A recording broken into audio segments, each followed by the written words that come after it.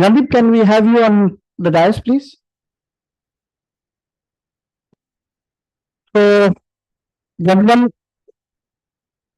Randeep Kaur Saigal is your MC for the day. Now, Randeep has an experience of more than 12 years, born in a Sikh family, and she has worked with all significant brands in this country. And as we get started, you'll see Randeep taking you through the entire show. So please bear with us for a few more minutes. Till then, Randeep, please come and introduce yourself. First of all, good morning, all of you, all the ladies and gentlemen, everyone. Definitely don't have much ladies here. We have the gentlemen. So I like to welcome all the gentlemen. And before starting this conference, I request can you have applause for Mr. Ankit, who was here with us and definitely he is going to be here for the entire schedule. So we should have applause for him. Everyone. So now, not only Ankit, else who all are here, who have joined with us, the numerous persons. We have various talented persons over here. Definitely in this conference, I'll be having the knowledge of everyone as well. So I should request for all of you, for yourself, we should have applause once. अपने आप के लिए बस जोरदार तालियां. Thank you. So as I said that we are going to start this evening in a short while, within around 5 minutes. So till then, definitely all of you be seated and we'll start with a very warm morning with us because we are here for the entire day and definitely we're going to get many of the things today with us, with many of the informations, many of the valuable things with all of us. Thank you.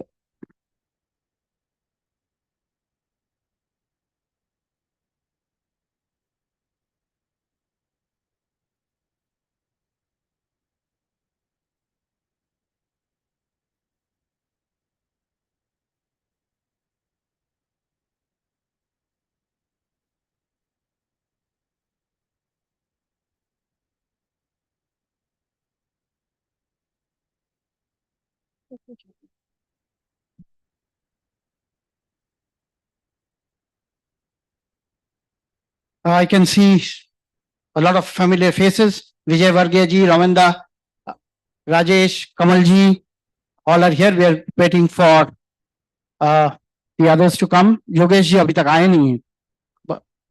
नहीं आ रहे. Okay, because yesterday I thought he'll be here. So we'll keep Kamalji as the flag bearer for the induction furnace because we have got Kashivaji representing the DRI industry in this country. We've got Indian Institute of Metals represented by both chairman and secretary. Vijay Varghese and Dr. Raman Datta, both of them are here. So, and all the three big darlings, Primetals, SMS and Danelli are here. I'm just waiting for, okay, Tata Steel. Who's there from Tata Steel? Okay. So we have a representation from Tata Steel. Then, of course, Mr. Subbarao is here, who's director with Lloyd's, and also he is also advisor to Wells Fund, right? Yes. So he's also here. Then we are waiting for, Kashivaji always has a balancing act to do between the scrap and DRI. Because he keeps saying there is no scrap in this country. अपना देश में scrap है ही नहीं. तो कहाँ से scrap डालोगे आप? पता नहीं कमल जी का क्या कहना है इस पे. Scrap कहाँ से लाएंगे हम लोग? And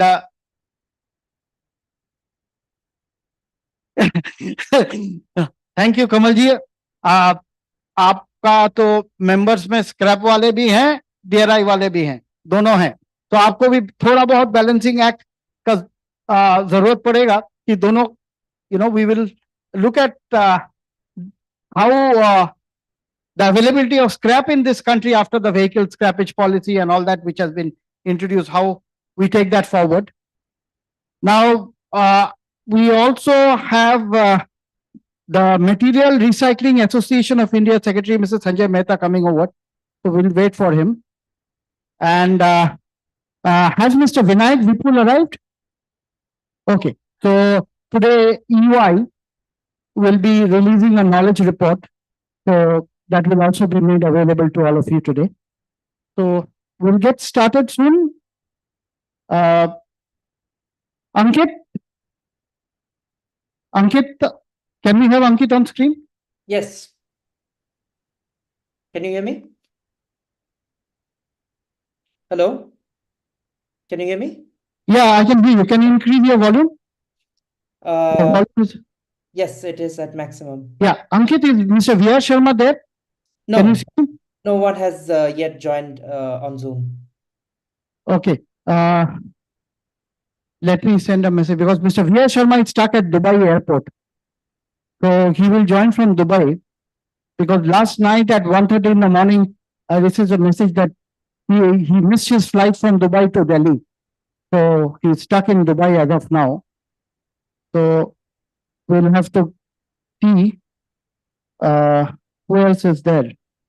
We are waiting for instead of Mr. Yogesh Mandani, IFA will be represented by the Secretary General कमल अग्रवाल जी और कमल जी के साथ मेरा सालों का रिश्ता रहा है अभी अभी हमने एक बहुत बड़ा स्टीलेक्स एक साथ हम लोग काम किए हैं अभी स्टीलेक्स के लिए which happened in Mumbai Exhibition Center at Goregaon. It was a very well attended event where both ministers, both बड़ा मंत्री छोटा मंत्री दोनों थे. Secretary was there, joint secretary was there, all well represented show in Mumbai. आपके पास करीब 80 के करीब एग्जिबिटर्स कितने थे? 680 के करीब एग्जिबिटर्स और 600 के करीब डेलीगेट्स थे उसमें. It was a very big show, a grand show, I would say. Very well covered, very well attended, and IFA, as you know, has a new name, IFA Sustainable Steel Manufacturers Association. That is the. Okay, Sharma sir, namaskar. Namaskar, good morning, how are you?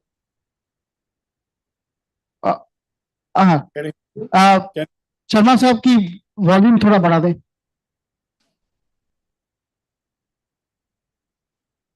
Ankit, can you check if Sharma sir volume is okay? Hello.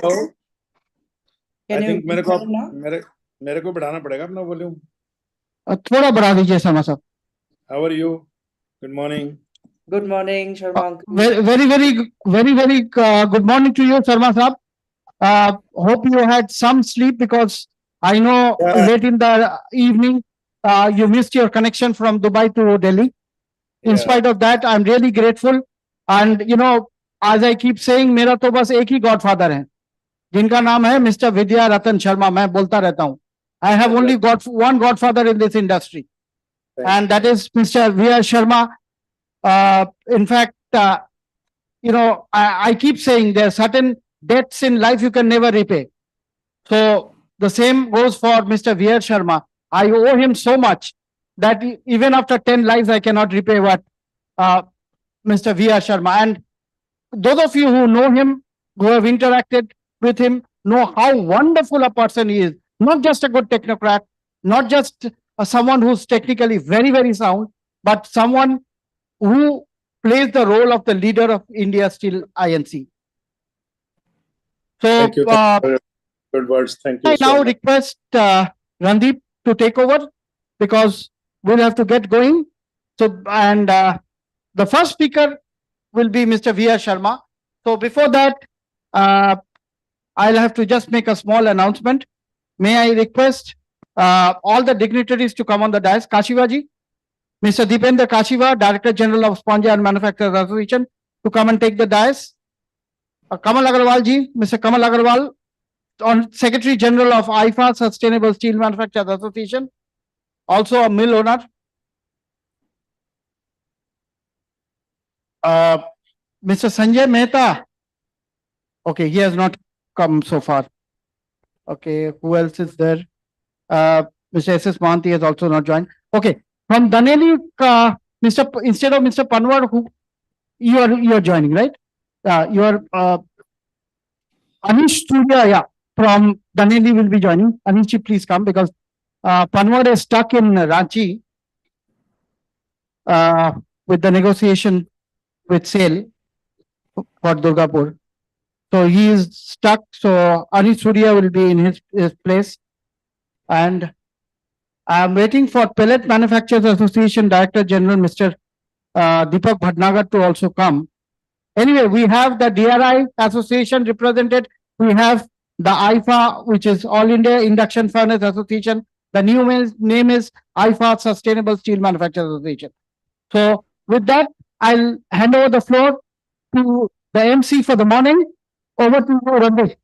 Go ahead. So first of all, good morning, ladies and gentlemen, and welcome to the much-awaited conference on the roadmap and challenges for DRI, pelletization and induction, finances, electric, ARD finances in India towards decarbonization organized by steel and metallurgy. So I'm Anchor Randeep Sehgal, and it is my honor to guide you through this exciting and important event. We are gathered here today at the India International Center in New Delhi to address one of the most pressing challenges facing the steel industry. The journey towards decarbonization. As we all know, India is not only the second largest producer of crude steel, but also a leader in direct reduced iron or sponge iron production, contributing significantly to the global steel supply. So, however, with growth comes responsibility. The steel industry, while crucial for infrastructure and development, is also a major contributor to carbon dioxide, CO2. The Okay. conference. Just a second. Let me announce Mr. Sanjay Singh, Director of JSPL and ex former Secretary Steel, Government of India, and a wonderful human being is with us. Sharma Saab, Singh Saab aa gaye hain. Yes, Sanjay Singh. namaskar. Yes, namaskar. So- Singh, for you. Good morning. Welcome to the conference. Sir, you are muted. No. Yeah, he's not muted. Can you hear him now? Yeah. So good morning, Sanjay ji. Thank you very much for coming. So may I request Sanjay Singh Saab to come and take the dais, please? यहाँ से भी आ सकते हैं, as you feel. So Mr. Sanjay Singh, who was Secretary Steel, now he is Director in JSPL. Mr. Vishwakarma, Executive Director Mekan, I would request you to join us because your CMD has nominated you to join in his place. So Executive Director Mekan will be here. And my good friend and my brother Rajesh, please join the dais as well. Rajesh Kumar is the Managing Director of Kalfriza India. He's also going to join us. Kalfriza is a reputed manufacturer of recuperators based out of Spain, and I was fortunate to be there at Zaragoza in Spain last year. I would request Randeep to go ahead. Yeah, go ahead. So again, the conference will explore the roadmap for balancing economic growth with environmental sustainability. Our theme revolves around the critical need to reduce carbon footprints in the steel sector by embracing new technologies, optimizing processes, and exploring innovative solutions like green hydrogen and carbon capture. This will not only meet the growing demand for steel, but also align with global sustainability goals. So before we dive into today's insightful discussions and sessions, I would like to extend a warm welcome to the esteemed panelists, speaker, and attendants. Let's begin the event with the lighting of lamp with national anthem. So I would like to request my all the panelists and everyone, please come down for the lamp lighting first of all. Okay. What we'll do is we'll have the lighting of the lamp followed by the national anthem. So first, Pradipta, can we have Amanda? Can you just get everything going with the lighting of the lamp? So we'll ask the dignitaries on the lamp, get the match and the candle ready. So we'll have the lighting of the lamp followed by the national anthem. And So immediately at the time of national anthem, I request everyone please stand up. So Pradipta, just get candle ready, and we'll have the lighting of the lamp followed by the national anthem. So just help Amanda, just help everyone. So we'll get started with the lighting of the lamp.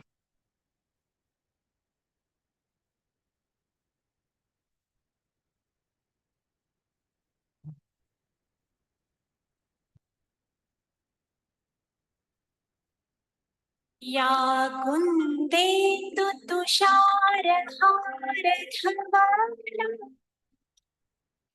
या शुभ्रवस्त्रवृता या वीणावरदण्डमण्डितकरा या श्वेतपद्मासना या ब्रह्माच्युत शङ्कर प्रभृतिभिः देवैः सदा वन्दिता सा मां पातु Saraswati Bhagwati निःशेषजाड्यापहा. Gentlemen, I would request all of you to rise for the national anthem. We'll have the national anthem as well.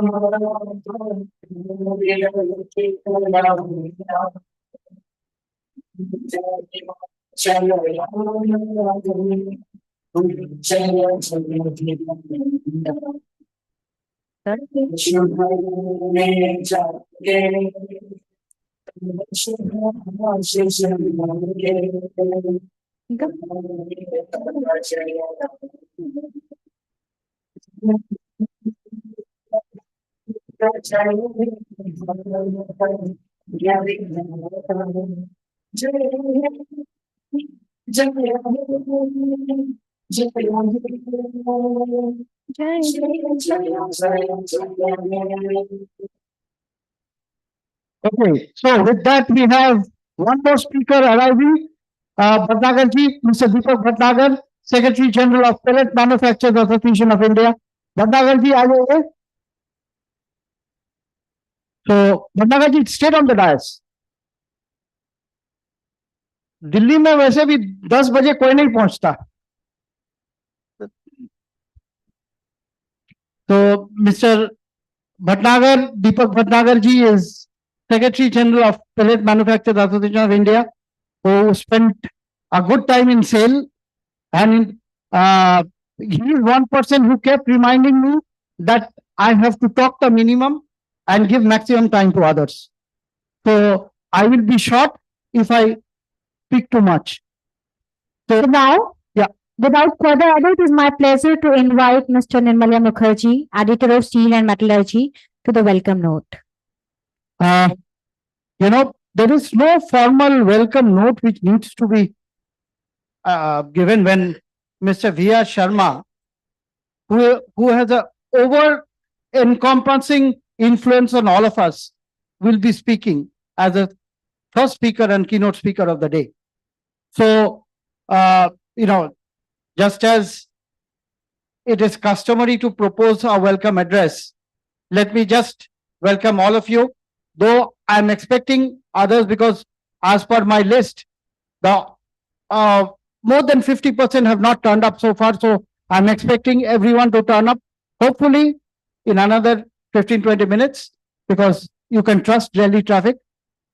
So with that, I'm expecting some more to come in. But before that, it's my honor to request Mr. V.R. Sharma, Vice Chairman, JSPL Advisory Services, to give his keynote address and do the context setting for DRI, pelletization, iron ore beneficiation, and the decarbonization roadmap for the future generation to take over.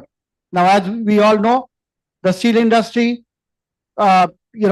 contributes to about 12% of our CO2, whereas the world average is about 7 to 8%. So we are little more than what the world average is, and our net zero target is 2070, which is a long way to go. And Mr. V.R. Sharma is one person. In fact, yesterday in my WhatsApp group, I saw a comment from one of our ex-chairman of SAIL, Mr. Anil Kumar Chaudhary. He said that we should learn from China and be more rational in an approach and not talk about increasing our production too much. And Sharma Saab is something he has been saying for the last 10 years, that don't go on increasing capacity just for the sake of increasing your capacity. Produce what you can consume. So with that, over to Sharma Saab, who will also take us through the journey of how coal gasification is also the way forward in our journey towards decarbonization. Over to you, Mr. V.R. Sharma, Vice Chairman, JSPL Advisory Services, and ex-Managing Director of JSPL, someone who is respected in the industry by everyone. Over to you, Sharma Saab. Thank you and namaskar, Round of ladies and applause for gentlemen. Sharma sir, please. Yeah, thank you very much. I think am I audible to everybody? Hello? Yeah. Okay, thank you very much, Nirmala, for your kind words. And thank you, ladies and gentlemen, my colleagues sitting on the dais, and also the other participants. It's a very core subject you have touched: DRI, decarbonization, pelletization, and many more things, how to decarbonize the steel industry. First of all, I'd like to tell to everybody that it is not only steel industry who is the culprit in the world. There are many more who are to be addressed, but because steel looks, everybody feels that steel industry is creating havoc, but it is not. The conditions are to be seen. Out of, even if we say 7 to 8% worldwide, so the 93% CO2 is being generated by somebody else. So we have to also see that who are those 93%. I'm not protecting the steel industry, but yes, we have to find out the solutions. The biggest solution today, what I'm seeing is, I was comparing with Korea and Japan versus Indian steel industry. So this comparison was done by us in about 2 years back, say in way back in 2022. We found a great research.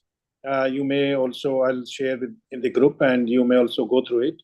The research is that if we are using 100 units of electricity and gas or coal together as energy, then Japan is using 61 and Korea is using 60. So this means the Korea is even in more efficient than Japan.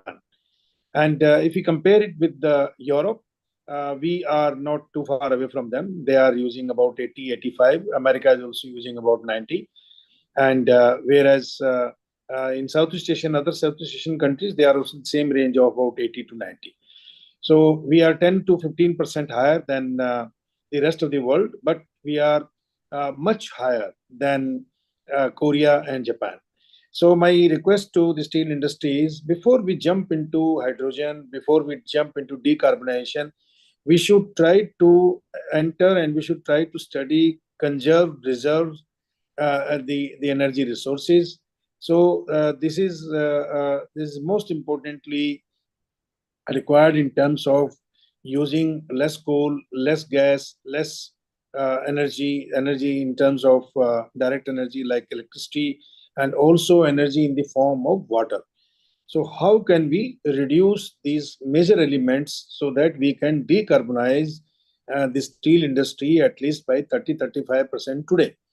Like people say that maybe today we are having a carbon footprint of 2.5, 2.6 ton of CO2 per ton of steel making, depending on an average, right, from the electric arc furnaces, induction furnaces, blast furnaces together. So how can we reduce it to a level of about 1.8 first? And that is possible without using any hydrogen. That is possible by using only the right methodology, how to reduce overall CO2 footprint by conserving the energy, by saving the energy, by reducing less the energy consumption to a great extent. And that The scopes are that today, on an average, Indian steel industry is consuming about 800 kilowatt hour of electricity per ton in terms of the total energy consumption. So how can we bring it down to 500? This includes coal, coke, this includes oxygen, this includes the direct energy, whether it is electric arc furnaces or induction furnaces, or in the steel mill or anywhere. So this 800 to 500, how can we bring?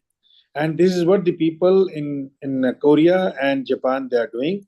When we draw the line in the graph, you'll see the metrics I'll share with all of you, that against 100, they are at 60 or 61. So this is where we have to reach.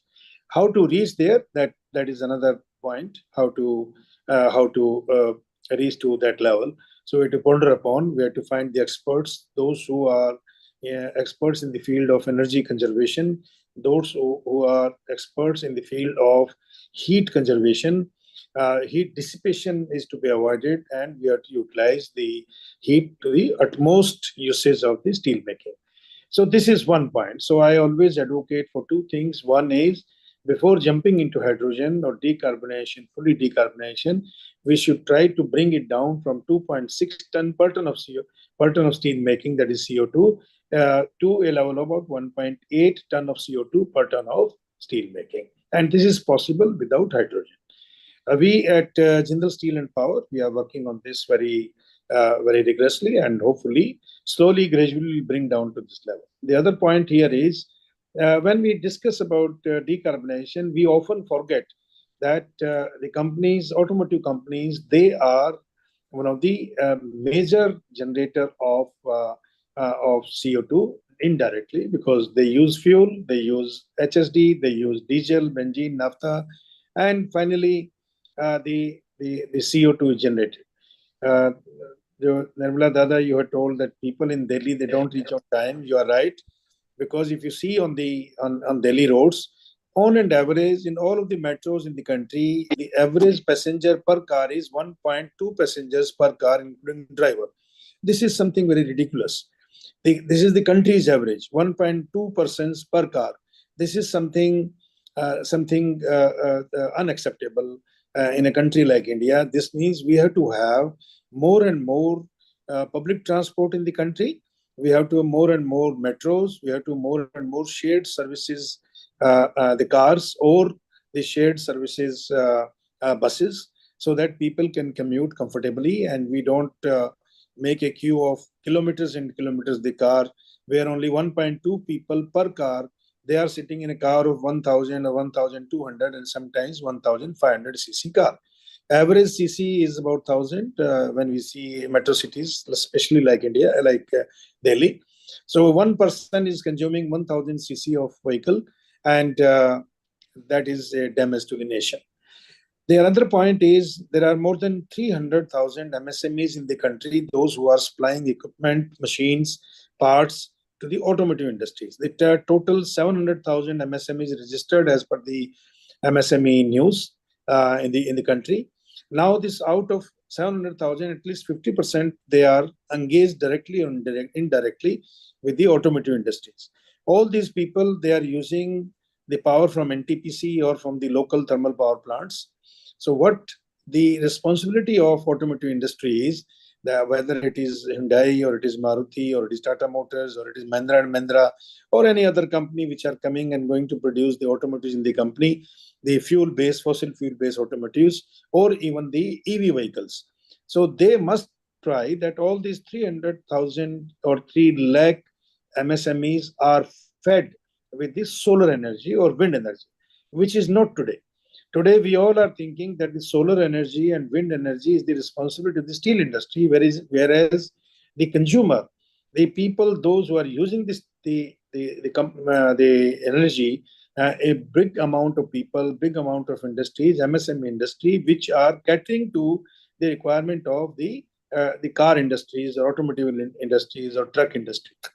So the basic responsibility or the social responsibility of all these automotive industries is also there to produce the green energy in terms of solar or wind or anything, and they should equivalent amount of energy they should pump into the grid, what is required by their their own industry as well as for their MSMEs or their vendors, tier 1, tier 2, tier 3.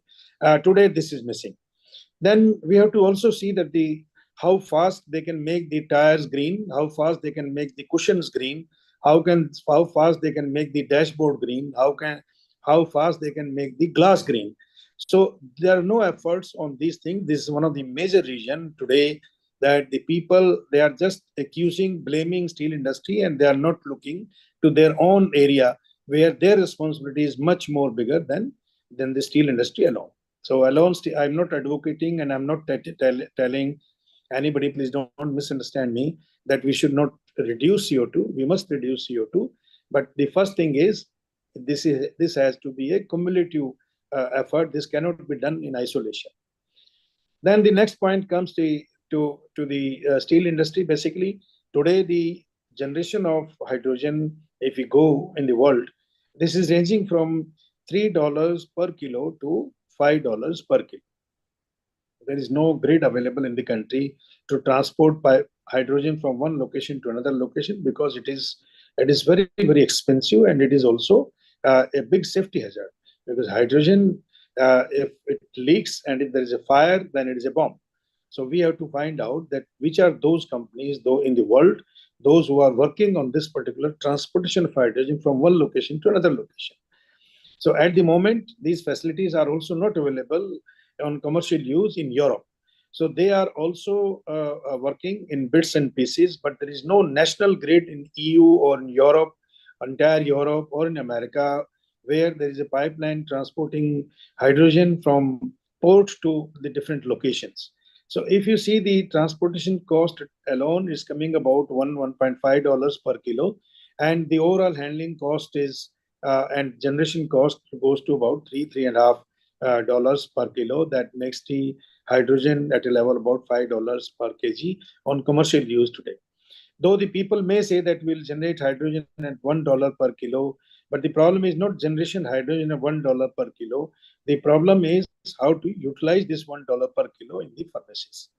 Now, coming back on Indian perspective, India is blessed with DRI manufacturing through coal. There is no harm into it. But the point here is, till this coal-based DRI plants are working in the country, this problem cannot be eliminated. So what is the solution? The solution is not to eliminate the industry. Solution is to find a joint cooperation how to produce DRI with the best possible low emission technologies. So my suggestion to the Indian steel industry is that now 100,000 tons per year, that is 8,000 tons per month, to 200,000 tons per year, that is 0.2 million ton DRI plants, gas-based DRI plants are available in the world. The largest technology inventor in this is Iran. Iran has put up so many small plants, though their minimum plant size is 400,000 tons, but they can also produce 200,000 tons and 150,000 tons of DRI plants, gas-based. So what this gas is? They have a lot of natural gas. They are blessed with natural gas, so they are doing it well. There is no problem. Similarly, in Venezuela, I saw a plant of 200,000 tons per year. That is 2 lakh ton per year, not too big, 15,000 ton per month. So I think our steel industry and the steel entrepreneurs, they have to find out how can we put a plant of 200,000 tons or 300,000 tons or 400,000 tons per year. The small plants, small kilns, 100 TPD, 200 TPD, 300 TPD to be phased out. Now, how to phase it out? One, we need a government support. Number two, we have to make cluster of DRI. So how to make the cluster of DRI? For example, if you make 3 clusters in the country, like Raipur is a cluster, Raigad is a cluster, then in Odisha, there are likely to be 2 clusters, one in Rourkela, the other is in Angul Belt. And then in the west side in the country, in the west coast, there'll be another cluster. Then in the down south, near Bangalore, there'll be another cluster. So they'll put together 5 clusters. So all these 5 clusters, they should have a plant of at least 400,000 tons, that is 4 lakh ton to 8 lakh ton, or maybe 1 million ton. If we put up this plant, followed with the coal gasification, then we address the issue to a great extent. then we have to have a cluster. Means there'll be joint cooperation. There can be some 20 companies, they'll be joining this cluster. And when these 20 companies, they are joining this cluster, they will be equally or in the as per their investment, they'll be partner in this particular cluster. Somebody may be owning 5%, somebody may be owning 10%, somebody may be owning 20%. And this is how we can save energy from so much of energy today, right? For manufacturing DRI, we consume a normal Indian coal, 3,400 kilocal. We use about 1,300 or 1,400 kilo of coal to produce 1 ton of DRI. So the moment we bring into the cluster, this requirement will come down to about 700 kg instead of 1.3 ton or 1.4 ton. This is something very, very encouraging. Now, the cost of capital is going to be very high for making coal gasification plants. This is the reason I'm advocating and I'm suggesting to the steel industry to put up in joint venture, in joint collaboration, put up a cluster type coal gasification unit. Now, when we come to the coal gasification, immediately we make our plant enable, ENABLE, enable to use hydrogen, whatever quantity you want to use into it. So there should be two-way approach. One, we should put up the coal gasification plants. We should put up a cluster DRI plant from 400,000 tons per year to 1 million ton per year. We should not go for 2 million ton plant immediately. I think the best size will be from 400,000 to 800,000 ton each plant in each cluster. If we get 8 lakh ton in Raipur DRI, gas-based DRI, I think we can suffice the requirement of Raipur. If we get 400,000 tons in Raigad, then we suffice the requirement of Raigad. If we take 400,000 tons in Rourkela, then we suffice the requirement of Rourkela. If we take 400,000 tons in Angul, we suffice the requirement of Angul. If we take another 400,000 tons in south, that is near Bellary, and another 400,000 tons the west coast of India, then we suffice the requirement. So like that, we can produce millions of tons of DRI based on coal gasification. Coal is blessed. India is blessed with a lot of coal. 350 billion ton of coal is lying under the bed. Government is supporting, government is encouraging people to use coal, whether it is electricity or it is DRI or it is steel industry. So this is the right time for us to join hands together. And we have to involve Niti Aayog in this, and we have to involve Government of India and the state governments.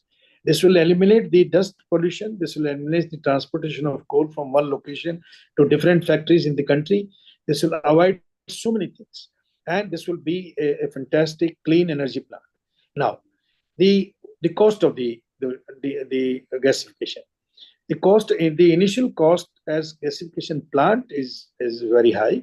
That runs into 2,000 to 3,000 crores. But when we go for the coal gas, that is CGP gas, the cost will be about $6 per MMBTU, which is half of the gas price today for the commercial use in the country for the natural gas. And if we have the byproducts out of this, then this cost comes down to even less than $5 per MMBTU. Now, when we work in the cluster, then the cluster mining is also possible. When there are 20 people, they are making a cluster plant, cluster DRI plant, cluster gasification plant, then all these 20 companies will go to the government that we need coal at a concessional rate. Government has already made a policy. They are giving 50% discount on there's a big concession or to the coal gasification plants. So unfortunately, so far, the people have not utilized this. We can again speak to the Government of India to fund it from a special coal gasification development fund. And these plants, already government has announced about more than 80,000 crore rupees in this particular sector, if I'm wrong, if I'm correct. And I think we can again speak to the Government of India. They will be happy to extend their support to us through Niti Aayog and to the Ministry of Coal and Ministry of Energy and Ministry of Steel. They can be our advocate to get the policy formulated so that we can utilize the clean energy. The moment we have this clean energy, then we should produce hydrogen through the solar or through the wind energy. And when we produce hydrogen, we produce green electricity, and we bring the electricity through the grid near to our plant, and we start generating hydrogen. Then we can inject hydrogen in the same plant ranging from 10% to 90%. Even 100% we can do, but we don't need because we have the coal gasification plant. So what should we do? What Indian industry should do? 50% through coal gasification plant and 50% aim we should take that by 2060, 2070, or maybe 2050, we can go through the hydrogen route. So this is only possible. This is not possible in the DRI kilns. So far, the technology is not developed through the rotary DRI kilns, but through the vertical shaft, it is possible. We are already doing in Jindal Steel. In Angul, we are doing.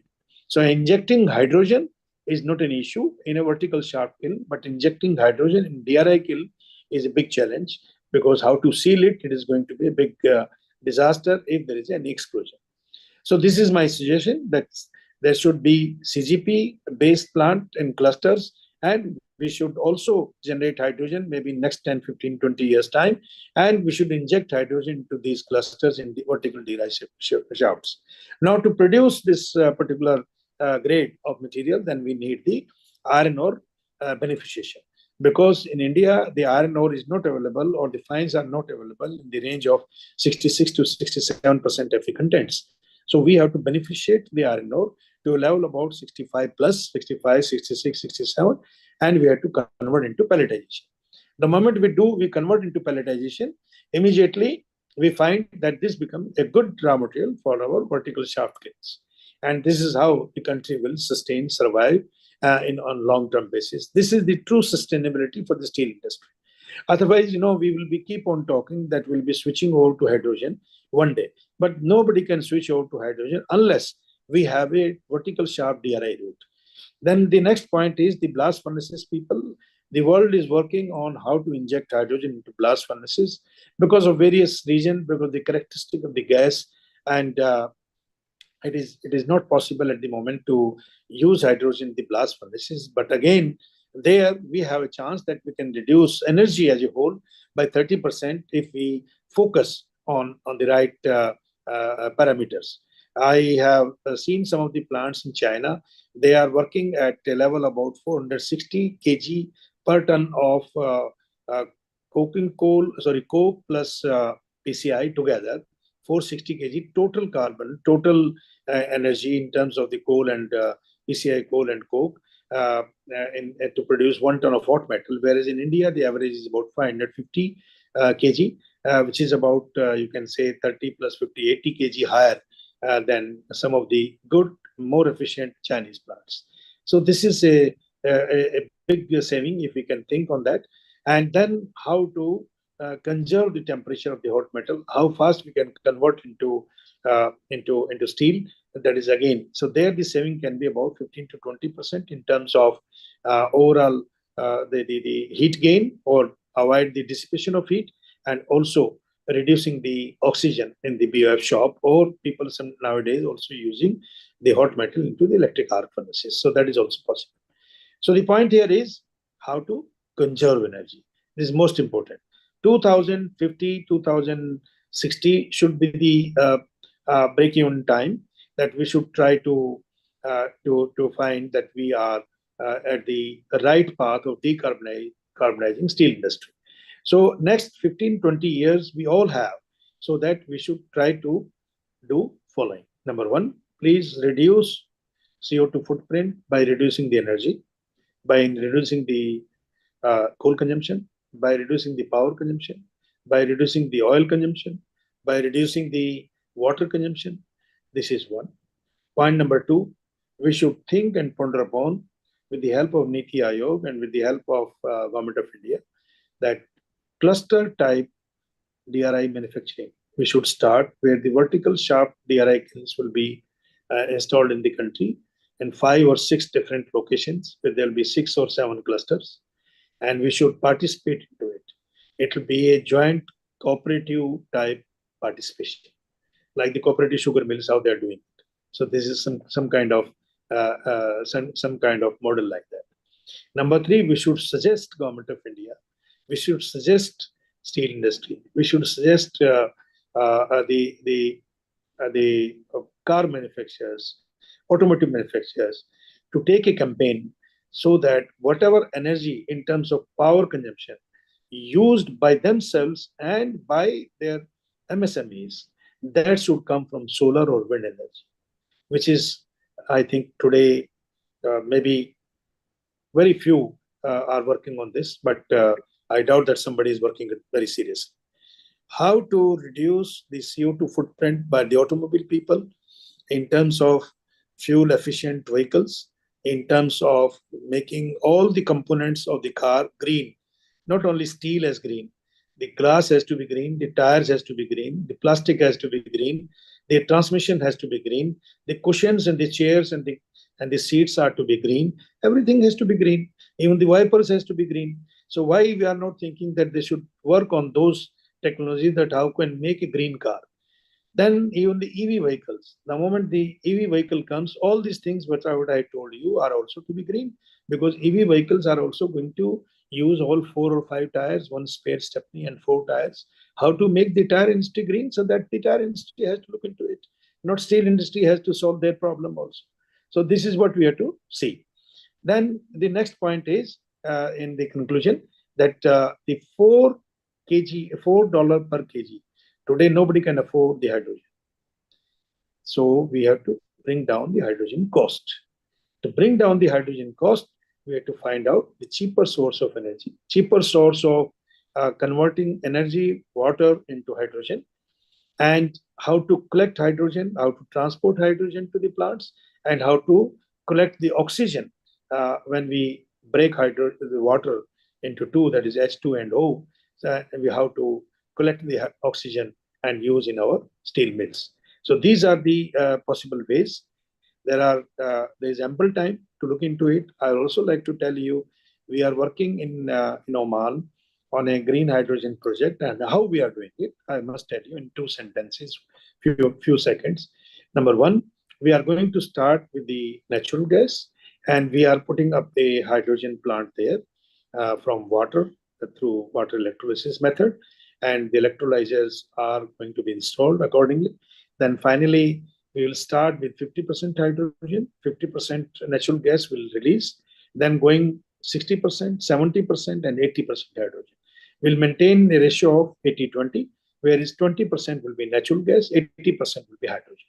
Though we can go for 100% hydrogen also, but that we need little bit of carbon in our DRI, so that melting of carbon in the steel melt shop becomes easier. Otherwise, we'll have to add, if it is a total carbon-free DRI, then it will be a great addition of the carbon in the electric arc furnaces in the form of either pig iron or in the form of coke breeze, or any other form of carbon, so that we can melt the steel and we can maintain a liquid bath or foamy bath. So this is the reason we have decided that the best break even is 20% the natural gas, or if in India, the case will be the CGP gas, and 80% will be the hydrogen we are going to have. So far in the world, no company has achieved 100% hydrogen, or even 50% hydrogen, or even 20% hydrogen-based DRI plants. There are plants coming. There are 3 plants coming in Europe, and our plant is coming in Oman. So we all are working. This will take some time. Maybe by 2030, the hydrogen will be injected, or maybe by 2032.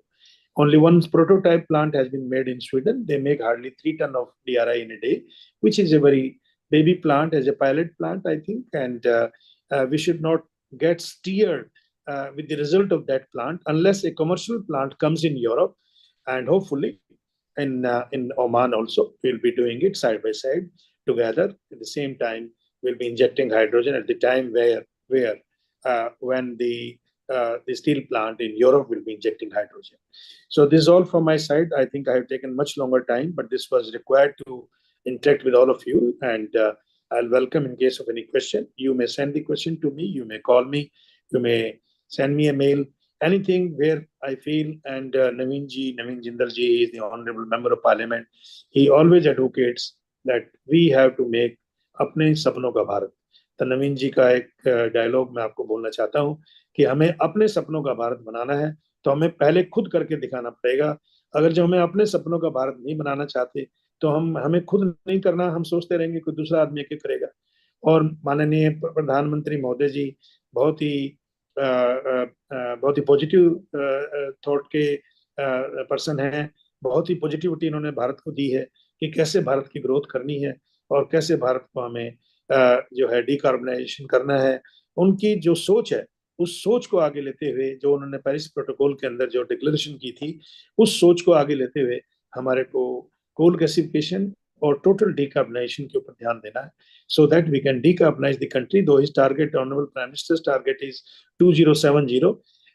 Niti Aayog is working on this. I'm lucky that I'm part of one of the committees of Niti Aayog, and we all pledge that by 2050 we will be doing decarbonization by 70 to 80%, so that by 2070 the country is fully decarbonized, and everybody has to see how to decarbonize. The energy consumption, even in the offices, homes, commercial institutions, is also to be reduced. How can we reduce it? That will be a great impact. The moment we reduce it, that will save energy, and that will reduce the overall CO2 footprint of the country. Thank you very much. Namaskar. All the best. So thank you so much. Thank you so much, Mr. V.R. Sharma ji, Vice Chairman, GSPL Advisory Services Private Limited. But can we have huge applause for V.R. Sharma sir, first of all? Yeah, when Mr. V.R. Sharma speaks, as I say, it's an over-encompassing experience to hear him. He covers the entire gamut. He touched upon, the carbon markets. He touched upon CGP. He touched upon beneficiation. You name the issues facing the entire DRI pelletization industry in this country. Mr. V.R. Sharma has done justice to all of it. Now, with that, I have a small request to make. May I request Mr. Rohit Kumar, Secretary General of Carbon Markets Association of India, to come and take the dais, please? Because Mr. V.R. Sharma spoke quite a bit about, a carbon neutral approach and how decarbonization is to be taken forward. And I think Mr. Rohit Kumar will be able to throw some light on trading carbon credits as well, which is traded in the future markets. So with that, Sharma Saab, I'll just leave it to the floor. If you have any questions for Mr. Sharma, anyone? Saab, any questions for Mr. V.R. Sharma? Okay. Anyone has a question, or you can ask later also. There's no problem.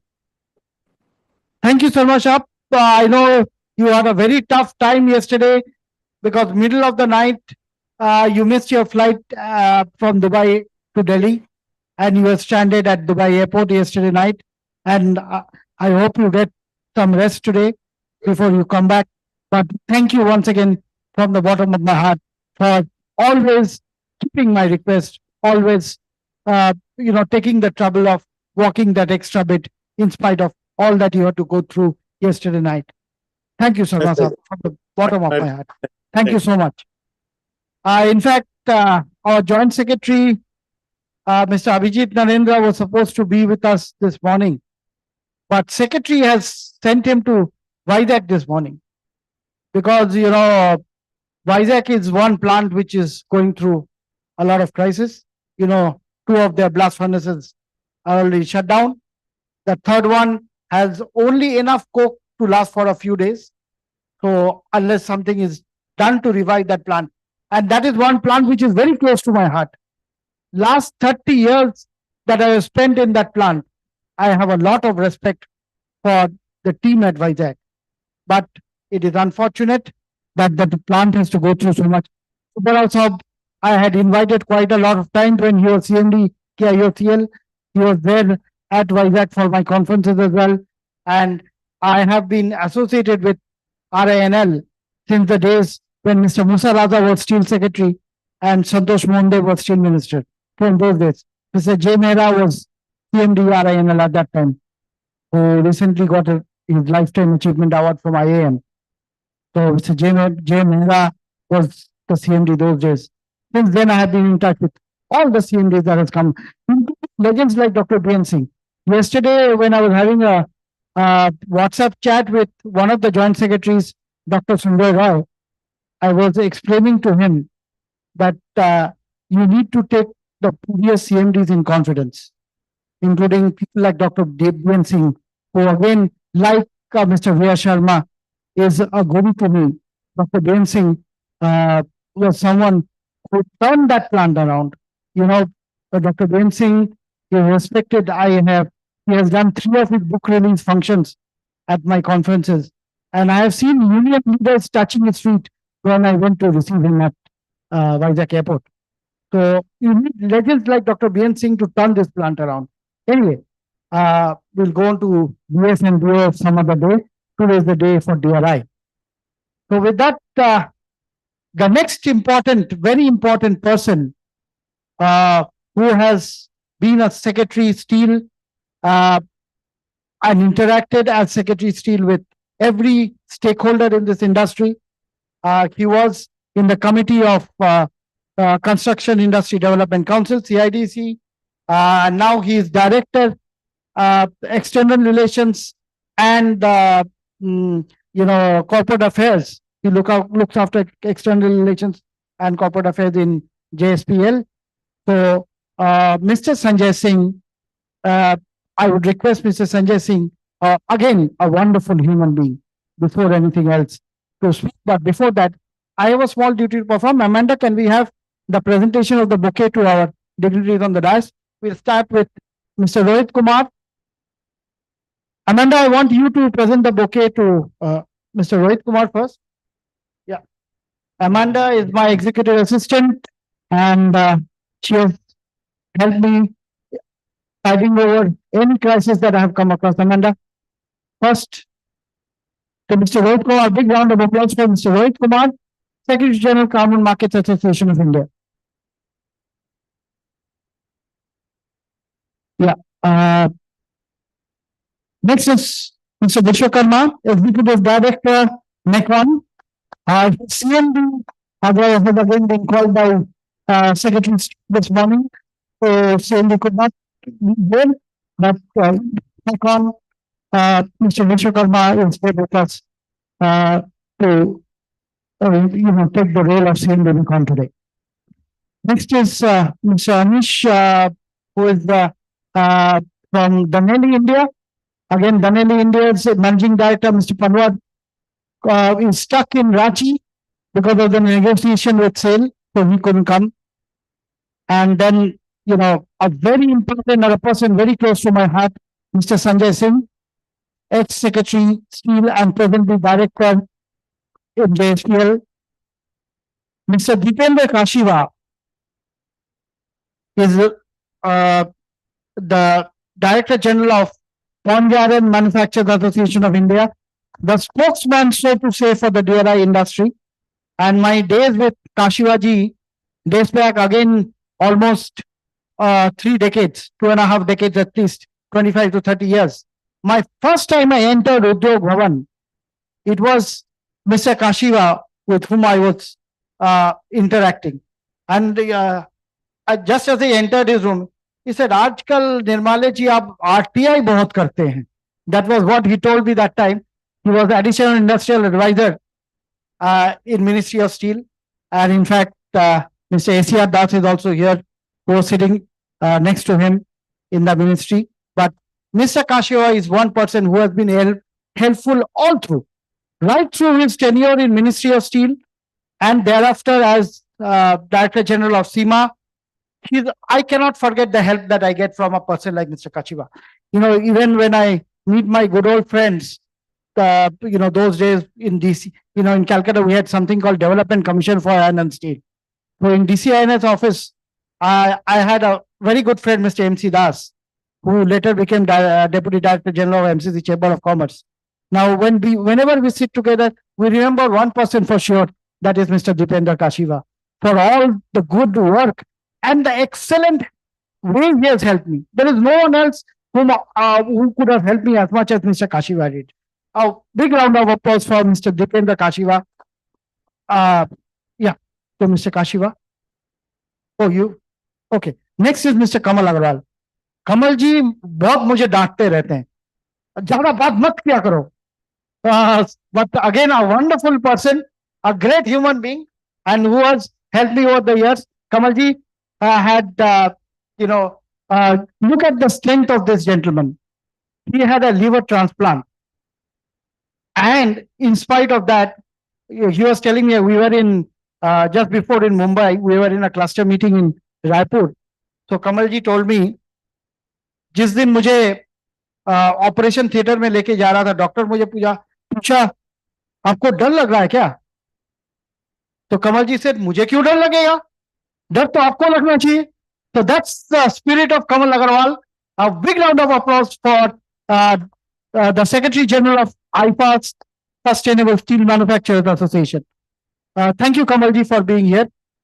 मेरे भाई, मेरे family member, and with whom I spend a lot of time, Mr. Rajesh Kumar, Managing Director of Calfreeza India. Calfreeza, as I said, is a company from Spain, headquarters in Zaragoza.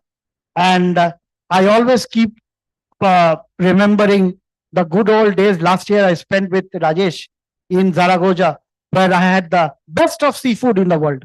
Every day he was taking me to some place or the other to enjoy the seafood. So thank you, Rajesh bhai. My spouse knows his spouse, and it's almost like a family relation that we share with Rajesh. His children are very close to my family as well. So, Rajesh, thank you for being here. I just told him yesterday, Rajesh bhai, you have to come. He said, मैं तो दिल्ली में ही हूँ, मैं आ जाता हूँ आपके पास. So he made it a point to come in with just 24 hours notice. Thank you, Rajesh. And Calfreeza is a manufacturer of recuperators, which is with its headquarters in Zaragoza, Spain. Now, next to him is Mr. Deepak Bhatnagar, Secretary General of Pellet Manufacturers Association of India.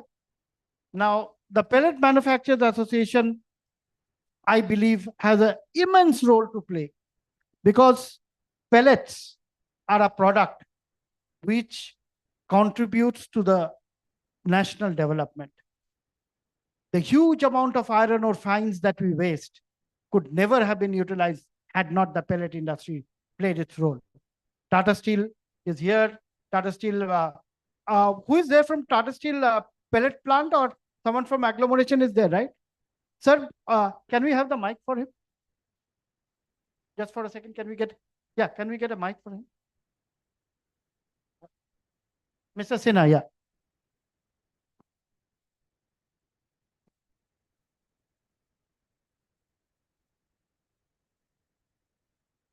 Sinha sir, just 30 seconds if you could spend in Tata Steel's pellet capacity right now, and what is the way forward in terms of the think tank at Tata Steel to move the pelletization forward.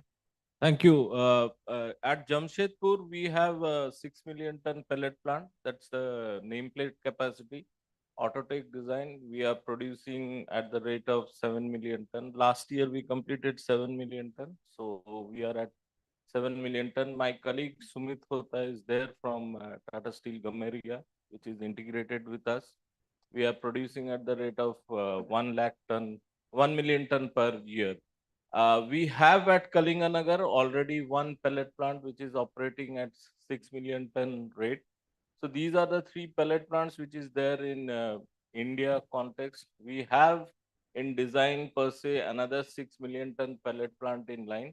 And at Netherlands, we have about 5 million tons of pellet production capacity.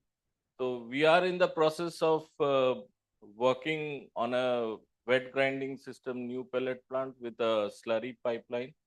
And as Sharma ji has said that we have already injected hydrogen into our smaller blast furnaces a little bit for 6 to 8 hours time. So there are fuel rate improvement, and pellet is the in thing because it helps in reduction of fuel rate. My presentations will talk about that.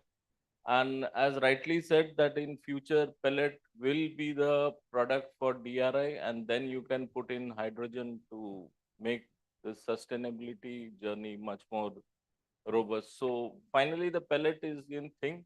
And side by side, just to add that we are also working on coal bonded briquette where we don't fire up the material. it's early days. We have started. So that is also 5 to 10% improvement in overall agglomerates and bringing down the fuel rate. And why this is important? Because we know that sinter plant cannot be sustained because of higher emission levels within the geographies. So pellet will carry lot amount of your uh, revert material, including the briquette.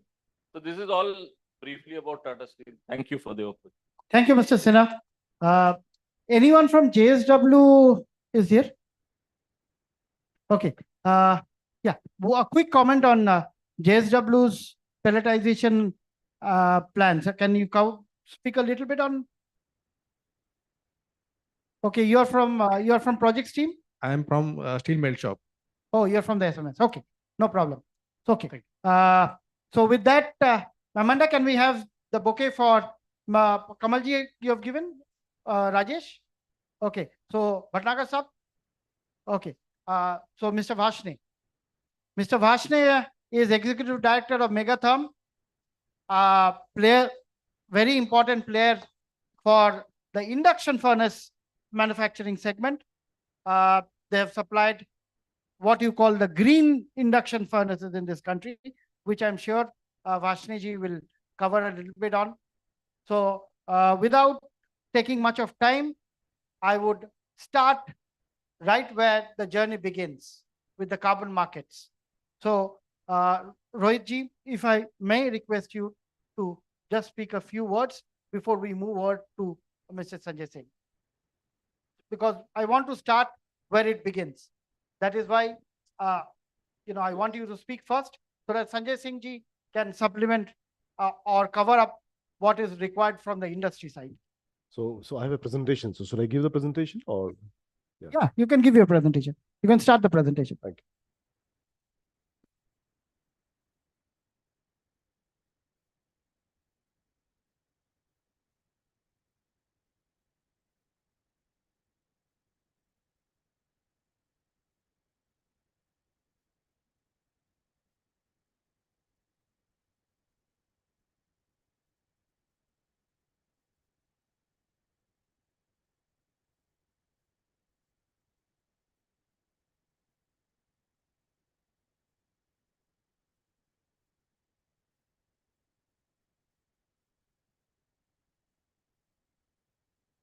Yeah, I think it is taking a bit of time to copy the presentation.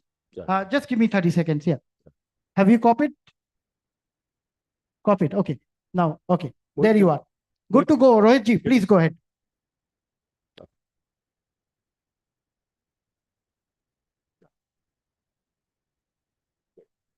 So first of all, thank you for giving opportunity to present about the carbon market. So carbon market is to play a very important role in coming days for entire ecosystem for decarbonization and achieving net zero for the country and the world. So we are Carbon Market Association of India. So our aim is to accelerate the net zero transition. So the first slide is really very much clear that how industry has to move and do transition in the state to achieve decarbonization and achieve net zero. So industry is doing emissions and they have to offset the emissions. That's why they have to invest in the green and sustainable projects to reduce the greenhouse gas emission. And they get the certificate, and those certificate helps to achieve the carbon credit and carbon neutrality goal.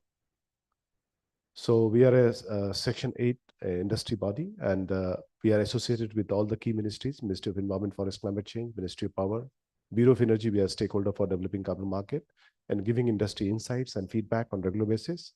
And apart from that, we also knowledge partner for Indian Railway and state water and sanitation missions, because everywhere there is a carbon credit generation possibilities are there where greenhouse gas mitigations are happening. And we also member for CCUS Committee for Green Hydrogen Committee of Niti Aayog. And recently, we also become the stakeholder for Green Credit Program launched by Honorable Prime Minister in the COP28 UAE. And we regularly share the feedback about Article 6.2, 6.4, Paris Agreement amendment, and greenwashing and carbon taxations. All these areas where India has to work and shape this market in the very aggressive way, because this market has to play a very pivotal role in coming days. And we also member for Center Pollution Control Board and in EPR committee and Wetland Management Committee, where blue carbon and forestation projects can have great opportunities.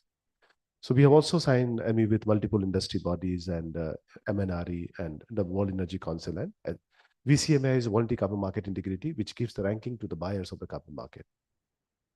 So CMI and its member is doing 3,500 projects in 16 countries, and we are able to mitigate 220 million ton of greenhouse gas around the world.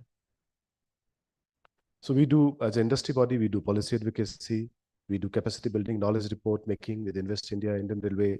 We're also organizing delegation to COP29, Baku. This COP is really important because of Article 6.2 and 6.4 finalizations is expected. And we also have a sustainability service and carbon neutrality service. Recently, we have made the carbon neutral event. International Solar Festival is going to organize in Delhi, Bharat Mandapam. So CMI has done all the scope 1, 2, 3 emissions measurement and helped them to be a carbon neutral programs. Bilateral, multilateral collaboration has to be a very important role in coming days, and India is expecting $12 to $15 billion in coming 5 years. So these are some of the credentials: Ministry of Power, MOFCC, and Railways. And we have also signed MU with multiple organizations. So these are the policy level suggestions and recommendations we regularly keep sharing. And recently we got an opportunity to meet the Prime Minister's office also. And we have shared feedback about Article 6.2 with Mr. Tarun Kapoor, advisor to Prime Minister. And recently, clean cooking activity has also been added in 6.2 and for the carbon credit development. We also partner for the LIFE campaign for Ministry of Environment Climate Change. This is very important nowadays because Indian government has recently announced 14 technologies areas for as per 6.2 Paris Agreement and 6.4.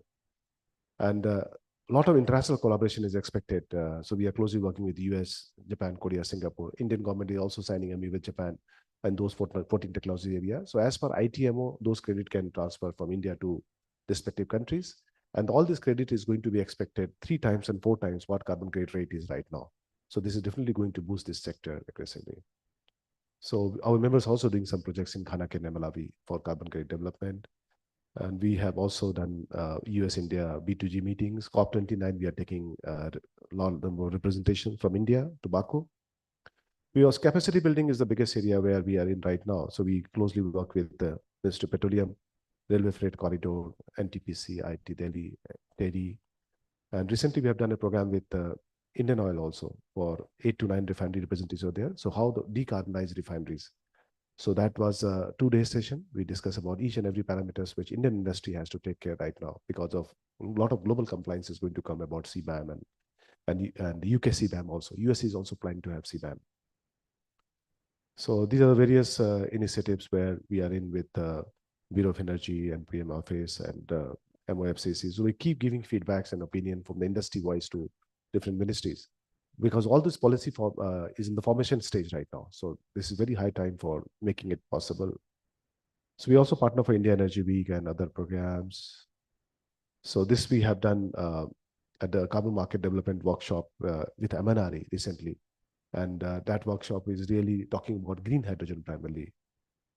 So India Energy Week, we're the partner. I'll just come to the slide. We have also signed MOU with IIT Bombay we have a Center for Excellence for Decarbonization called ANT, Accelerating Net Zero Transition. So we are promoting the carbon removal technology primarily. And this is India Clean Cooking Alliance we have done recently with Indian Oil, Bureau of Energy, ESL was a partner. So these are the CMAI members right now, starting from Reliance. Expansive is the world largest carbon commodity exchange, and Korean Embassy and Railway, Trafficura, Vitol, Viton. So a lot of blockchain companies are there, IT companies are there, because carbon market need to be digitized in coming days. And we also have a partner like WOS, is World of Circular Economy. So that is area. So all the 360 perspective of carbon market we are trying to develop and make this a robust ecosystem for the industry. So what are the carbon market opportunity which we have? So there are primarily 3 kinds of carbon markets we have, which is one is the national carbon market, which is ICT, Indian Carbon Market, ICM. And second is that international compliance carbon market, where Paris Agreement Article 6.2 or 6.4, where multilateral and bilateral collaboration and cooperations has agreed as per UNFCCC. And third is the voluntary carbon market, which is still existing. And India is one of the leaders in the voluntary carbon market space with 30% share. Right now, the voluntary carbon market has $2 billion market. So India has around $0.65 billion market right now. But we are expecting by 2050, it will be $250 billion. And if you have 30% share, we are expecting that $75 to $80 billion market will be there for India in this space. So this is about the journey of the carbon market, starting from UNFCCC formations, then Kyoto Protocol, Paris Agreement happened. So then there are three kind of carbon market developed. One is the compliance market, which every country has to focus on to meet the NDC goal. So India NDC goal 2030, we know the Panchamitra launched by Prime Minister. Then there is a international voluntary carbon market is also there, which really help organization to achieve net zero as per their respective target. Like a lot of petroleum company has decided 2045 and 2050 as a net zero goal target. So where the voluntary carbon market can help them to achieve this target much faster. So we have discussed about 6.2, 6.4 BCM and all. So CMI is closely working with all four market, and we are trying to develop large number of FDI to the country, which can help industry to meet their net zero goal much faster. So these are the different registry and mechanism, which is called 6.4. Earlier it was CDM, then verified carbon standard, gold standard, Pure Earth, and global carbon council. So we are present in all this area. So these are the various ways where carbon credit can be generated, like renewable energy, energy efficiency, household communities, blue carbon, forestry, agriculture, chemical industry, plastic recycling, transportations, and all. So how steel industry, we know that is one of the largest emitters with 5% iron steel has emissions. This is a Bureau of Energy data. And so there's a large number of emissions. The government is really focusing on steel sector. Government has already taken various initiatives, and we really applaud that multiple actions has been taken to make the steel sector sustainable. We started from PAT, then Indian carbon market, then Life Mission, National Mission to use biomass is also you can use in the steel sector. And also national steel policy has been developed. So there's many areas where steel industry is really focusing. And India also have a leadership in this space, which we all know. So there are three kind of emissions which we know. One is that scope 1, 2, and 3 emissions. If you want to be net zero, we have to focus on all three emissions. So steel industry is doing very large emissions in all sectors like scope 1, 2, and 3. So we have to measure all these parameters very effectively. That is starting from mining and starting from finishing steel to distributions. So everywhere there's emissions. So we closely work to measure the scope 1, 2, 3 emissions also, each and every sector. And there's various ways where steel sector can be decarbonized, like energy efficiency, renewable energy, material efficiency, process transitions, green hydrogen. CCUS has to play a very critical role. Recently, we also made the Innovation Norway. They have a CCUS plant in Norway, and we are trying to take delegation to Norway also. Biochar is one of the biggest area where India can take lead. And biochar carbon credit rates are also very high, so around $200.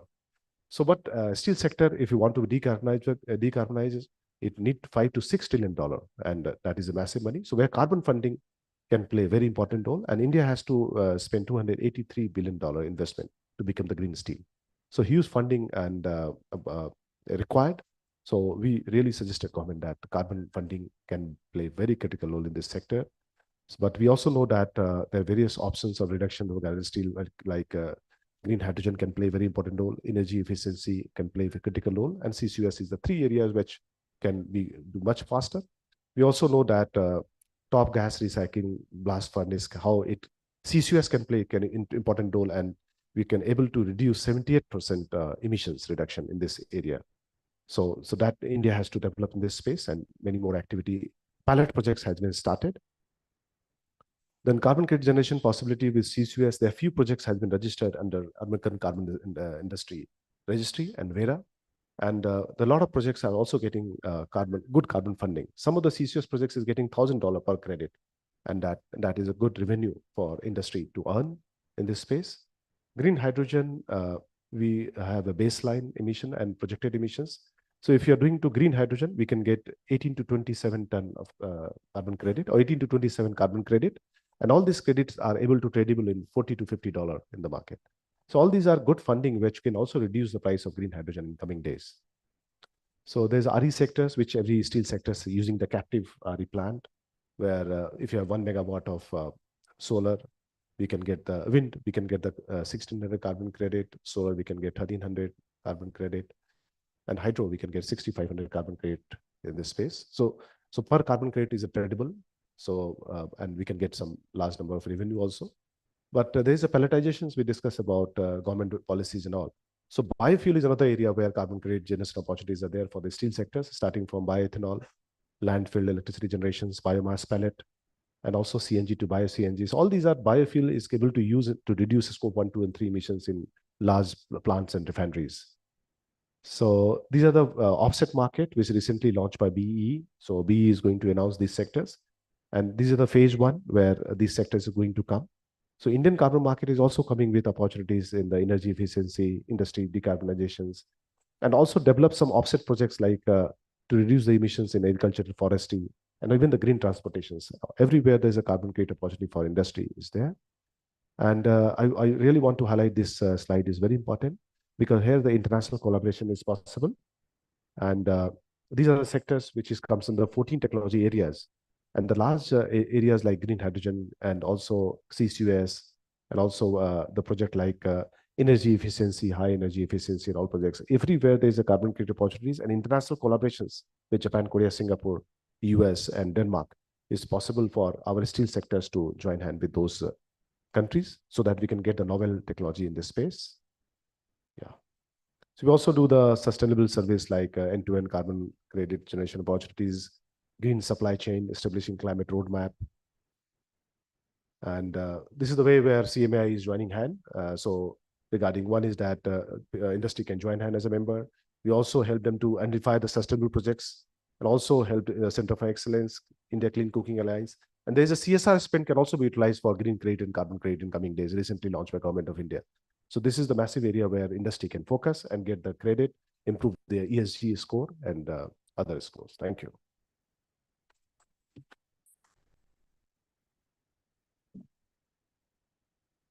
Thank you, Mr. Rohit Kumar. In fact, Rohit ji is also there in the technical committee of Niti Aayog for carbon capture and utilization in carbon markets. So he works with the policymaking body of Niti Aayog as well to take our decarbonization drive forward. And though we know we have a long way to go, our target is 2070, but Sanjay Singh ji, who was again delved deep into this subject, will be able to speak more on the drive and how during his tenure as Secretary Steel, he took the initiative forward, and what JSPL, where he is right now, how JSPL, in fact, I've seen Naveen and his son, Venkatesh. Venkatesh is very, very keen on taking the decarbonization drive forward.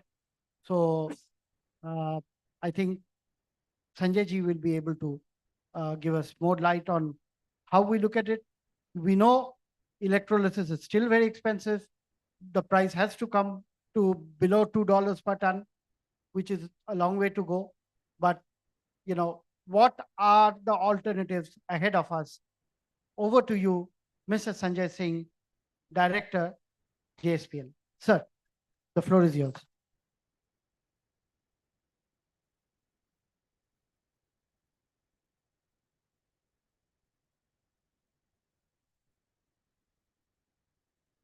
Namaskar, ladies and gentlemen, and namaskar to all the eminent speakers on the dais. We have already heard two very eminent speakers, Sharma ji, of whom I have very high regard, and Rohit ji, who elaborated, went in depth on two aspects of of this subject which we are here to really deliberate upon. One thing I'll start by saying that decarbonization is not an option anymore. We have seen in Delhi, all over the country, the kind of changes in the climate which are happening, its impact. The places where there used to be droughts, there are floods, and where there used to be flood, there are droughts right now. Delhi witnessed a temperature of 52 degrees centigrade. In Saudi Arabia, 1,300 people died because of intense heat. This is the kind of thing which is happening. And it is happening when our temperature from the threshold has gone up by only 1.2 degrees centigrade. If things go unabated in the same manner, business as usual, then we would see a rise in temperature up to 2.5 degree by end of the century. And I'll say in a country, our greenhouse gas emission would also double up in next by 2050 from, I mean, it's around 4 billion metric tons to per year, it'll go to 7.55, 7.6 by that time. So what I am saying, when we have not been able to sustain 1.2 degrees, the earth is not being able to sustain 1.2 degrees because the 1.5 degree threshold which has been laid down, it has been decided on a very, very scientific basis. And we in India are heavily dependent on monsoon, on Himalayan glaciers. So with so what is going to be the outcome? So what I'm going to urge upon you, that it's no more, we do not have time. Our thinking need not be of the kind that since we have not been responsible for carbon emission, so why we should really be taking the fight. We should be the front warriors in this. Basically, I mean, it's no more about trade, it's no more about economy, it's about human existence. So that's what I'm going to start thinking. So that's why all of us together have to really start thinking and give our priority number one to decarbonization, whether it's big, small, and whatever. And some of the friends in the steel industry, when the CBAM came into being, I mean, they were quite perturbed about it. Like, it's no more about trade. Same kind of things are going to be in place in time to come everywhere. So, so how we can really ameliorate, improve upon the scenario in short term, medium term, and long term. Recently, we did see there is a report of the Ministry of Steel on green steel that has come into being that covered literally everything. And after that, I had discussion with the steel industry friends, and they were they apprised me that they are going to set up a mission, and which is going to really translate that into action. So what needs to be done to be able to reduce carbon emission? A lot of things have been mentioned by Sharmaji right in the beginning. What I'll say that transition to carbon emission reduction pathway is going to be driven by investment. And where is that investment going to come from? Large players have already embarked on investment, and we at JSPL also have a plan of transition to making a tangible impact by 2030 and a large impact in terms of carbon reduction later on. But this is going to come from 2-3 sources which we have to be very cognizant about. First of all, how do we source in the low cost, low interest finance? That is a very, very important aspect. And most of the steel players, in fact, I'll say that all of, regarding which this workshop has been, this conference has been convened, I mean, they are spread all over the country, and they are electric arc furnace and induction furnace steel makers. So for them, finance is very important. And secondly is what is the technology. Regarding technology, what I'll say that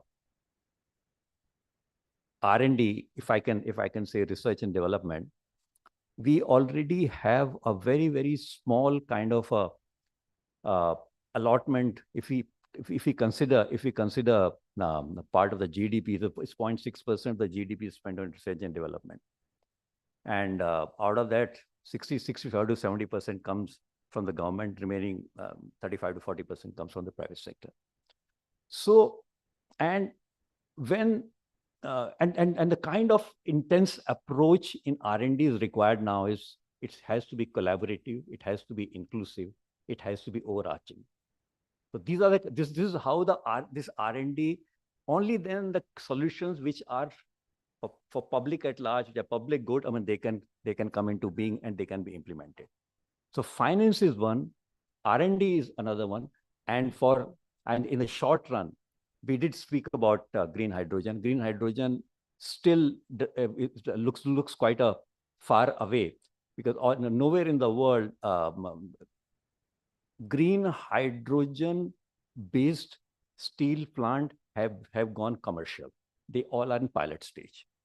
So there is a cost element to it, and how can we circumvent this cost aspect? It has to be, we have to really we have to focus on the demand side of the market, because generally what would have to be done first? Either the market has to be created first or the steel has to be made first. But to me, and now everybody is focusing on that, we have to create demand, we have to create market. Only then there will be an impetus to steel making and steel absorption. And so it's about demand, it's about finance, it's about R&D, it's about technology, it's about efficiency. Technology and efficiency are the tools which are going to provide us tangible impact going to have on decarbonization in short run. Medium run, it's going to be, after that, after 2030, it's going to be green hydrogen. And we have to, especially in Indian steel industry, focus on and do R&D on CCUS. Basically on CCS and carbon capture and storage, and in which not many projects are happening in the country. And so some kind of decisive and incisive work needs to be done in this area. So these were just a couple of things which I thought that I would highlight about. So, but we have to really be really focused and give number one priority to decarbonization, and all other things can really follow them. And so with these words, thank you very much. Thank you, Singh Saab. Really appreciate, the most important subject, since my son lives in Germany, and one of the things which he keeps always reminding me, Singh Saab, is how they are suffering because of the energy crisis and energy costs having gone up. Now, looking at what the advantage Europe gets vis-a-vis lesser mortals like us is the fact that the government and the European Commission together, they put in a lot of subsidies in place, which unfortunately, we cannot afford to put forward. That is one reason why you see it is beneficial for them, or the incentive is there to move forward. We do not have that incentive primarily because there is no, so to say, direct subsidies available to us to move forward towards, I keep repeating this even at the cost of repetition. If you remember when initially we had the mobiles coming into our lives in the 90s, we used to pay for incoming and outgoing everything together. Now it was technology which brought the costs down. I think the same thing has to move forward, whether it is the three big darlings. Primetals is here, right? And who is there from Primetals? Okay. So Primetals, Danieli, SMS, anyone from SMS? Okay. So SMS team is also here. So the big players like SMS, Danieli, Primetals, they need to move forward. They need to, put forward their R&D initiatives to ensure how we could effectively bring down, the cost of hydrogen manufacturing in this country, be it green hydrogen, be it blue hydrogen or gray hydrogen. We need to bring down the cost at any cost. So that is something we need to look forward to. Now, Kashivaji has done a lot of work on this subject.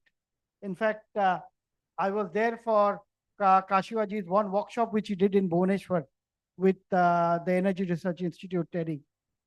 In fact, what are your thoughts, Kashivaji, by which we could take, we could take the DRI fraternity forward? Because as we all know, looking at BAF, POF versus DRI, DRI is the one which everyone talks of. The think tank at Tata Steel is also thinking on those lines.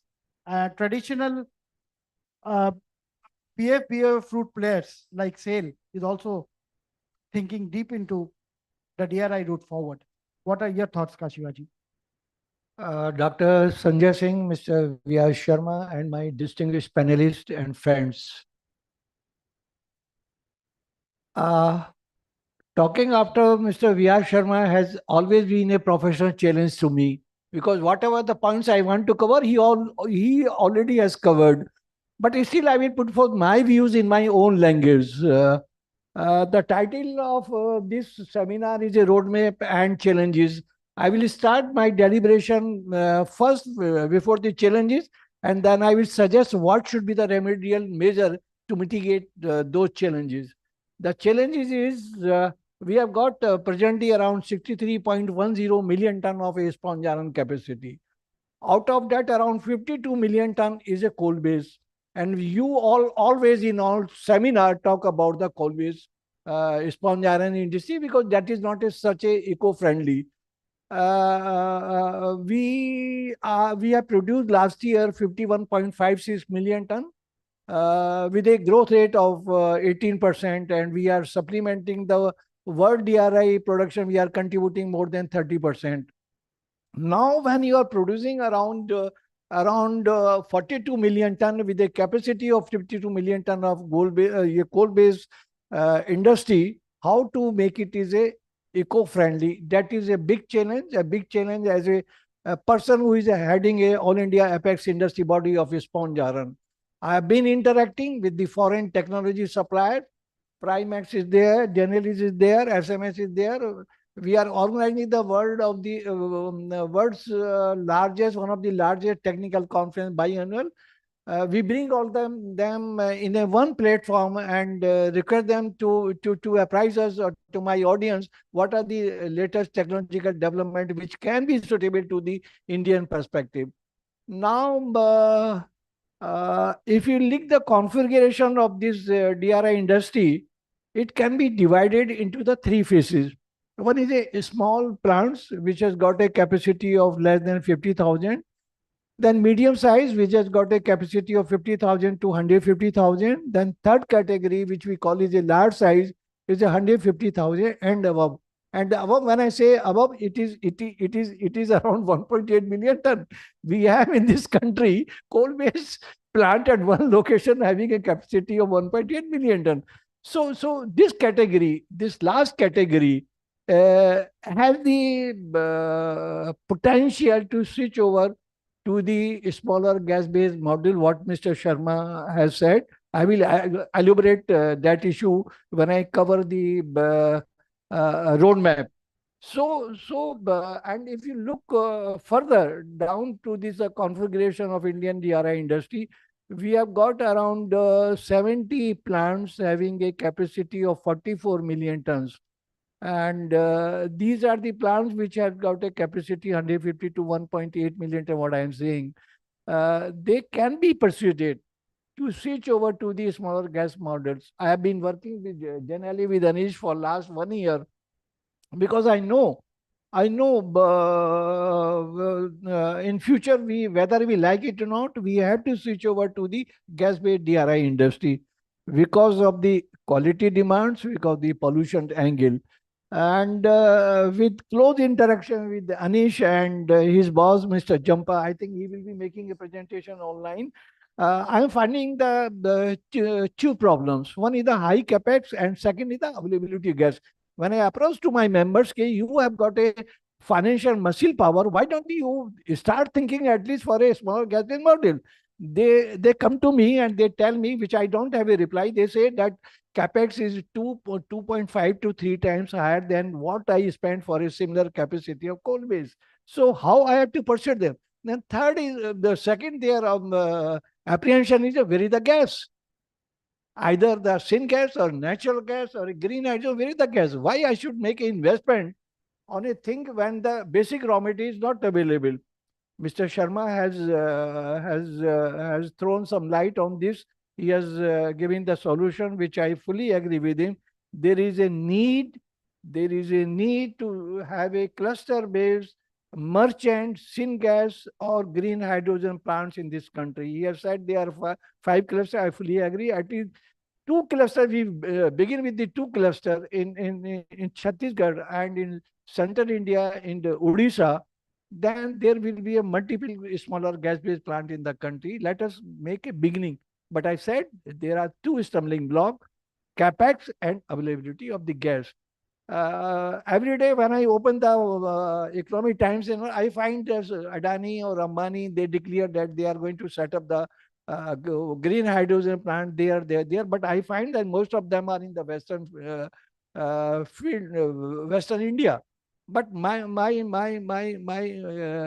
major hub of steel making is either Central India or in the Eastern India. So because why I'm saying this, why I'm flagging this issue, transportation and storage of a green hydrogen is going to be a big headache for us. I may conceive to use the green hydrogen, but can I afford to transport from the Hazira to the, say, Raipur? What will be the cost and how I'm going to storage it? These are the problem of a gas bed. Now I should switch over how we should make eco-friendly of the existing coal-based industry. Mr. Sharma said 1.8 ton we can achieve, 1.8 ton of CO2 per ton of crude steel we can achieve by 2030. I think in the recently had green steel conference by Ministry of Steel, they have indicated that the target is 2.2 ton of CO2 per ton of crude steel by 2030. I think that should be the music to your ears, because 1.8, what they are contemplating, they have not disclosed, but I think they will be talking about this 1.8 in the Amrit Kal by 2047.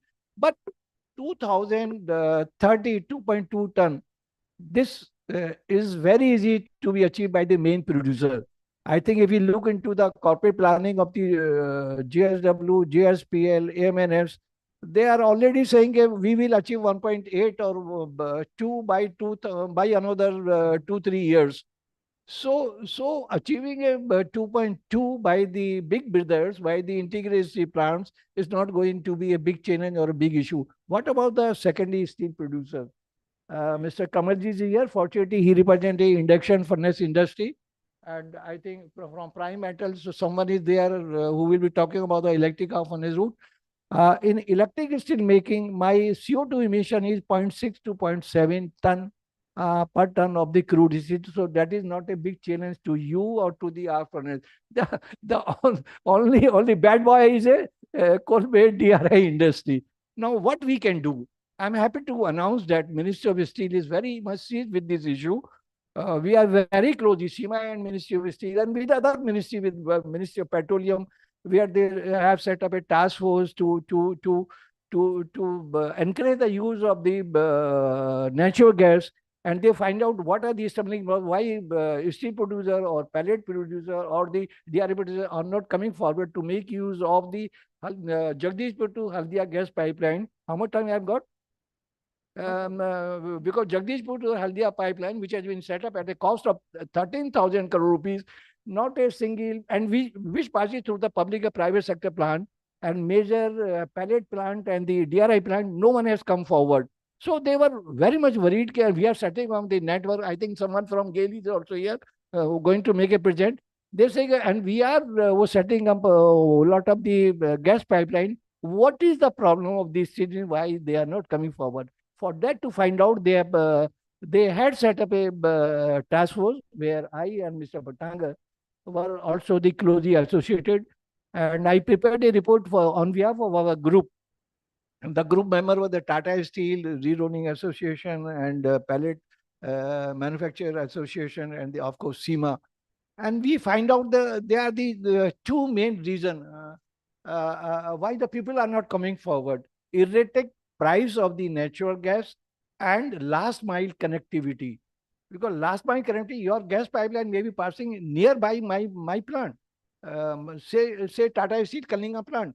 But from that pipeline to my gate, if it is around, say around 10 kilometer, 50 kilometer, it is going to cost me a huge, because the laying of the gas pipeline from the main pipeline to the main gate costs 50 crore rupees per kilometer. So this is the two reason why the steel producers were not coming forward. I'm happy to say, although they have not yet announced, but I'm happy to inform that Ministry of Petroleum has taken a decision that this issue has been settled in favor of the steel industry, maybe a DRI, maybe a pellet, maybe a steel producer. So I think in a time to come, the use of the natural gas will increase, and this has to be increased because all over the world, transition from natural gas is green hydrogen is taking place. It is not people directly going to the green hydrogen. So now this is related to the gas. Then I was trying to say that Ministry of Steel is very helpful to resolve our problem. In the last evaluation group, they have approved the 3 proposals to substitute the part of the coal in the coal-based route by the other means.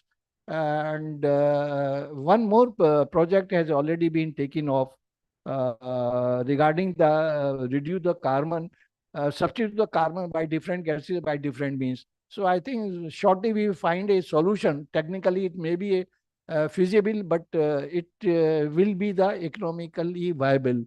Now, other things where we can, the coal-based sponge and can reduce is by adopting the, Dr. Sanjay Singh also has said, by resource efficiency, by energy efficiency, by process efficiency, by adopting this, we can reduce at least 15 to 20% of carbon emission. So situation, friends, is not so bad, is not alarming. Today, even today, the coal-based sponge are being set up. Mr. Nirmay said when Mr. Kamal entered the room, oh, then there is going to be a difference between the scrap and DRI. No, Mr. Kamalji. Last year, we have consumed around 30 million ton of this scrap. Out of that, the domestic availability was 22 million ton, 9 million ton we have imported. That import element is going to shrink day by day, year by year, because everyone in the world is going to maximize the use of scrap. So, sir, the solution for the growth of the electric steel making of induction arc furnace is to use the DRI. And just imagine, I said we have produced around 52 million ton of the DRI. Imagine if that 52 million ton is removed from the market, what will be the condition of the induction arc furnace industry? Thank you very much. Thank you, Kashivaji. Kashivaji is a very old friend. More than 30 years, he has taken this industry forward. And the biggest quality of Mr. Dipendra Kashiva is he keeps pushing, whether during his stint in the ministry, during his stint in the association, he has kept pushing the agenda forward. And as he has rightly pointed out, we have a long way to go. We need to see once gas is available in this country, because we still have a limitation as far as coal-based DRI modules are concerned. We cannot go beyond a certain capacity. But for the gas-based modules, you can go up to 2 million ton, modules, which gives the gas-based modules a big advantage for players in the Middle East. Now, if the Ambani's brothers would not have fought, perhaps we would have found out some way at some point of time. But anyway, now that is an old story. We have to find out ways and means. And as Sharma Sahab also mentioned, Kashivaji also mentioned, CGP is one route forward. Coal gasification incentive is also there by the ministry. So we must look at the option of using coal gasification as one of the viable routes, viable means to reduce our cost at the same time, reduce your footprint. Now, Kamal ji, आपके association में 1800 member, 1800 member करीब 35 million 34 million ton produce करते हैं. When we talk of meeting our target of 300 million ton हम करेंगे, बनाएंगे, लेकिन बेचेंगे कहाँ, जाएगा कहाँ?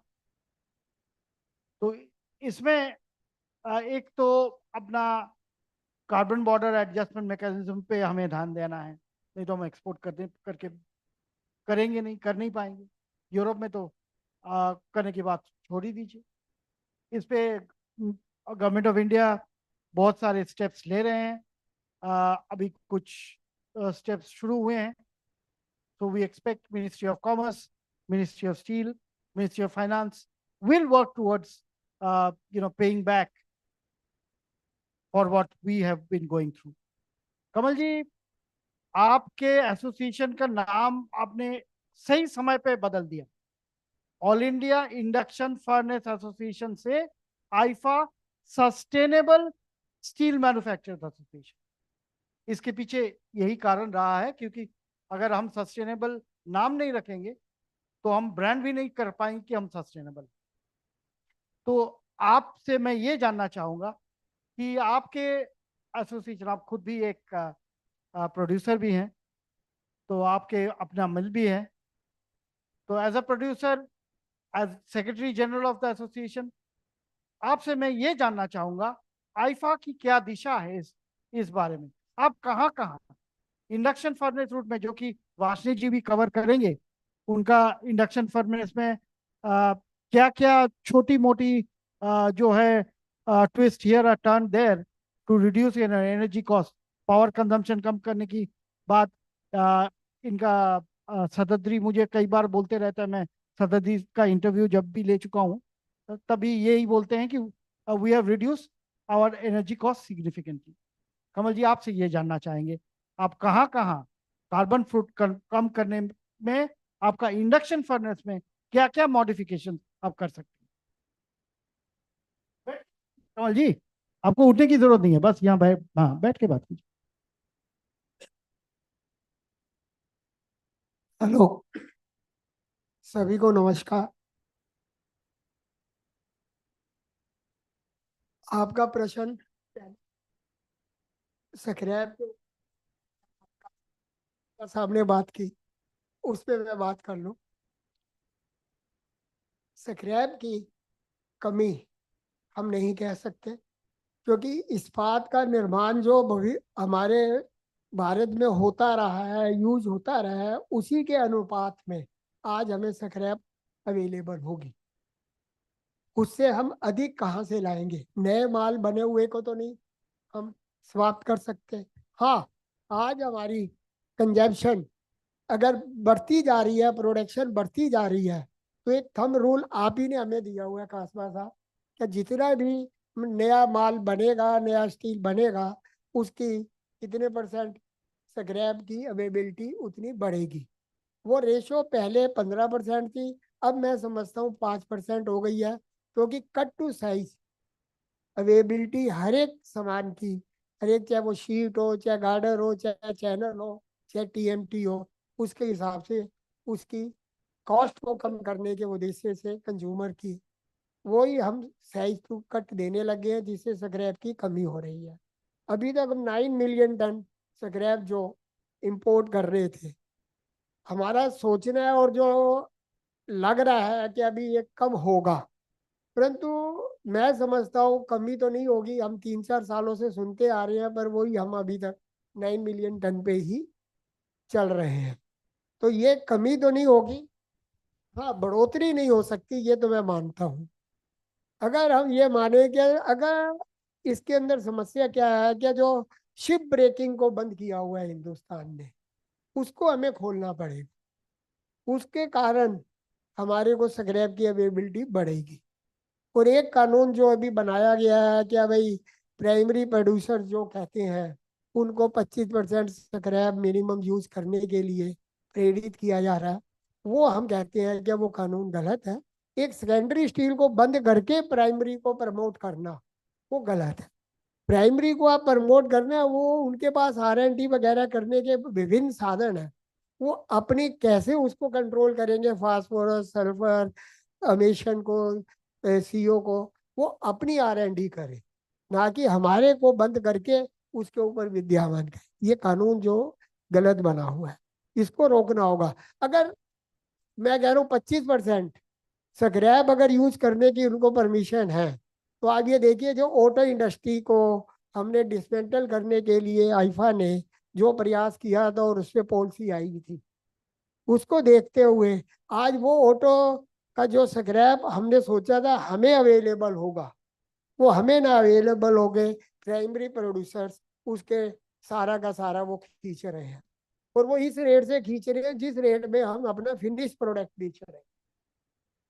तो इसलिए इसका एक समाधान हम ये भी मांग करती आ रही है आईफा, कि अगर उनको 25% स्क्रैप का यूज करने की परमिशन दी जा रही है और उसको बढ़ावा दिया जा रहा है, तो उतने ही परसेंट आयरन और उनके द्वारा उनकी माइन से स्पॉन्ज आयरन DRI यूनिट को और इनके स्पॉन्ज आयरन को अवेलेबल कराया जाए। ये मांग मैं समझता हूँ कासबा जी आप ज्यादा वजन से उठा सकते हैं, क्योंकि आप भी उस संस्था के एक तरह से भला मानस भले करने के लिए स्थापित। अब आया आपका पॉइंट था क्या हम इंडक्शन फर्नेस रूट क्या कर रही है। इंडक्शन फर्नेस जैसा मेगाथर्म प्रोड्यूसर है बनाने वाले इलेक्ट्रोथर्म है। आज से जब हम 90 में आया था मैं इस इंडस्ट्री में, तब पर टन के ऊपर हमारी कंजम्पशन 1000 यूनिट से ज़्यादा की होती थी। और आज हम इन लोगों के प्रयास से इनकी R&D से हम 550 यूनिट पर टन पे आ चुके हैं स्क्रैप के ऊपर। और स्पॉन्ज आयरन के साथ हम 600 650 है। क्या मैं सही कह रहा हूँ सर? और इसके ऊपर नई टेक्नोलॉजी हो रही है, ला रहे हैं, प्रयास कर रहे हैं और हम भी इनको प्रेरित करते हैं, क्योंकि ये जब तक नई टेक्नोलॉजी लाएंगे तभी इनकी पुरानी इंडक्शन फर्नेस को हम बदलेंगे और नई लगाएंगे। इससे इनको बिजनेस करने का मौका मिलेगा। जहाँ तक हमारी जो है CO वगैरह का ये सब हमारी इंडस्ट्री में नेगेटिव है ही नहीं कार्बन का इतना रोल। हाँ, हम फिर भी हमने स्टैंड अलोन रोलिंग मिलें बंद की, स्टैंड अलोन फर्नेसेस बंद करके हॉट चार्जिंग पे आ गए हैं। और जब हम 90 के अंदर जब ये शुरू हुई थी इंडस्ट्री, तब मेरा ख्याल 85 में 50 किलो से लेके 500 kg तक की फर्नेस होती थी। आज वो कन्वर्ट हो चुकी है 50 टन के अंदर। और वही अधिकांश नए ऑर्डर अगर आप ये देखेंगे मैन्युफैक्चर से पूछेंगे तो 30 टन और 50 टन के ही आ रहे हैं। तो ये सब हमारे को एनर्जी सेविंग की तरफ हम बढ़ रहे हैं। दूसरा, एनर्जी सेविंग के लिए जो हमारी समस्या आ रही है, रेन्यूएबल एनर्जी यूज करने की तरफ हम प्रेरित हैं, हम प्रयास कर रहे हैं। पर सरकार के जो स्टेट इलेक्ट्रिसिटी बोर्ड्स हैं, वो उनके कानून इस तरह से हो जाते हैं कि अब उनका उद्देश्य ये रहता है कि अगर हम हाउस के लिए एनर्जी रेन्यूएबल एनर्जी यूज करने के लिए सोलर कुछ लगाते हैं, तो वो पावर हमें अगर वो हाउस में 7 रुपए यूनिट मिल रही है तो वो 2 रुपए यूनिट पड़ती है। और गवर्नमेंट उसके लिए फंड भी दे रही है कि आप लगाओ तो आपको फ्री में बिजली मिलेगी।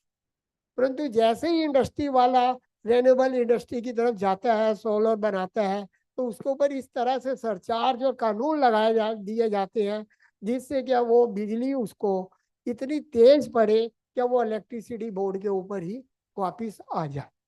और इलेक्ट्रिसिटी बोर्ड उसके ऊपर एक कानून बना के रखा हुआ है कि वो अपने लोड के हिसाब से अपने मिनिमम चार्जेस जो हमारे ऊपर थोपे हुए हैं उसके अंदर भी हमें सुधार चाहिए कि हम जितनी रेन्यूएबल बिजली भी यूज करें और उसके साथ बिजली बोर्ड से जितनी बिजली यूज करें उसके हिसाब से हमारे को चार्जेस मिनिमम ले। तो इन चीज़ों को देखते हुए इंडक्शन फर्नेस इंडस्ट्री आगे बढ़ रही है और यही एक रास्ता है।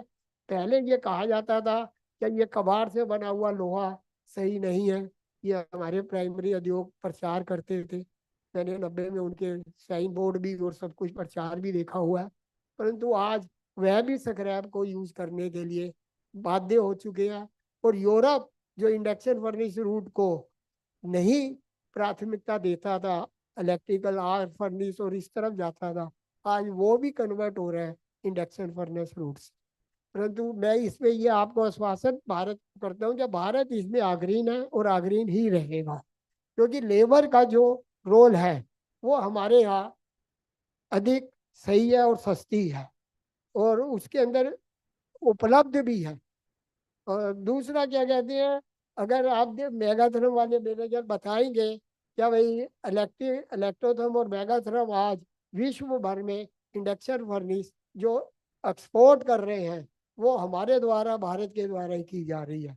जहाँ इस तरह भारतीय जो हम कहते हैं ना आत्मनिर्भरता स्टील बनाने की पॉलिसी, ये इंडक्शन फर्नेस रूट के द्वारा ही संभव है।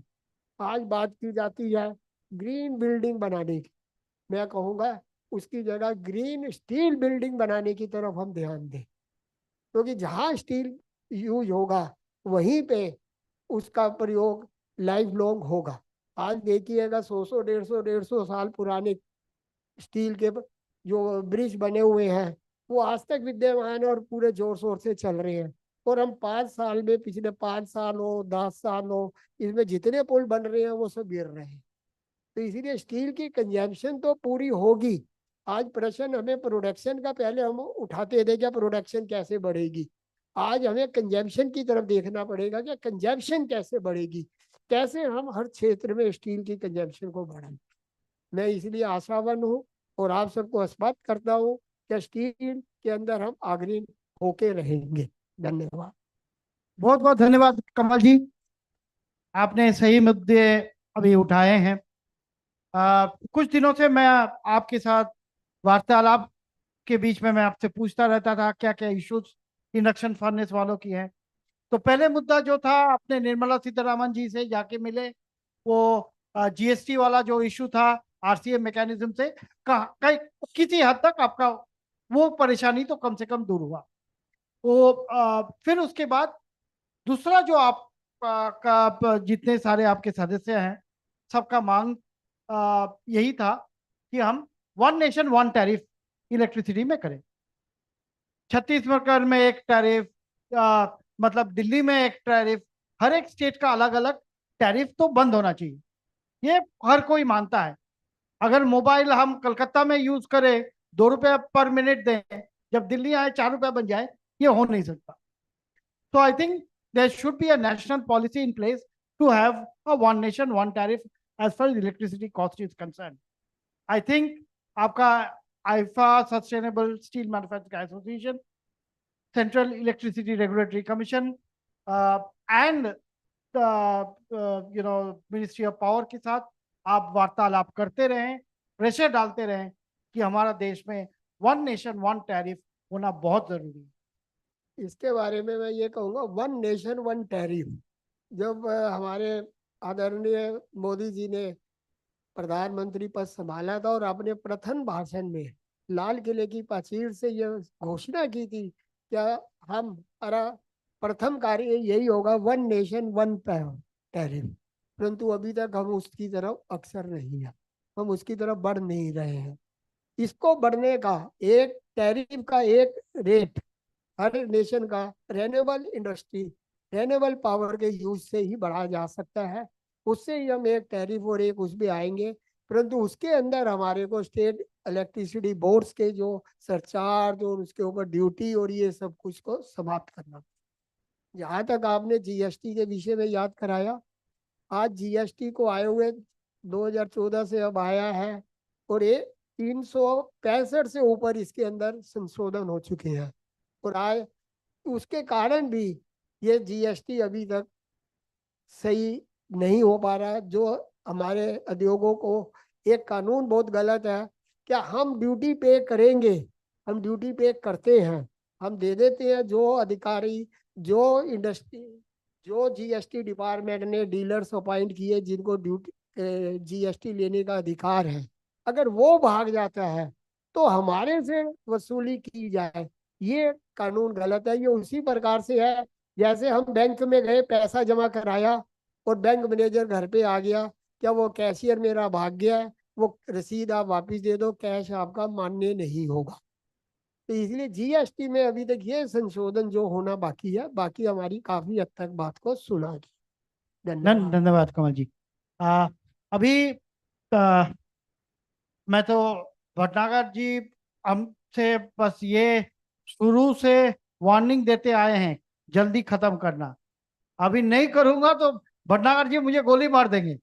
हाँ, अभी ओवर टू यू भटनागर जी। राजेश भाई को तो मैं रोक लूंगा, हाँ वो मेरे भाई हैं, परिवार के सदस्य हैं, उसको रोक लूंगा। आप तो मुझे मार ही देंगे।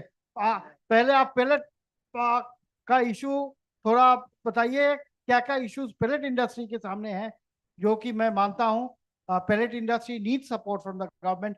We need more of pellet usage in our blast furnaces also, so that must also be promoted, the use of more pellets in our blast furnaces. I think Tata Steel is already using, right? Yeah. In all your blast furnaces. Okay, so Bhatnagar ji, over to you. Thank you, Nirmalya ji. ठीक है, आपने कहा तो हम बहुत ही कम बोलेंगे, क्योंकि आपने एक 7 मिनट की जो किया तो जल्दी 7 में. So what I want to say is that, you know, being a later entrant into the pellet industry, I am really very humbled when Mr. Nirmalya asked me to speak in the inaugural program. Because when I see the list of people in the speakers, जैसे वो Isaac Newton बोलता है ना कि we stand on the shoulders of giants. So I am standing here with due modesty, and in front of me I see giants like N.D. Rao, Subba Rao, Sinha Saab, who's the head of agglomeration. Then my friends from Steel Authority of India Limited, where I was baptized in steel, in Bhilai Steel Plant 55 years ago.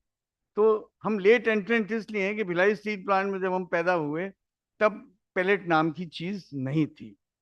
हमने अपने career start किया sinter से, but वो हम अभी समझाते हैं आपको. So one of the good things about India is आत्मनिर्भर है हम लोग. जो हमारे प्रधानमंत्री बोलते हैं आयरन ओर बहुत है, 33 billion ton of iron ore है. बट दुख ये है कि जो अल्लाह मियाँ ने, गॉड ने जो आयरन ओर दिया है वो इतना फ्राइबल है कि, और एफी कंटेंट कम होता चला जा रहा है. तो हमारे सेक्रेटरी साहब जो पहले इन्होंने एक भाषण में बोला था, बड़ा अच्छा बोला था, वो मुझे पता था ये आ रहे हैं तो मैं इन्हीं को कोट कर रहा हूँ with your kind permission. He said another matter of great concern is the percentage of low grade undersize. Less than 58% Fe, which is increasing over the years. And Secretary Steele said he flagged the issue of great concern during the last 1 year alone when he was secretary. तो समझ लो 3-4 साल पुरानी बात है. 17 से 21% हो गया, -58. So I started with a good note, but this is a slightly unhappy note कि undersize बढ़ रहा है. But इसका एक तरीका है.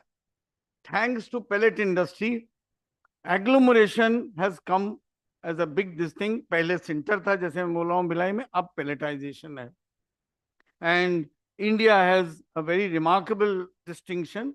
We have a capacity of 144 million tons per annum. I'm just giving you a snapshot picture, but I know like Mr. N.D. Rao and Sinha Saab and Subba Rao will speak in detail. I'm just giving the highlights. 144 million ton में मोटा मोटी 80 million ton captive है जो अपना खुद ही use कर लेते हैं, जीएसपीएल, जीएसडब्ल्यू. बाकी जो झंझट है 64 मिलियन टन जो डोमेस्टिक यूज का है. उसमें से जो डोमेस्टिक को नहीं यूज होता हम लोग एक्सपोर्ट कर देते हैं. इसके ऊपर बहुत ह्यू एंड क्राई होती है.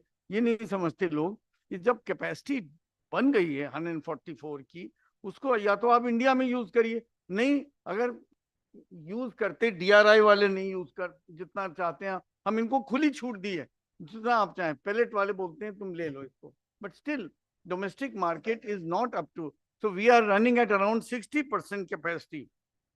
Now decarbonization के बारे में, energy efficiency, beneficiation is one thing which can help Indian industry. जो ये हमने problems बताई आयरन ओर की, beneficiation के ऊपर बहुत studies हो रही हैं. गवर्नमेंट ऑफ इंडिया ने बहुत सारे प्लान, मोटा मोटी चक्कर ये है beneficiation का कि as a metallurgist, 2 metallurgists are sitting in front of me, they will say, जब भी आप आयरन ओर को वॉश करते हैं, बेनिफिशिएट करते हैं, you lose a lot of this thing, the iron ore.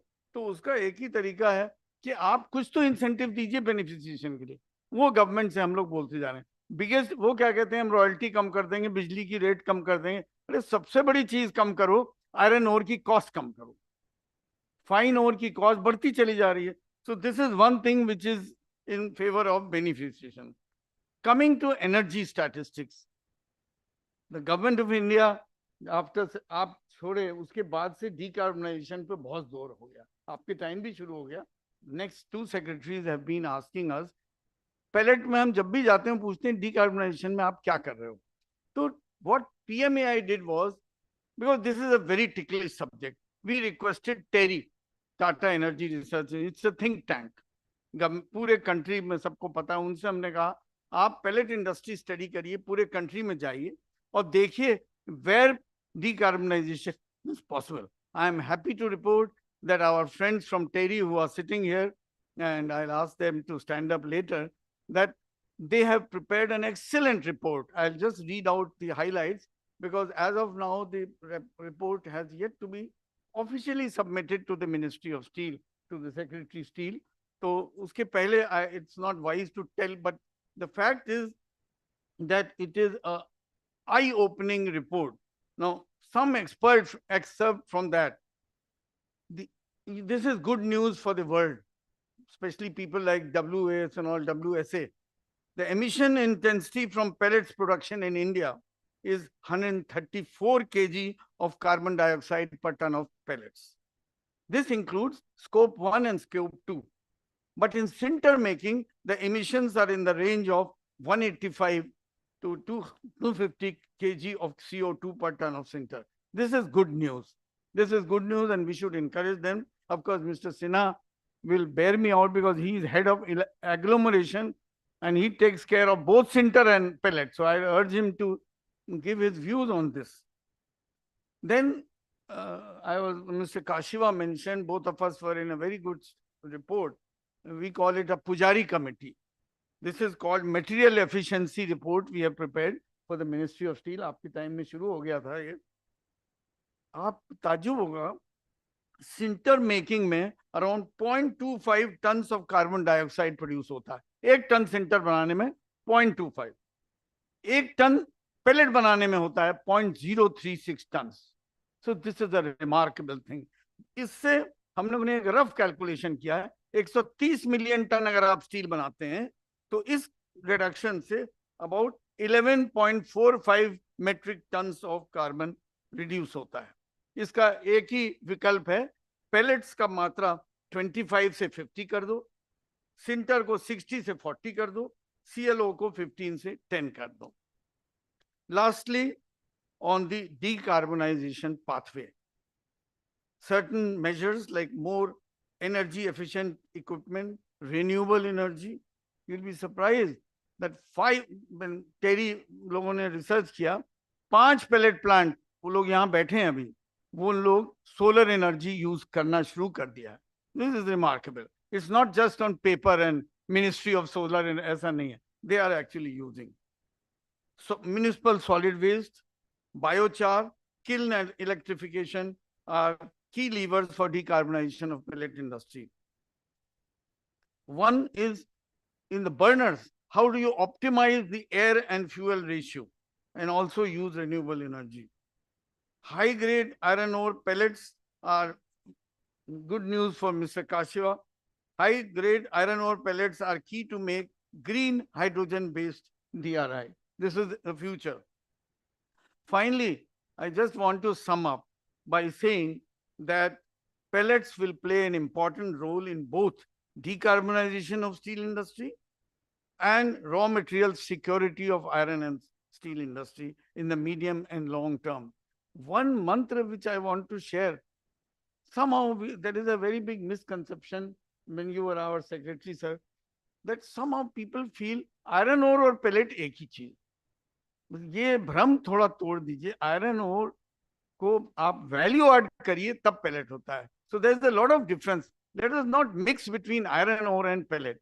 With these words, thank you very much for a patient hearing. Thank you, Bhatnagar sir, for being brief yet very powerful in your message across. ये भटनागर साहब आप बोल रहे थे लोग फर्क नहीं ढूंढ पाते हैं पेलेट और मतलब और के अंदर. ऐसा नहीं है, फर्क नहीं करते हैं प्राइसिंग के मामले में. पैसा एक होना चाहिए. आयरन और खरीदें या पेलेट खरीदें, तो आप ज्यादा पैसा पेलेट के लिए नहीं देंगे. That is the typical feeling people have.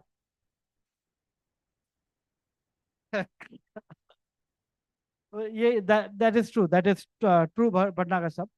लेकिन मैं ये भी मानता हूं कि the amount of fines that we waste in this country, we really need to take this up on a very.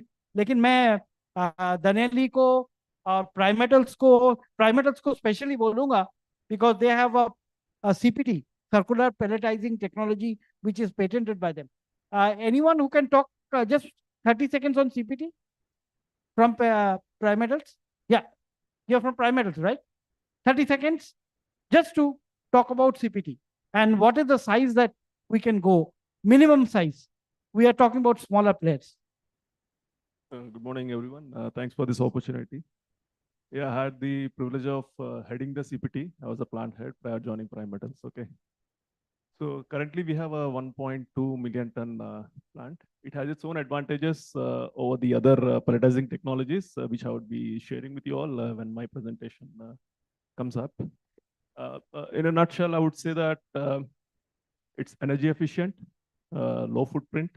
It is consumes around 60% of what a straight grade of that magnitude requires it. So definitely it's going to be a revolution in the pelletizing sector. Currently, we have only one plant which is being operated at Kenja by Aditya Birla Group, SL Mining Industries. So definitely it has its own advantages when it comes to the operational flexibility and also in the decarbonization as well. It's thermally energy efficient.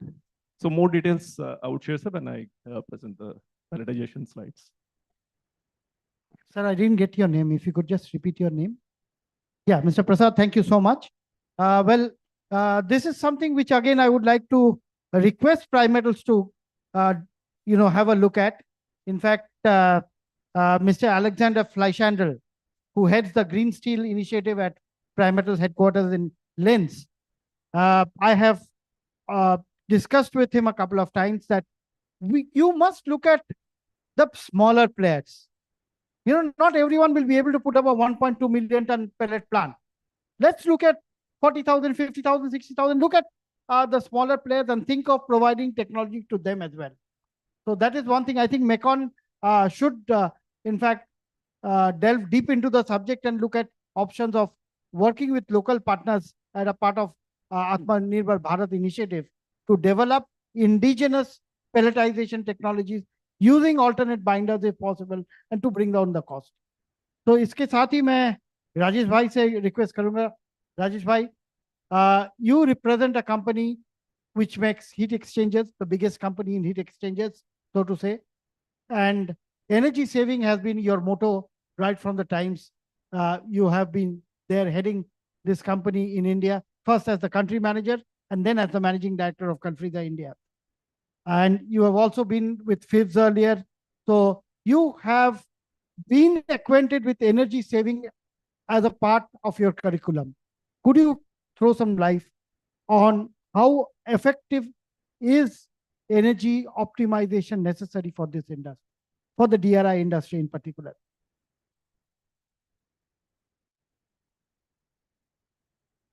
Namaskar, ladies and gentlemen. Namaskar, dignitaries on the dais. Namaskar, Nirmalya sir. On today's context, when India is trying to take big leaps in steel manufacturing, by 2047, we shall be 500 MTPA, our target.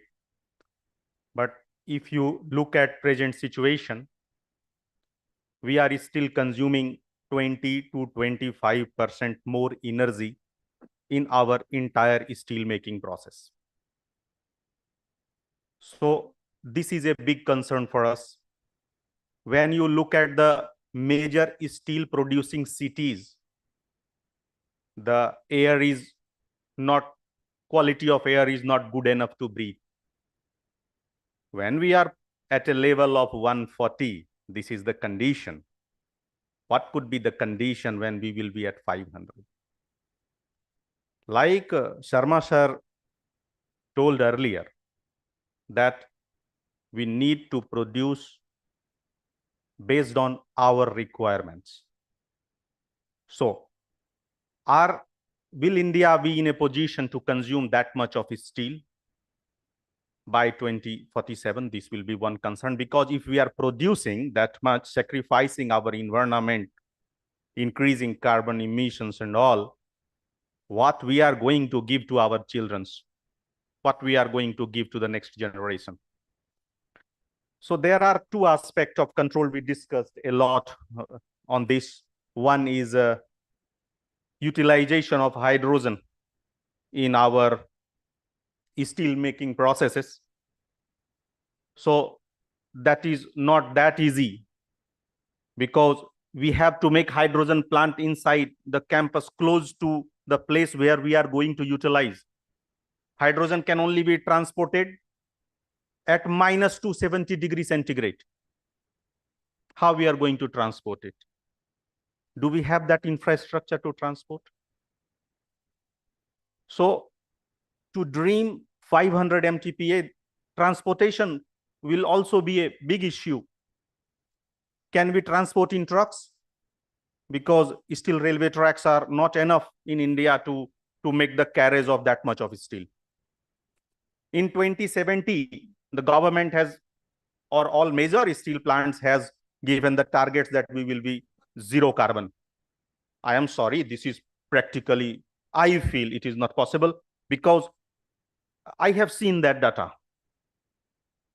30 to 40% of the steel manufacturers are small scale steel manufacturers that are not included in the data. So what about those carbon emissions? So hydrogen consumption and implementation is one aspect, and other aspect, whatever resources we are having, we should utilize it properly. Like Bhatnagar sir told that how many of us is looking regularly on the air to gas ratio on our burners? I am afraid no one. Till furnace trips, no one looks into it. And how many of we are having, like for example, in reheating furnaces, like in JSW, JSPL, there are big furnaces. In SAIL, there are big furnaces. How many of us are checking the content of oxygen after the furnaces? So whenever we are looking at the percentage of oxygen after furnaces, we are just keeping in the mind, are we producing more scale in our furnace? We are only looking at it commercially, not environment, considering the environment. So like whenever I visit any plant, I see energy really wasted. I give you a few examples. When you go back to your plants, you can check this, that how much energy you are putting in the stacks. In average, I tell you, I have the real data from the plants. I made this data observing 45 plants in India. Average is coming close to 385 degrees centigrade. The temperature of the fume which we are throwing out through stack. What is the technical requirement? At the stack of the bottom for natural draft, it is 250 degrees centigrade. So why we are wasting so much? Why cannot we use recent technologies to recover those energies? So we are wasting a lot. From my company point of view, we are the largest manufacturer of heat exchangers and recuperators in the world. We are located in Spain. We can make energy audits to your plant to see the present situation and how we can improve the energy consumption. Like just by a thumb rule, if you increase your combustion air temperature by 50 degrees centigrade, apparently you will be saving 2.5 to 3% of the fuel. This is economical. Now, when you are using 2.5 to 3% of the fuel, what about the carbon emission? Aren't you decreasing that carbon emission from your plant? So recently, for the coming times, you have to think upon the aspects how we can reduce the emission of the waste emission controls and utilizing our waste gases energy back into our plant. So thank you very much for listening. Thank you, Rajesh bhai. Money saved is money earned. And similarly, energy saved is actually earning the energy for our future generation. So I think, saving is so very important when you see so much of wastage of energy. Thank you, Rajesh. before I come to Anish, because Anish will have to do a lot of covering, because uh, Anish's managing director, Gajendra Panwar, wrote a long description about Anish and mentioned that he's an expert in the entire dairy segment. Once he talks, he covers the entire gamut. So I have to give him a little more time. But before that, let me come to someone who is actually deep into the induction furnace business. Vashni ji has gone into the details of reducing the energy in the induction furnaces. Now, induction furnace is again a energy consuming industry, we all know. Though Kamalji does not agree with me on that count, but I still feel it's an energy intensive industry. And there was a time when, you know, I used to go regularly to a place called Mandi Govindgarh. And there, those days, Kashivaji was in the ministry those days, and there used to be which is still there, NIST, National Institute of Secondary Steel Technology, a body attached to Ministry of Steel. Now, NIST could not even put forward a figure how many induction furnaces existed in that Mandi Govindgarh region. किसी घर में backyard में लगा लिया induction furnace, electricity भी चोरी का, and most of them fly by night operators. That was the state of affairs at one point of time. Days have changed. Now we have more responsible citizens in this country. But in terms of modernization of the induction furnace, we need to move far forward. I would like to ask Anish when I come to him, why is that the bigger players like SMS, Danelli, Prime Metals, they have refrained from entering the induction furnace business? This is a good business. You have 1,800 members of IFA. Why doesn't SMS, Danelli, Prime Metals look at entering this business? The numbers are huge, the sizes are small. So we should always take advantage of the numbers game. So that is one point which I'll come to you. But before that, Bhashni ji, aap bataiye how you take the induction furnace, green induction furnaces forward. Okay, I'll give a presentation also on that. Greetings of the day to all of you, the people sitting on the dais and off the dais. So now it is really a burning issue about the decarbonization. The industry is developing and taking a different shape. Okay, you can start my presentation. I will quickly run through that.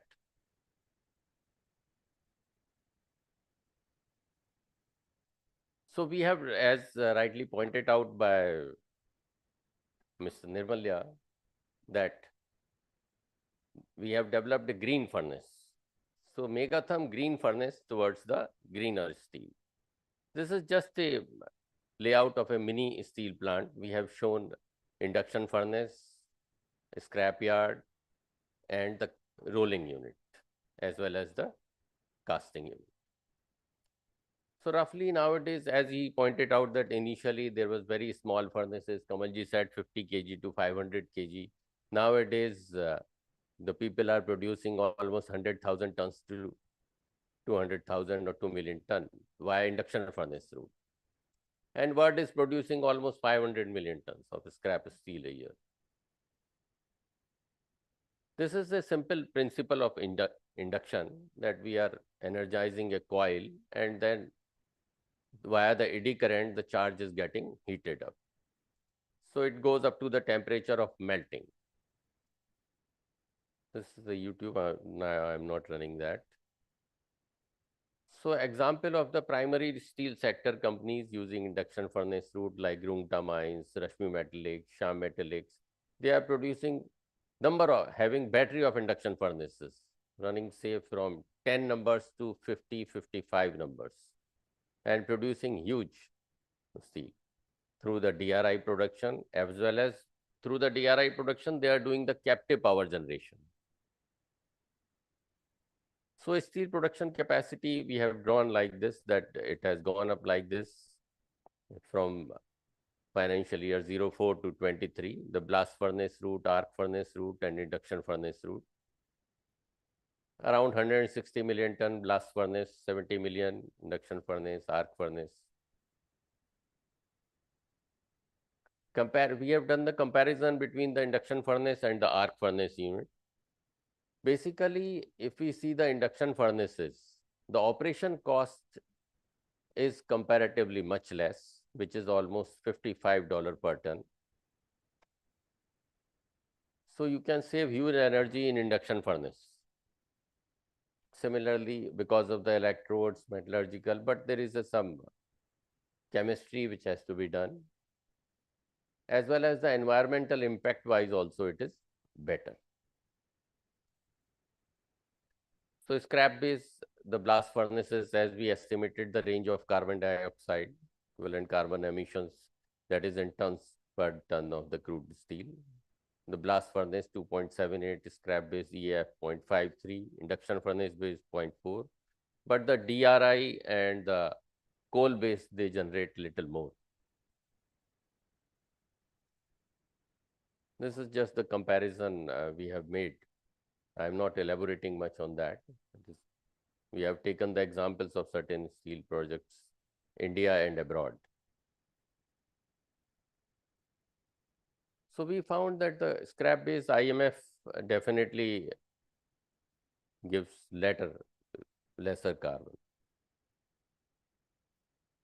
Like the different options, the arc furnace, LF, ladle furnace, and then the casting, induction furnace, ladle furnace, and casting. Then induction furnace as well as the low power arc furnace. If you want to produce a better quality of steel, you can use the ladle refining furnace or the low power arc furnace, or to reduce the carbon, the AOD or can be used.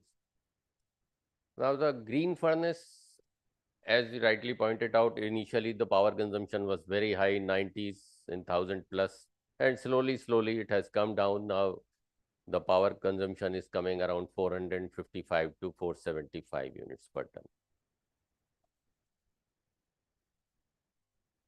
These are the latest developments we have done in our green furnace, like the nano cable design, the water cooled cable, which are consuming higher energy, it has come down like anything. We have come out with the new technology, which is voltage boosted current source inverter. Similarly, the tight frequency range.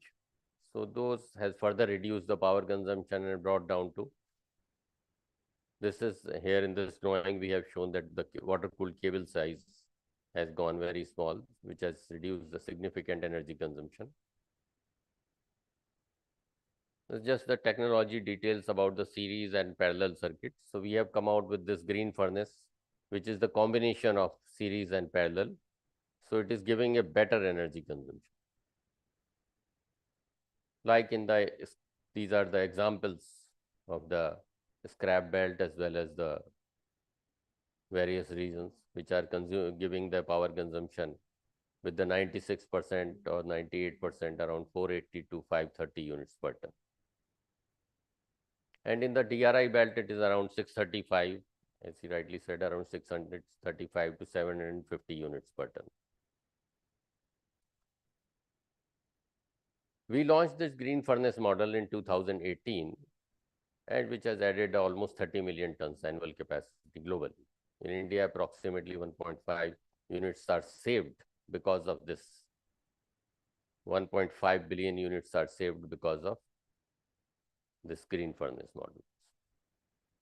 Similarly, in the reheating furnace also, like the induction billet heater can be used instead of the gas-fired or coal gas-fired furnace for the rolling mill. These are the billet heater designs, like the dual mode billet heater, which can be used for online heating as well as the heating from the cold side also. So just brief about the Megatherm that we have done more than 3,000 installations all over world. These are our product ranges: induction furnace, small arc furnaces, ladle refining furnace, continuous casting machine, as well as transformers. We are taking the EPC contracts also, complete turnkey solution. This is our factory.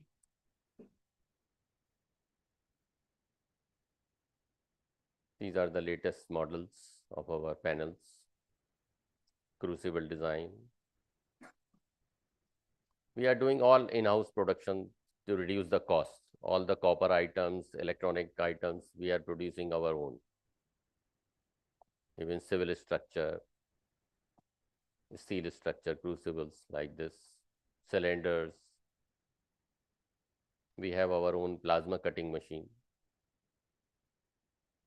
transformer manufacturing. Thank you. Thank you very much to all. Thank you, Vashni ji.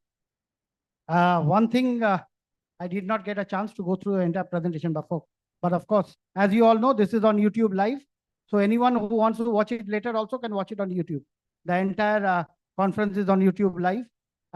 So anyone who needs to rewatch what happened today is most welcome to do that at any point of time. Okay, so with that, I have to rush up things a little bit. There are two people who were after my life for finishing on time. One was my better half, whom I am living with for the last 30 years, and every day in the morning I have to listen to one lecture where she tells me, cut short. But क्या करें, आदत से मजबूर. कमल जी भी बोलते थे, भटनागर जी तो बोल चुके हैं. So again, I made the same mistake by talking too much. Anyway, apologies once again. Now, while Anish speaks, we have an advantage today. The tea is in the same hall. You don't have to go out. So enjoy your tea and coffee while Anish talks about what solutions in DRI Danieli can offer. And, for the first time, we have introduced DRI refractory manufacturers also. Sanat will give a wonderful presentation. As you know, many of the refractory producers, I spoke to the CEO of IFGL Refractories last week during SteelX, where Mr. Arasu told me that this is a segment where they're entering, with a big ambitious target. So Sanat will highlight how refractory, I always call the refractory industry the protector of our furnaces. They are like a mother in our industry. So Sanat, my good friend, will talk about how refractories can play a major role in the entire DRI pelletization segment. So in DRI segment especially, Anish, it's over to you. While gentlemen, you're free to enjoy your tea and coffee at the back. And while Anish goes on, because after this, we have the release of the report. And I have luminaries like Mr. N.D. Rao sitting with us, Mr. Subba Rao sitting with us. Two great icons of this industry are with us here. So we'll hear from both of them. But before that, Anish. Can I hang for a minute because I don't want to miss. Yeah, because I have request for the tea to serve because the catering company here is pressurizing me to ensure that the tea is taken care of. Otherwise, their lunch will not be ready on time. So we can hang on for 2-3 minutes. In the meantime, I would take a few comments from Mr. Subba Rao, who is the director of Lloyd's. Lloyd's plays a major role. You know, Triveni is their group company now. Triveni is a major player in this industry. And Lloyd's has done a lot of work in the DRI segment. So Subba Rao Saab,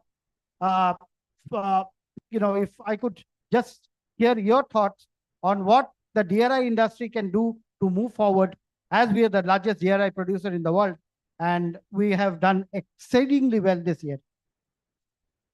Good morning, sir.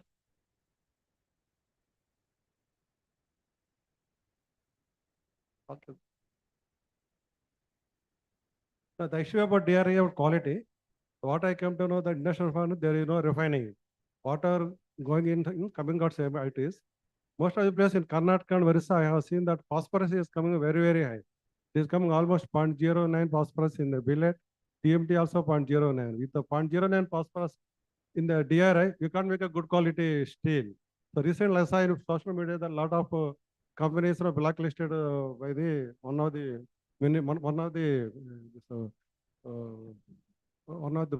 buyer, major buyer of national highways, I think. So at Welspun, we are producing a FEF 550D, where what we are doing, we are procuring pellet with phosphorus 0.02 only. And also scrap also we are importing from UK and of Brazil and New Zealand. We are limiting phosphorus 0.04 in the TMT, so producing best quality FF550D. So issue about DRI quality, the quantity is available nowadays abundantly. Only issue about phosphorus, how to reduce. So we should take care about phosphorus. For that, we have to use a high quality beneficiation. And lights, of course, they are going to produce shortly pellets with low phosphorus, low alumina and silica that are located in central India, and that may take care about phosphorus issue in industrial plant. Thank you, and balance will discuss in my presentation.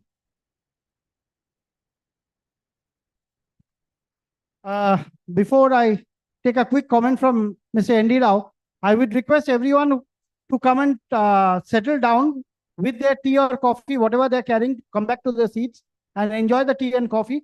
And Amanda, if you could just organize the tea and coffee on the dais, please. Tea and coffee for the dais, you get them going. Shannon, just get the tea coffee being served on the dais. Okay, so as I was mentioning, we have the knowledge report to be released today after Anishji speaks. So Anishji wants to take the attention of the entire house. But before that, I'll take a quick comment from Mr. N.D. Rao, who's the director of Amalgam. And he's a man known very as a very knowledgeable person in the entire pelletization field. So, N.D. Rao sir, a few comments from you.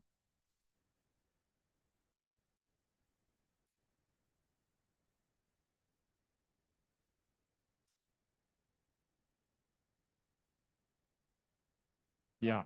So I'll be, good afternoon, everybody. And whatever we have heard from the legendary speakers there. So I have something to add on to that.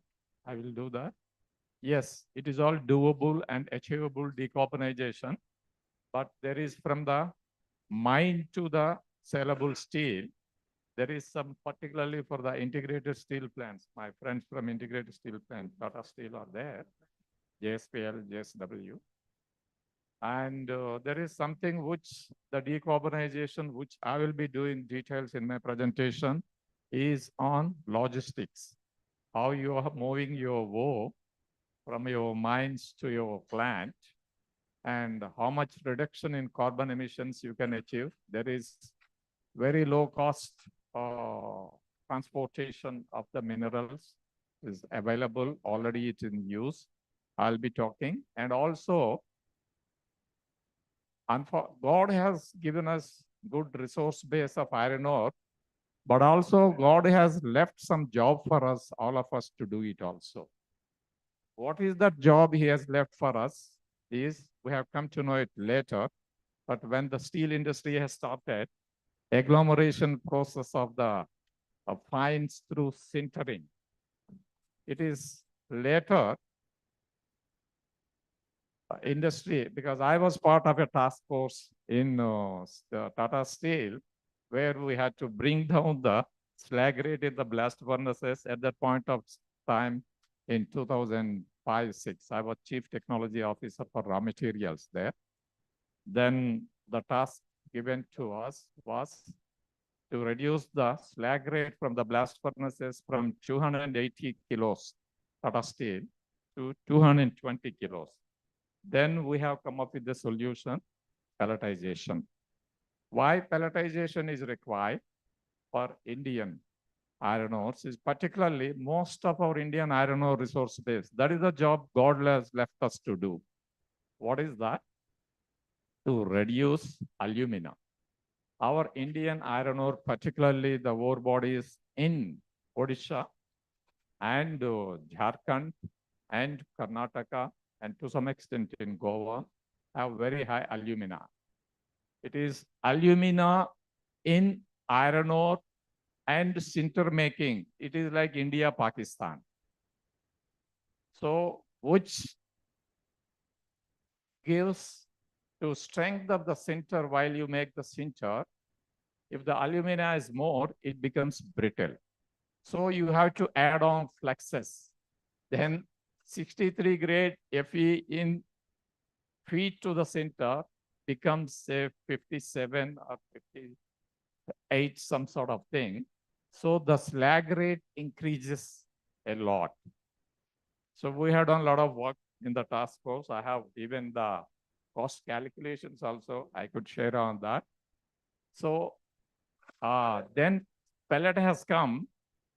Who is the world's lowest slag rate producer in the world?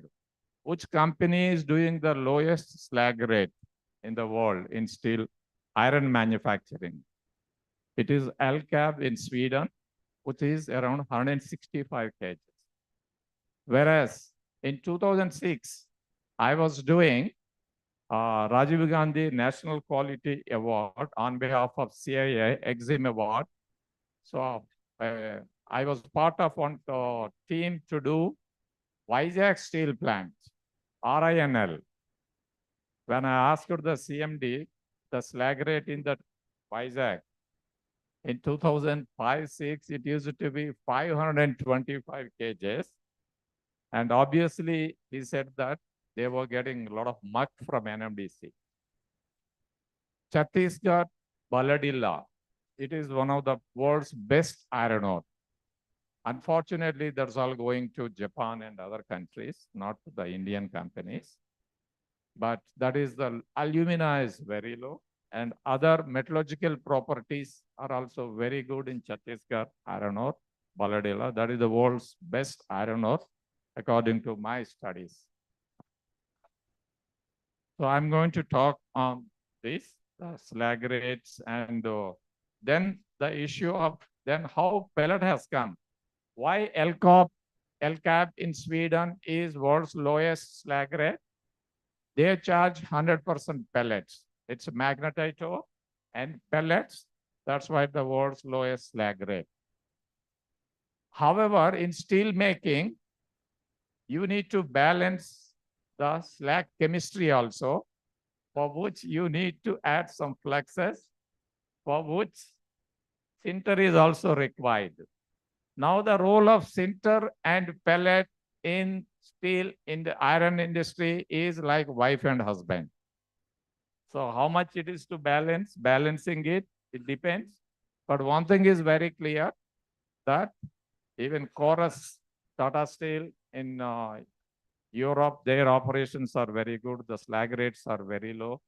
And 80%, 90%, even I think 100% pellet charges, they are doing it. Very good performance is there with respect to the iron making. Thank you. Thank you, Andy Rao sir. In fact, Mr. Andy Rao will be giving a presentation today. Now, may I request all of you gentlemen to please come and, ladies and gentlemen, please come and take your seats, settle down, because I can't keep Anish waiting forever. Please listen to my advice, relax and enjoy your cup of tea or coffee. I request everyone, please have your seats so that we can start this, as we have an entire day ahead and already we are getting a bit delayed with the schedule of program. So I request everyone, whoever is having your teas, you can have just settle down so that I can invite Anish sir so that further he can carry the program. Please, everyone. I request each and everyone, all of you who are still standing, please, can all of you can have a seat, please? Yeah, definitely. They can carry their teacups with them and they can have their snacks and tea, just settling down. And side by side, you can have the words in your ears with Anish sir as well. Thank you, everyone. So now I request Anish sir, please be on the stage now.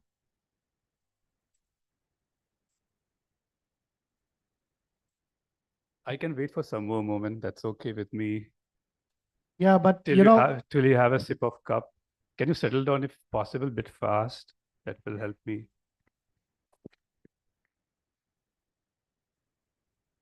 I know it's advantage for me because having a cup of tea, your eyes get wide open, right? So you can have a better, good listening. And also I'm not standing in between the lunch, because if I'm the last present, I was standing in between lunch. I don't want to be that villain sort of thing. Yeah. Yeah, after you, Mr. Vishwakarma has to make a comment. Because his chairman has sent him with a particular message in mind.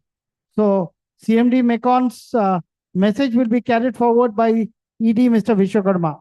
So he has a message from the chairman which he has to carry. So after you, he will do the role of a consultant to advise what the industry should do to move forward. In fact, my MD and CEO, Mr. Panwar, was supposed to be here, but last week, in fact, some inevitable reasons, his plan got rescheduled and I'm standing in front of you now. So yeah, let me start. Good afternoon, everyone. Good afternoon, my fellow presenter. It's a pleasure for me to be here sharing a platform of the dais, with the industry pundits, I could say, from the steel sector and the August audience as well. They are the expert in their respective area. It's a collaborative learning for me personally, as well as go further in my career. Because a lot of things happen, learning happens when you hear from other people's perspectives, especially if you're being a technology provider. Different people have different perspective, and that's where the learning happens. So I will be presenting. I don't have any presentation. I will be speaking on what Danieli has been doing. Apart from Danieli, I'll also talk about a little bit of the technology, because in the second session, my chief technology officer, he will be joining from Italy.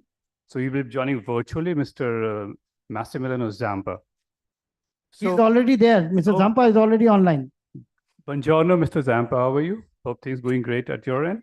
Good morning or good afternoon to all of you. I think a couple of more. Should I wait or should I shoot?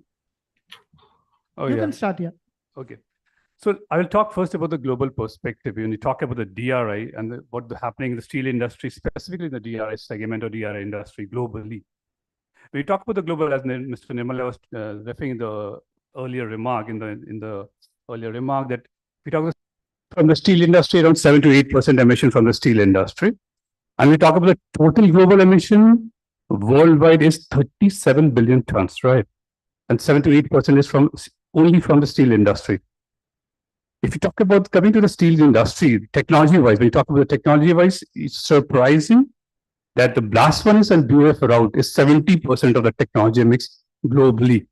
But having said that, a lot of paradigm shift is happening globally. What is happening? A lot of I won't say company, but as a country-wise, if you talk about the Europe, North America,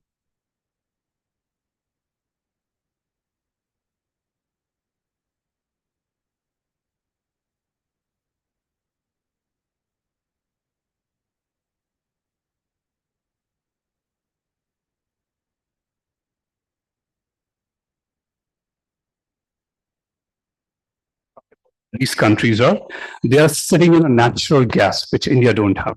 Let's accept the fact, because the dynamics of having a DRA and the BA and EF route is different, because they're having a availability of the natural gas. And so that makes what you call it a technologically feasible or also economically more competitive steel making for the companies, different companies operating from the Europe or say for North America, Canada or America, or even for the Middle East of late as well. So that's the advantage. But again, if you see the transition happening, when you talk about the transition happening, how it's happening, right? So we talk a lot about hydrogen. It's not a new thing. Let's when I talk further in details, hydrogen is nothing new. It has been for years. We had did a pilot research in 1990s, and we are using it in hydrogen in our shaft reactor. That is our gas-based DRA, which we call it the vertical shaft reactor, and the brand name of Energiron. The Energiron is jointly developed with Tenova and Danieli. So these two technology products had made this particular gas-based DRI plant, which we call a vertical shaft reactor, and it's named as a brand name of Energiron. So when you talk about that, how the Europe is seeing the market, how your decarbonization pathway of the Europe, can we emulate that? Partially, yes. Partially, we need some modification in that particular emulation as well. We cannot have a one cookie cutter solution for the India as well as for the Europe as well, because the different challenges Europe has, we had different challenges in fact. So as Sarma said in the morning, he was referring about a lot of European companies. I'll link some of the European companies. In fact, a lot of companies in Germany. The one company is a Salzgitter. It's in Salzgitter. Another company is Tata Steel Imodi. Even Tata Steel UK, port of Talbot, they are closing the blast furnace. Why? Because they're transitioning from the blast furnace making route to the DRI making, DRI and EF route making of steel making. So having said that, if you talk to the DRI, that's a gas-based DRI plant, all these companies or all these geographies, if you talk about even ArcelorMittal in Canada, Dofasco in Hamilton, they're also having a DRI, gas-based DRI. But having said that, when you talk about the natural gas, they're available as the natural gas, right? So when you talk about the natural gas, we talk about the average emission of the European country, or for that matter, for the even US or the Canada, the emission is around 1.5 ton of CO2 to 1.9 ton CO2 per ton of liquid steel. So that's the emission. And how they are emitting based on the natural gas. So based on the using a natural gas as feed gas in the DRI, and further downstream, they are using an EF plant, right? I got missed. Thank you. So, thank you. So what happens when you talk to the natural gas, the surprising fact, we had talked about the morning with the hydrogen. It's not new. When you talk about the natural gas, we are injecting more than 50 to 55% of hydrogen inside the DRI right now as I speak. Or if you're using a natural gas. So it's not a new concept. No, it's not a new concept. So when you talk about the green hydrogen, let's accept the fact that green hydrogen, okay, that's fine. That's looking aspirational goal, but it's not right now as we talk about it. But for future, sure, we could be looking, when I further talk about the green hydrogen, I'll get into that particular point of it. But yeah, for this point of time, when we talk about the natural gas, it's already having 50 to 55% of hydrogen inside that particular plant. So it's not new. Hydrogen is already in the system. And that is for the reason which we have, if we talk about the carbon emission, when you talk about the gas-based DRI plant of our Energiron, which we call it, the emission from that particular plant is 0.2 ton of CO2 per ton of liquid steel, 0.2. And that's the fact. That's plants are operating worldwide, in fact, in that particular level. They are operating it. And this technology is already available. They have been adopted across Germany, in Germany, in Europe, even Jindal Steel and Power, which Sir Marshall was in morning referring to it, which is it's a Vulcan green steel. So Jindal Steel and Plant.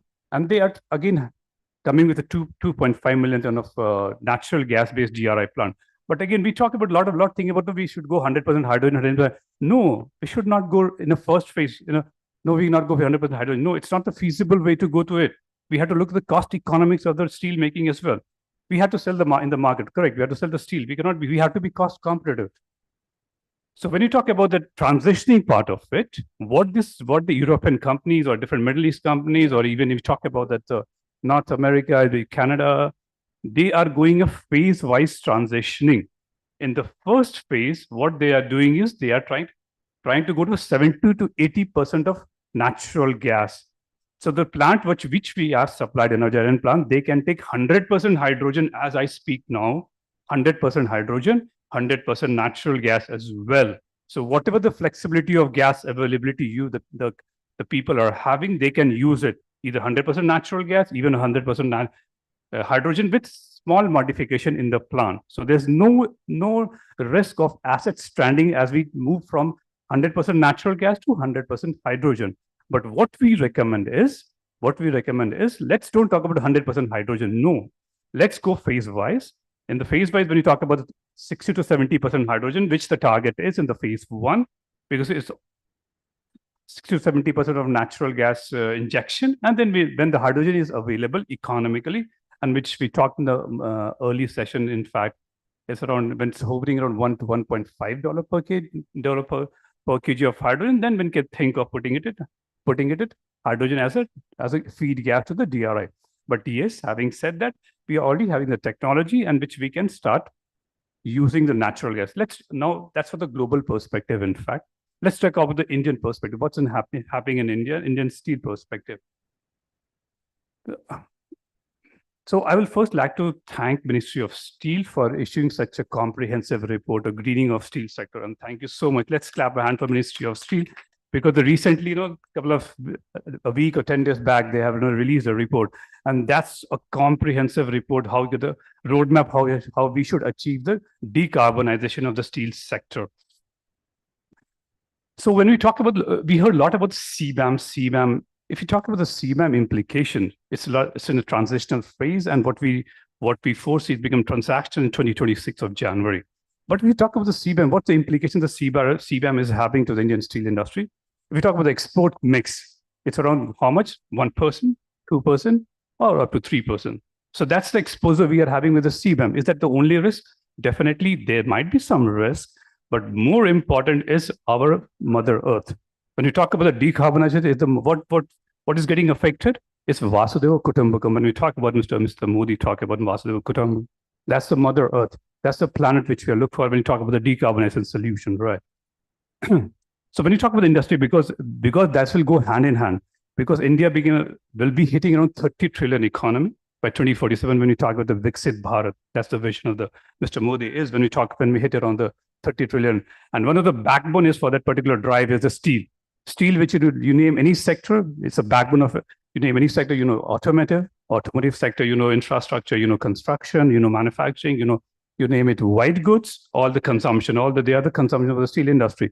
So it's for sure, as we talk about 2030, 300 million ton steel production is there. By 2047, we'll be hitting around 500 million ton of steel per annum. But if we are producing that much of steel, are we ready? Are our environment ready to take that much of CO2 in the environment? Certainly not with the current level of emission, definitely not. Then what should we do? When we talk about the CO2 emission right now, when we talk about is, if an average is 2.5 ton of CO2 to 2.7 ton of CO2 per ton of liquid steel. So that's a number when we talk about. So that's a challenge for us. How can we reduce that particular emission? What we're targeting is 2.2 tons of CO2 per ton of liquid steel. So what are the different solutions available? The solutions are available in the market, not in the market, but it's already proven solution. All the companies across the world is already having this particular solution and adopted across the plant. But having said that, with that solution, a lot of challenges also come when we talk about the Indian market scenario. If we talk about the specific about the DRI, which in an earlier speaker also focused a lot about that, the gas-based DRI, that's one of the solution which also we foresee as a gas-based DRI. When you talk about the gas-based DRI plant, I'll give you a number. It's a surprising number. When you talk about standalone emission from a blast furnace, before going to blast furnace, I'll just give you a couple of numbers on that. When you talk about the technology mix, again, in India technology mix, BF and BOF, it's 55, around 45% right now. But surprisingly, when we go for the 20, 30, and 47, it will increase to 60 to 65%. The blast furnace will be coming in a big way. And that's natural because of the quality of the raw material and also the capex and the opex cost. Blast furnace is a feasible solution. Let's accept that. So having said that, there are a lot, as a Daniel, we are also working how we can reduce the coke consumption, how can have the energy efficiency and cut down the CO2 emission of the blast furnace as well. So blast furnace will coexist here. It's not going to be going to shut down or going to transitioning, but it's going to keep on increasing as we further hit around 300 million to 500 million ton per annum of steel. So when we talk about that industry, if we talk about the steel industry in that matter, so if you talk about let's talk about the DRI, because the topic of the session is DRI, right? So when you talk about the DRI, So when you talk about the emission from the blast furnace, only the standalone emission from the blast furnace is 1.6 ton to 1.9 ton of CO2 per ton of liquid steel. That's only standalone. Forget about the sinter plant, which earlier the server still in the sinter plant or the pellet plant. Forget about the coke oven. Only the blast furnace emission is around hovering around 1.6 to 1. That's a number which we're talking about. And what we are trying to compare that particular CO2 emission with our DRI gas-based DRI, the Energy plant is 0.2 ton. So as it is, if we adopt it, forget about hydrogen, 100% hydrogen. If we adopt as a natural gas based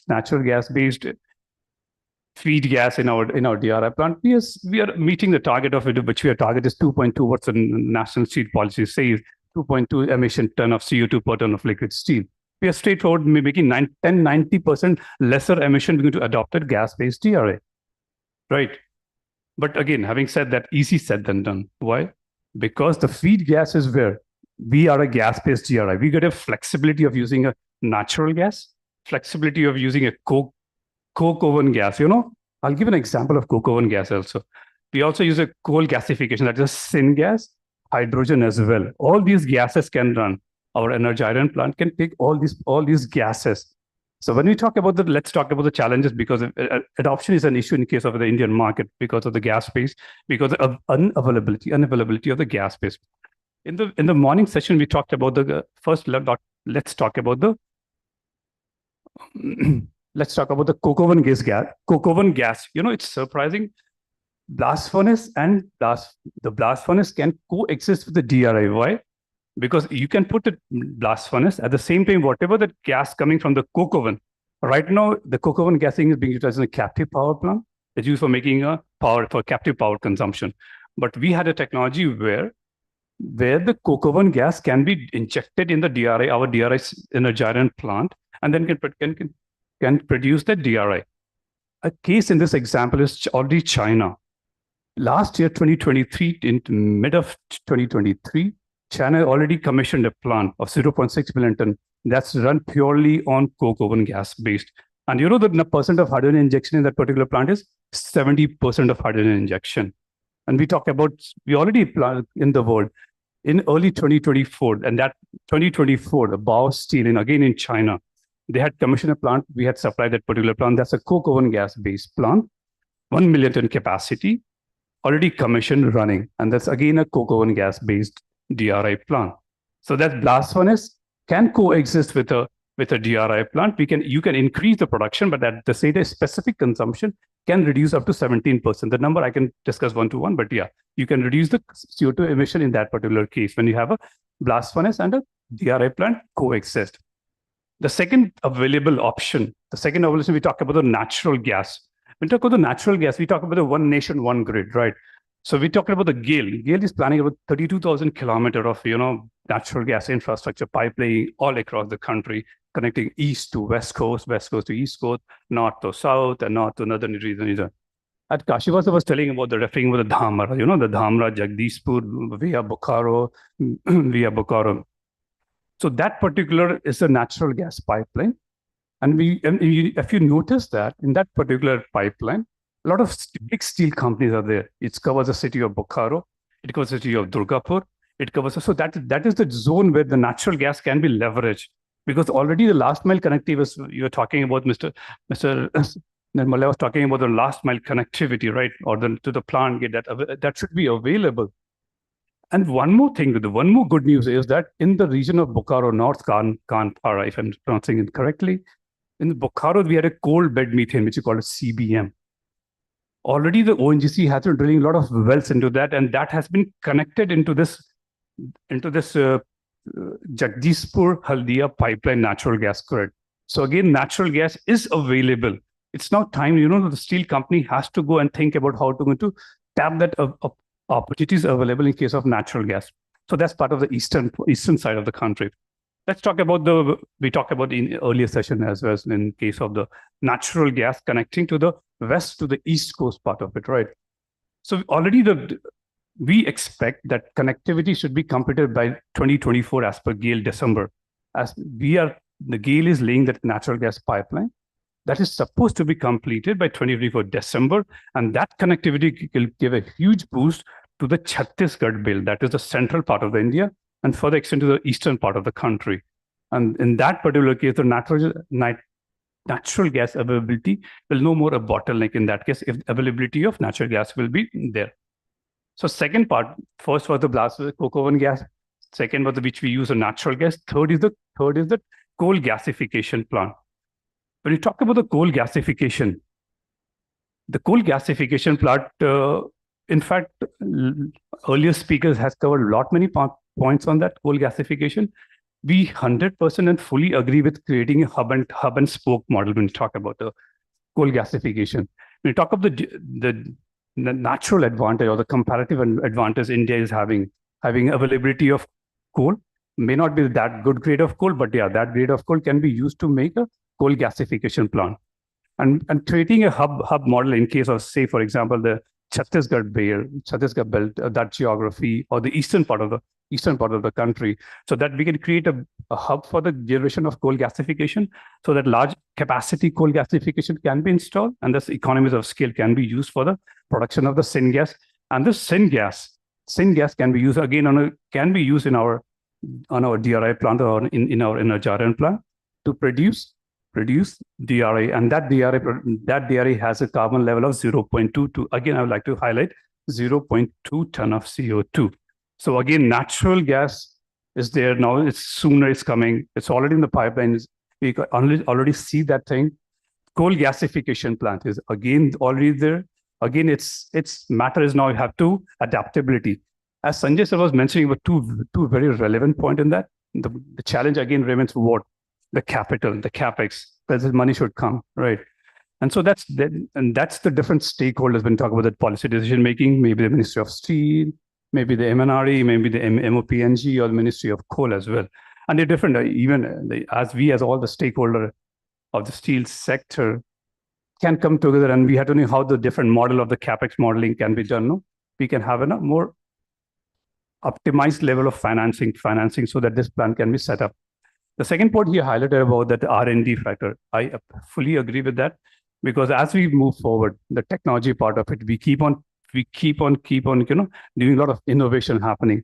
Even we call it a steel industry, we call it a legacy industry, but no, a lot of technology interference is coming. A lot of AI, we are doing a lot of works on AI. In fact, even we're doing virtual reality as well, and AR, augmented reality as well in that part as well. So a lot of interaction will happen in case of, but yeah, a lot of research, sir, has to be in case of R&D as well. The fourth part is that balance, that is that hydrogen, right? So again, when we say that hydrogen, when you talk about the hydrogen part of it, we talk about the number of hydrogen. We talk about the cost of the hydrogen is around $4 to $5, hovering around $4 to $5 per kg of hydrogen, right?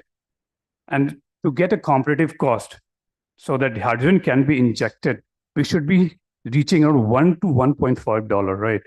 So that number we have to reach it when we have to start injecting hydrogen. But we again recommend, let's don't try to put 100% hydrogen, because we already injecting 70% hydrogen via our natural gas, via our coke oven gas, via our reform gas.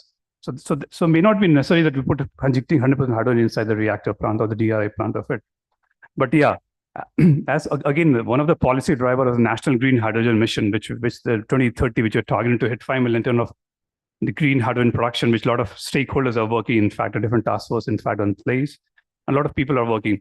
When you talk about the cost of the hydrogen part of it, components play a very important role in when you talk about the hydrogen cost of it.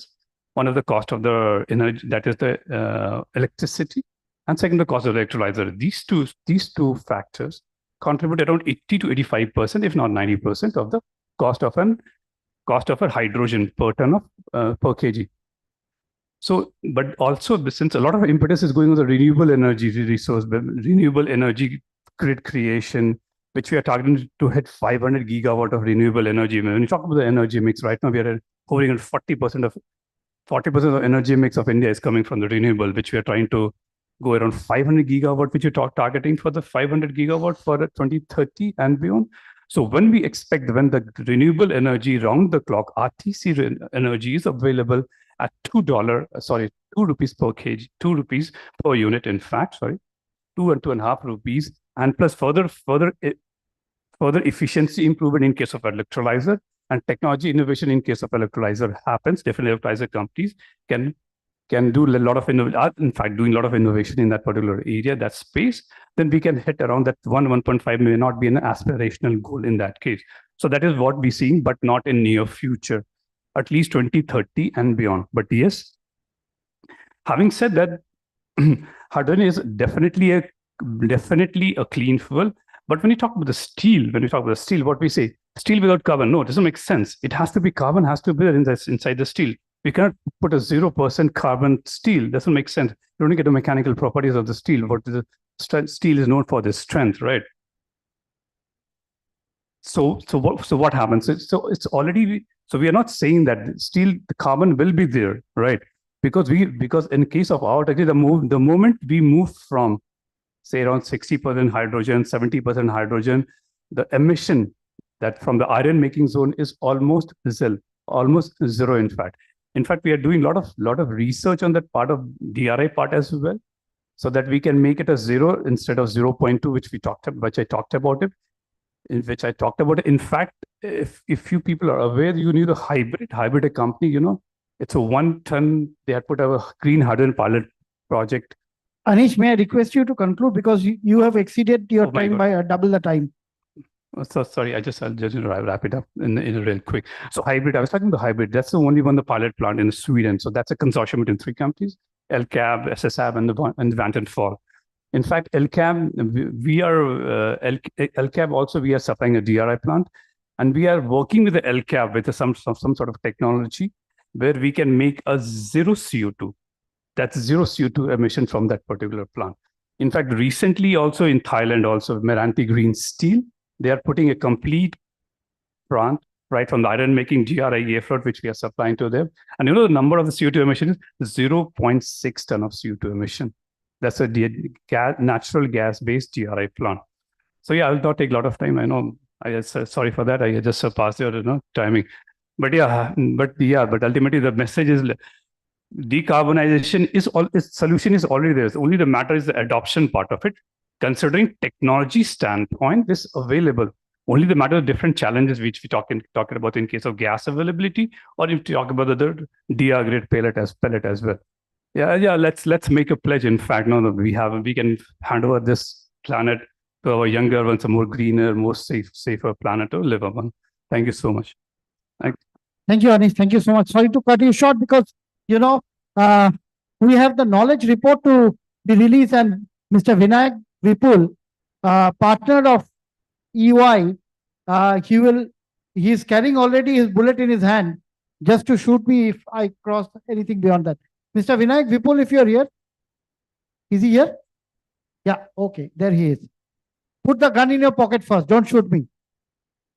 I overshot, so please come. I would request Amanda and Shannon, please help Mr. Vinayak Vipul for the release of the report, which EY has released, and the gentlemen, the dignitaries on the dais will release the EY report right now, after which Mr. Vishwakarma and Mr. Vipul will talk. So just help them a little bit, Amanda. Yeah, Mr. Vinayak Vipul will present the report to all the dignitaries on the dais, EY report, which everyone on the dais will release the report. Mr. Vinayak Vipul is partnered EY. The knowledge report, request everyone to kindly release the report. Gentlemen, kindly release the report by opening the. Yeah.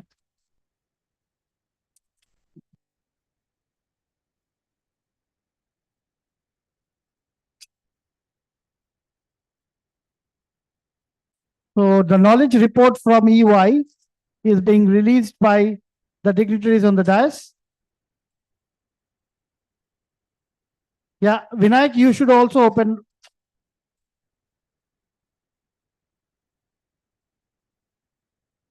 Kindly raise the report so that we. Yeah.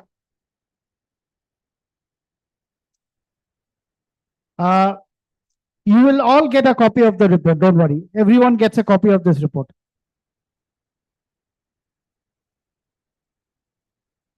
Thank you, gentlemen.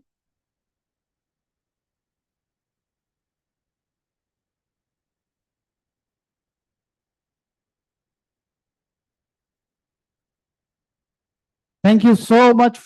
Thank you, EY, for presenting this knowledge report and for being the knowledge partner for today's event. Vinayak, a few words from you, please.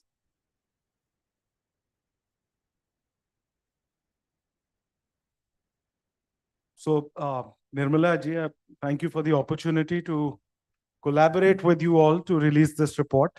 But along with being a knowledge partner, I'm also an optimization consultant. So I work with the companies to optimize their performance, either to work on their top line or their bottom line. So in the interest of optimization, I won't take time. I would not be presenting what I had in mind today. I'll save those 15 minutes so that I don't hold back people for lunch. But congratulations for organizing this. Wonderful thoughts by everyone. Thank you all for enlightening us with the pearls of wisdom that you shared. And I hope that each and every delegate over here will find this report useful. And every concept which is talked about over here is being covered by the dignitaries on the dais as well. And I look forward to collaborating with you all in future as far as any decarbonization initiative is taken by you, or anything where you believe that as EY, we will be able to add value to the sector. We'd be happy to collaborate. Thanks a lot. Thank you. Thank you, Vinayak. Thank you so much. Now you have to wait for 2 minutes because we'll let Mr. Vishwakarma make a few remarks, which the chairman, his chairman has particularly asked him to, convey to us. So he'll be conveying the, and then we'll have the presentation of the memento. You have to also receive your memento for being the knowledge partner for our event. Thank you so much, Vinayak. So, everyone will get a copy of the report. Yeah. Yeah. Over to you, Vishwakarma ji. Yeah, esteemed dignitary on the dais, it's my privilege to be here on this occasion. So as we all know, India is developing, and as per the Honorable Prime Minister's vision, by 2047, we have to be a Viksit Bharat. And steel is the backbone of any developed nation. So steel industry has to grow in order to us to emerge as a developed nation. But the key lies in how we develop. Now, in the wake of the challenges due to the climate change, the development process has to be sustainable in nature. So the government of India has committed to reduce carbon intensity of its economy to less than 45% by 2030 from 2005 levels, and target of net zero emissions by 2070. As we all know, the crude steel capacity in the country as on 23-24 end is around 179 million ton. And the CO2 emission intensity is about 2.55 ton CO2 per ton of crude steel against a global average of 1.85, of which the PSUs are in the range of about 2.5 to 2.6, whereas the private sector integrated players are in the range of 2.5 or so. Indian steel industry contributes around 2% of its GDP, but it accounts for about 12% of its CO2 emission. Ministry of Steel has set a target to reduce carbon emissions from steel sector by 20% by 2030, 50% by 2047, and transition to net zero by 2070.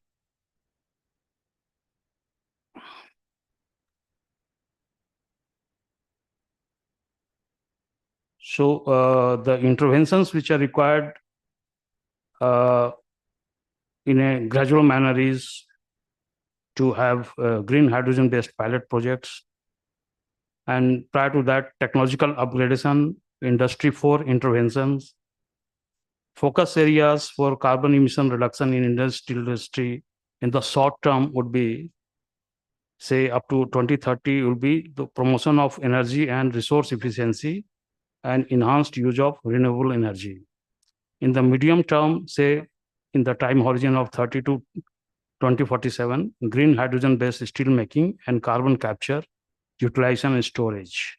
In the long term, that is 47 to 2070, there has to be entry of disruptive alternative technologies to achieve the transition to net zero. In the entire process, the concerns are the high capex involvement for greenhouse gas abatement technologies, less technology penetration due to the layout constraints in brownfield plants, and non-availability of large-scale hydrogen and carbon capture and utilization and storage.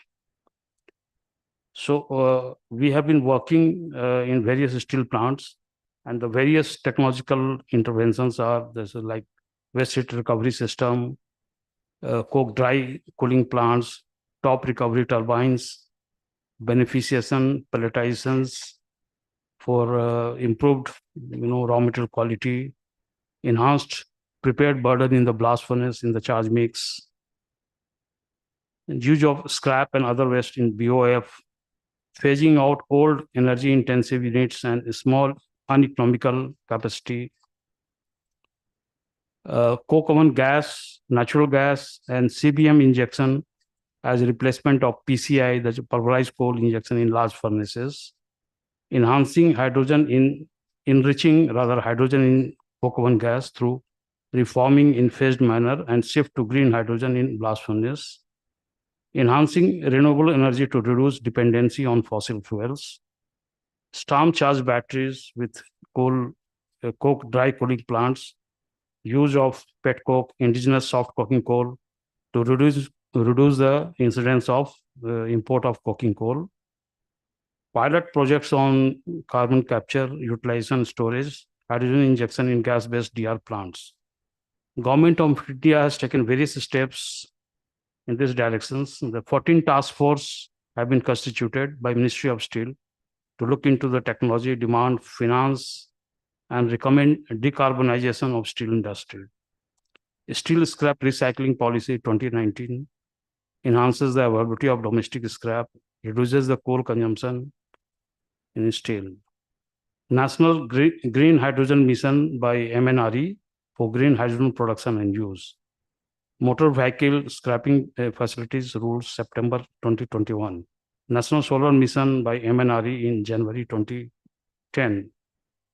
Then there is a PAT scheme, that is Perform, Achieve and Trade scheme under the National Mission for Enhanced Energy Efficiency.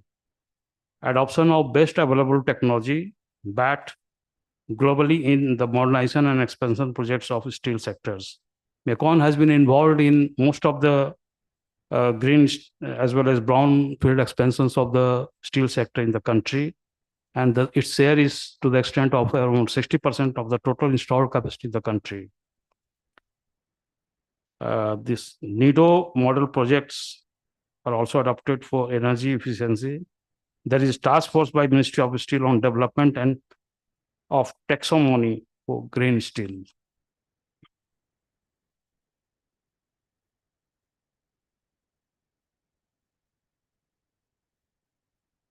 Of course, as all the previous speakers told, there is a challenge of high cost involved in the green hydrogen. So it has to be to start with a small blend percentage of green hydrogen in the iron steel process in a phased manner, and then increase the blending subsequently once the scale picks up. Upcoming steel plants to operate with green hydrogen and are able to participate in future global low carbon steel markets. So greenfield projects are aiming at almost 100% green steel. So India's steel sector decarbonization trajectory as per us until 2070. Say in 2021, the coal-based routes, that is BF, BOF, DREF, 92% share is there, which is expected to reduce to about 30% by 2050. Natural gas share is 1%, which is expected to increase to 5%. Scrap-based is 7%, which is expected to increase to 16%. Green hydrogen is expected to come not before 2030, and then it will gradually increase maybe up to 50 and then subsequently in 70 to the level of say 60 to 70%. Then carbon capture, storage and utilization will also pick up somewhere around 50s and will mature to the level of 2070. Vishwakarma ji, may I request you to kindly conclude, because everyone is hungry and the lunch is waiting for us. Okay, sorry. So basically, according to us, there would be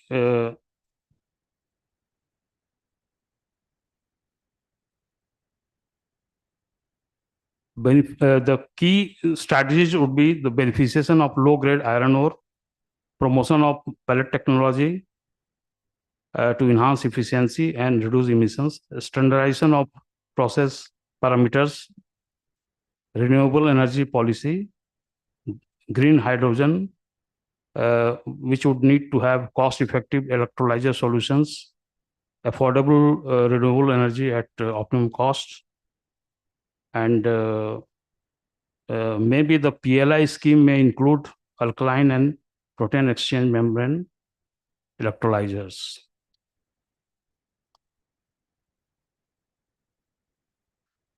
And the innovative solutions like artificial intelligence, blockchain, machine learnings can also help in decarbonization initiatives. Marginal abatement cost curve is a decision tool which can evaluate the cost impact of the emission reduction technologies and their ranking. So as we told that significant investment is required to decarbonize the steel sector. So green climate fund need to be developed. Multilateral banking sectors and financial institutions need to come up. There is a need to have a clear legal definitions of green steel in India for clarity in technology adoption, decarbonization, and to attract the investment. Need to create a market demand for green steel, and government should mandate use of green steel in public infrastructure and public procurement. And maybe in futures, there could be some penalty imposed on steel produced from high emission technologies, which can bridge the gap between green steel and steel which is being used from traditional technologies. Green hydrogen purchase obligation mechanism can also be thought of. As green hydrogen becomes economically feasible, funding would need to be is required to be support, especially MSMEs, and instruments like sustainability-linked bonds and loans can also be formulated, and blended finance mechanism can be evolved.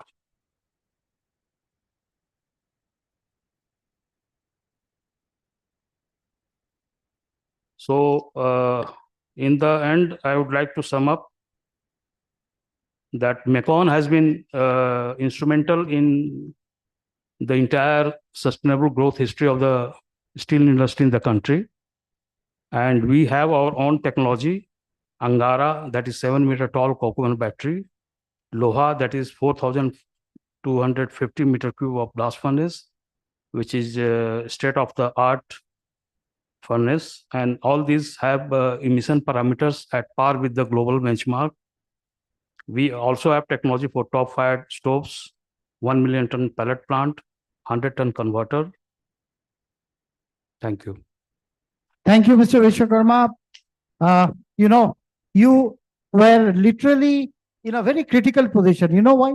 Because you are standing between the lunch and the session. So when a session gets delayed, the worst sufferer is the last speaker. Because everyone thinks he is the biggest menace on earth that can be come on our life. So let me accept that it was my drawback that I could not pull up the session on time. No, it's okay. I mean, I had to cut short, but No, I cover up most of the point. Sir कुछ पाने के लिए जिंदगी में कुछ ना कुछ तो खोना ही पड़ता है. Thank you. Because Singh Saab is always short, crisp and to the point. तो ये एक IAS लोगों का advantage है. You know, the IAS officers in this country, they are always to the point. That's what Sanjay Singh Saab has learned throughout his life.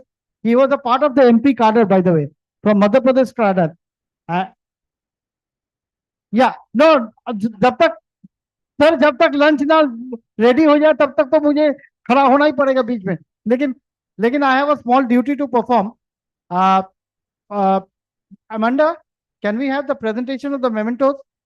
Yeah, first memento to Mr. Vishwakarma, Executive Director, Mekon.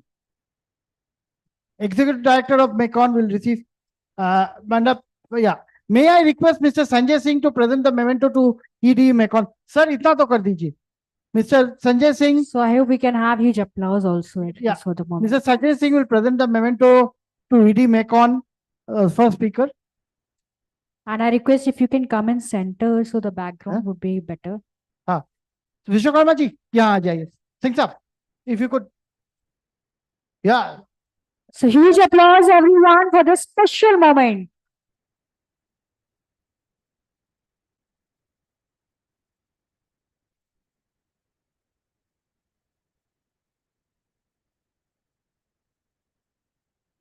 Next, Mr. Vinayak Vipul, partner EY, the knowledge partner for the event, and someone who prepared the knowledge report which you have just received. Mr. Sanjay Singh to present. So everyone, huge applause for this special moment, everyone.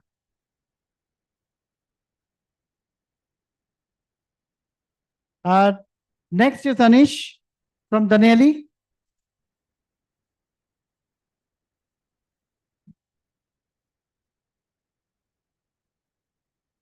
Huge applause. Mr. Deependra Kashiwa, Director General of Sponge Iron Manufacturers Association. So huge applause for Dipendra, everyone. Thank you, Kashiwa ji. Mr. Kamal Agarwal, Secretary General of IFA Sustainable Steel Manufacturers Association. So can we have huge applause for Kamal sir, everyone?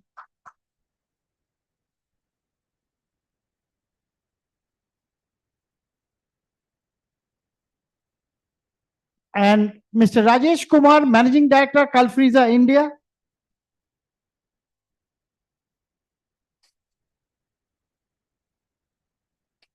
So huge applause for Mr. Rajesh Ekbar. Zordar taaliyan, everyone.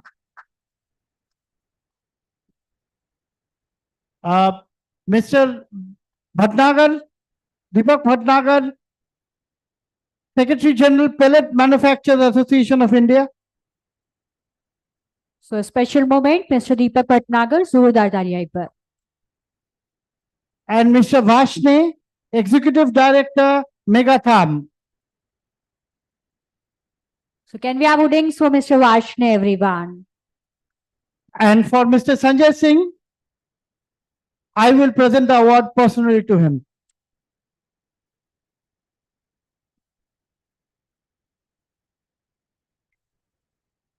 So for this special moment, and definitely for Nirmalya sir and Sanjay ji, both of them, we can have huge applause on for this special moment award and moment to moment, everyone. Zordar taaliyan, Ekbar.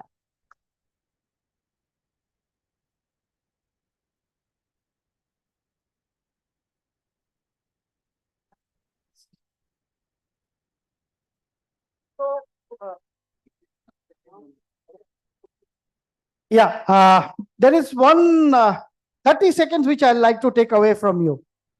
Between you and lunch, we'll do the photo session in a minute.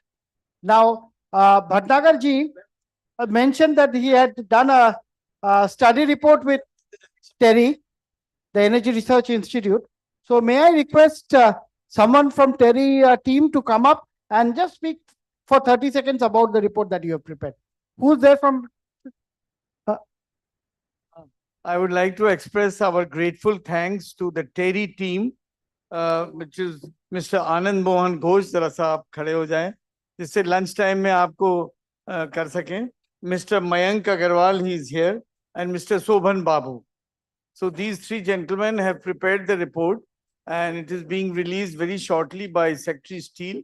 So I request that during lunch time, officially they cannot reveal what are the vital statistics, but they will give you a flavor of the report. And this is the first time in India a report on decarbonization in pellets industry has been prepared.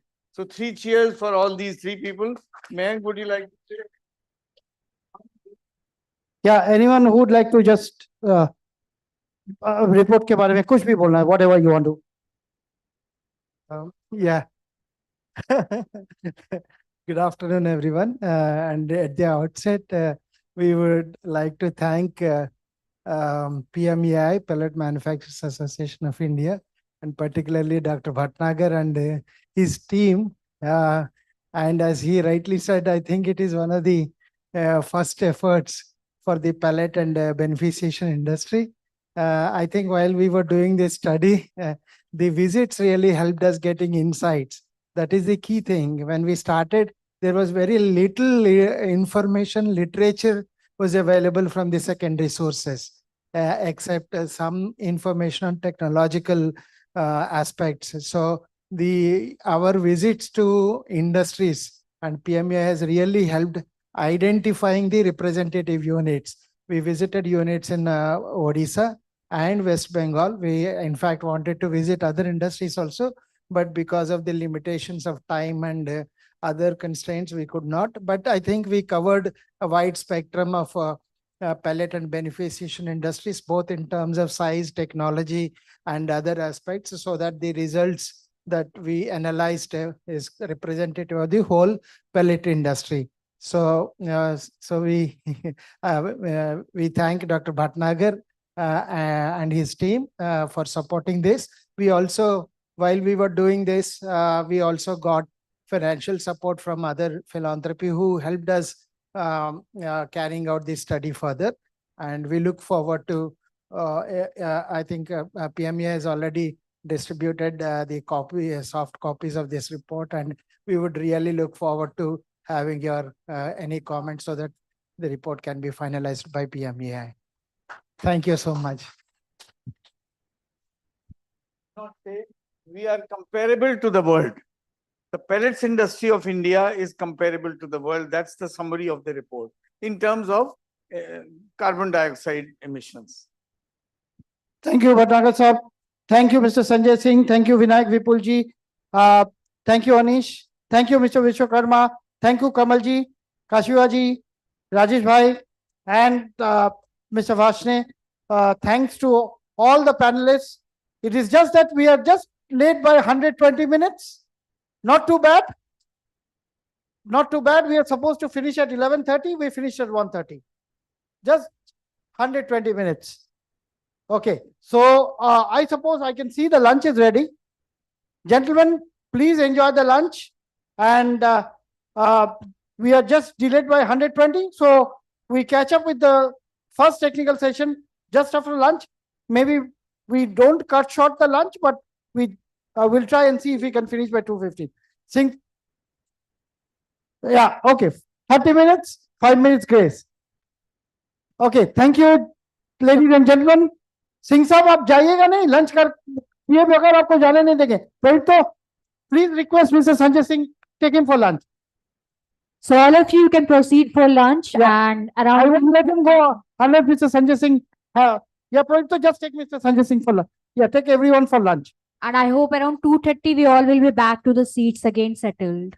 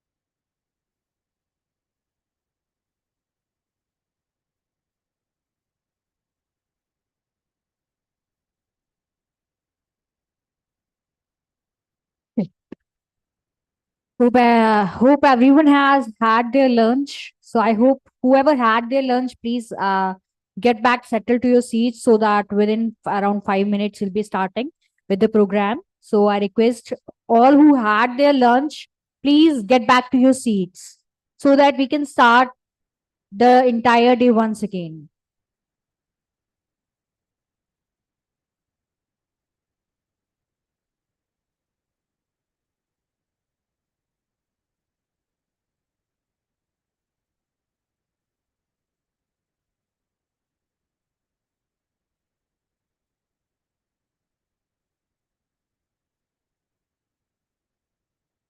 I request entire gentlemen, if you had your lunch, please get back to your seats again.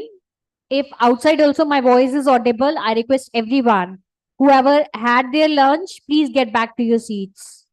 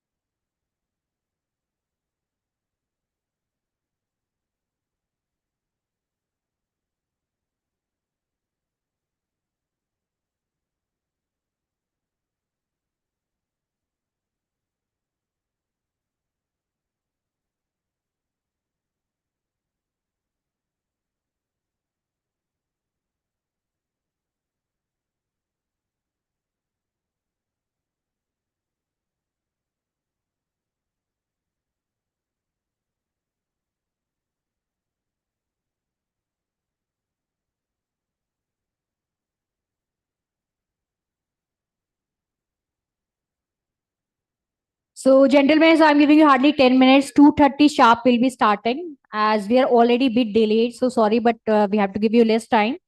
So, 10 minutes still you have. And I request whoever hadn't have lunch till yet, they can have it. Rest who hadn't, please be get back settled to your seats.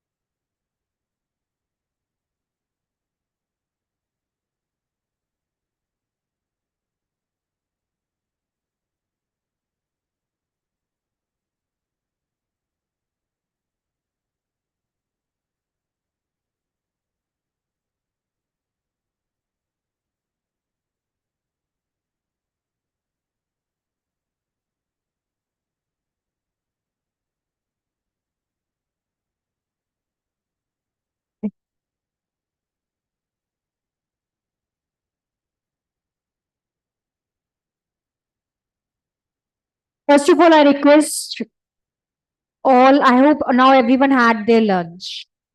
Is anyone left? I hope no one, if I'm able to see, everyone had their lunch, only 1 or 2 persons are having it. So please have your seats first of all. Get back to your seats fast, please.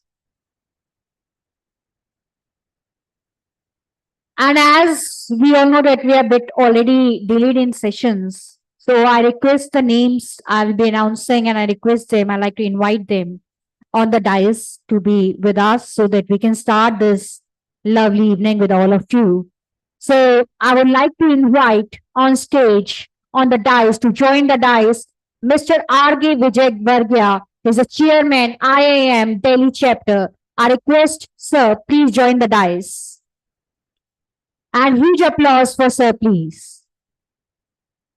Next, I request Challenges and Trends in Iron Ore Pelletization. It's by Mr. Chakrila Prasad, Assistant Vice President, Head Iron Ore Pellet Business, Prime Metals Technologies, India Private Limited. So I request Mr. Chakrikala, please, sir, be on the dais. And huge applause for him, please. Next, I request and I invite MV Subbarao, Independent Director, Lloyds Metal and Power Limited, Advisor, Wellspun Corp and former CMD, QICL Limited. So huge applause for him, please. Next, I would like to invite Mr. Surajit Sinha, Tata Steel's experience of grinding and wet grinding pelletization plant at Jamshedpur. So I'd like to invite him on the stage with a huge applause, everyone. Next, I would like to invite on the dais Mr. Indraneel Chakrabarti, Country Director, India and Middle East, Mill 7. So can I have on the dais, please, Mr. Indraneel? Is he here? So huge applause for him, please. Next, I would like to invite Mr. Andy Rao, President, Projects Amalgam Steel. Huge applause, please. Not the least, I would like to invite Dr. Raman Datta, Transition Towards Green Steel in Indian Steel Sector. He is the Consultant Steel Research and Technology Mission of India under the Aegis Ministry of Steel Government of India. So huge applause for everyone first of all. All the members on the dais, we should have huge applause for all the members on the dais first of all.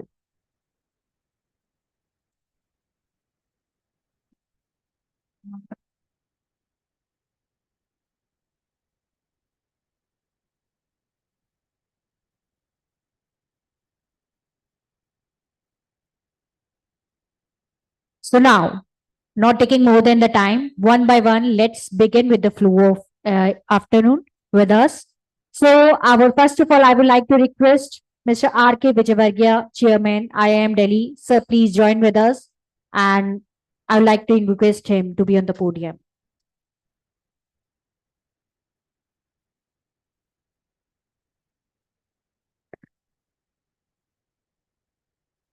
Good afternoon. We have 6 very interesting presentations lined up for this session. And since we are already running late in time, I should not take much time. So I straightway invite Mr. C. Prasad for making his presentation. And I request everybody to kindly limit their presentation to 10 minutes. And if possible, even reduce it. Thank you. Mr. Prasad, please.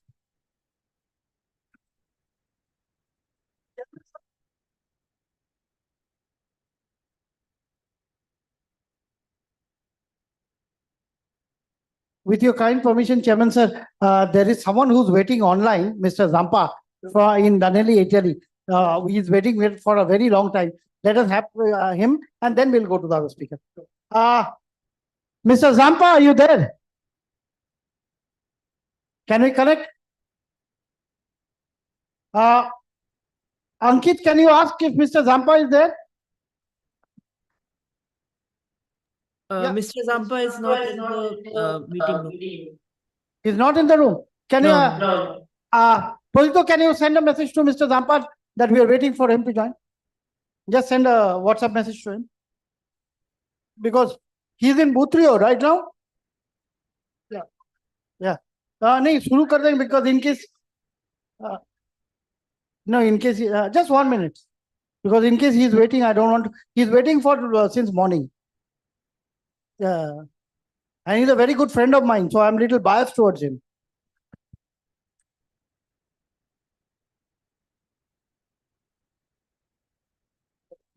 Okay, so he will join, I think, at 4 o'clock. Right now, his messages, he's joined. So let's go ahead, sir.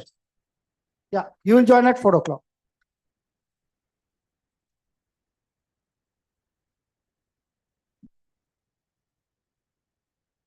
Have the presentation. Yeah, let's just. Good afternoon, everyone. Can I have the presentation, please?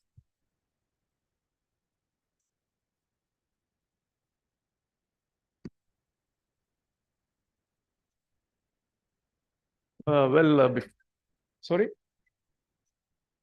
Challenges in iron ore pelletization. Before my presentation is displayed, I'll quickly share the agenda of the presentation. Basically, I'll be dealing about the different kinds of technologies that is there in the pelletization, iron ore pelletization, and the decarbonization techniques or the decarbonization, how we can reduce carbon in respective technologies. And I'll also deal with some thermal energy consumptions in all three technologies. And of course, the beneficiation as well. No, the other one. Other one.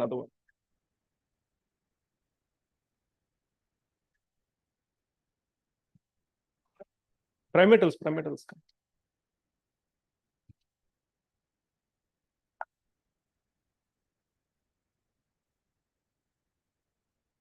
Yes. Okay.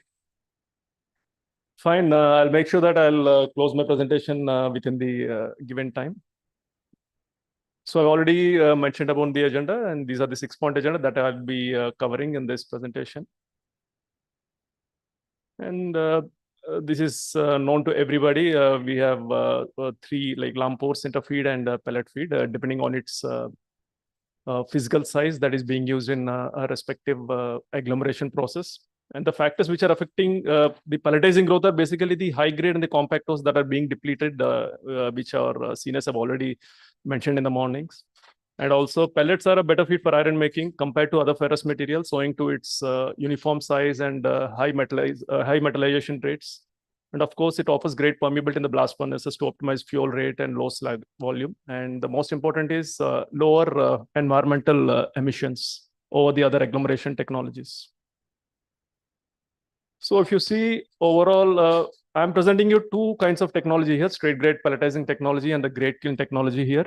And overall in India, out of 140 million ton per annum, 70%, around 100 million tons of pellets are produced by the straight grade technology, whereas around 40 million tons are produced by the grade kiln technology. Even if you see globally also, it is around 70% through straight grade route and 30% through grade kiln route.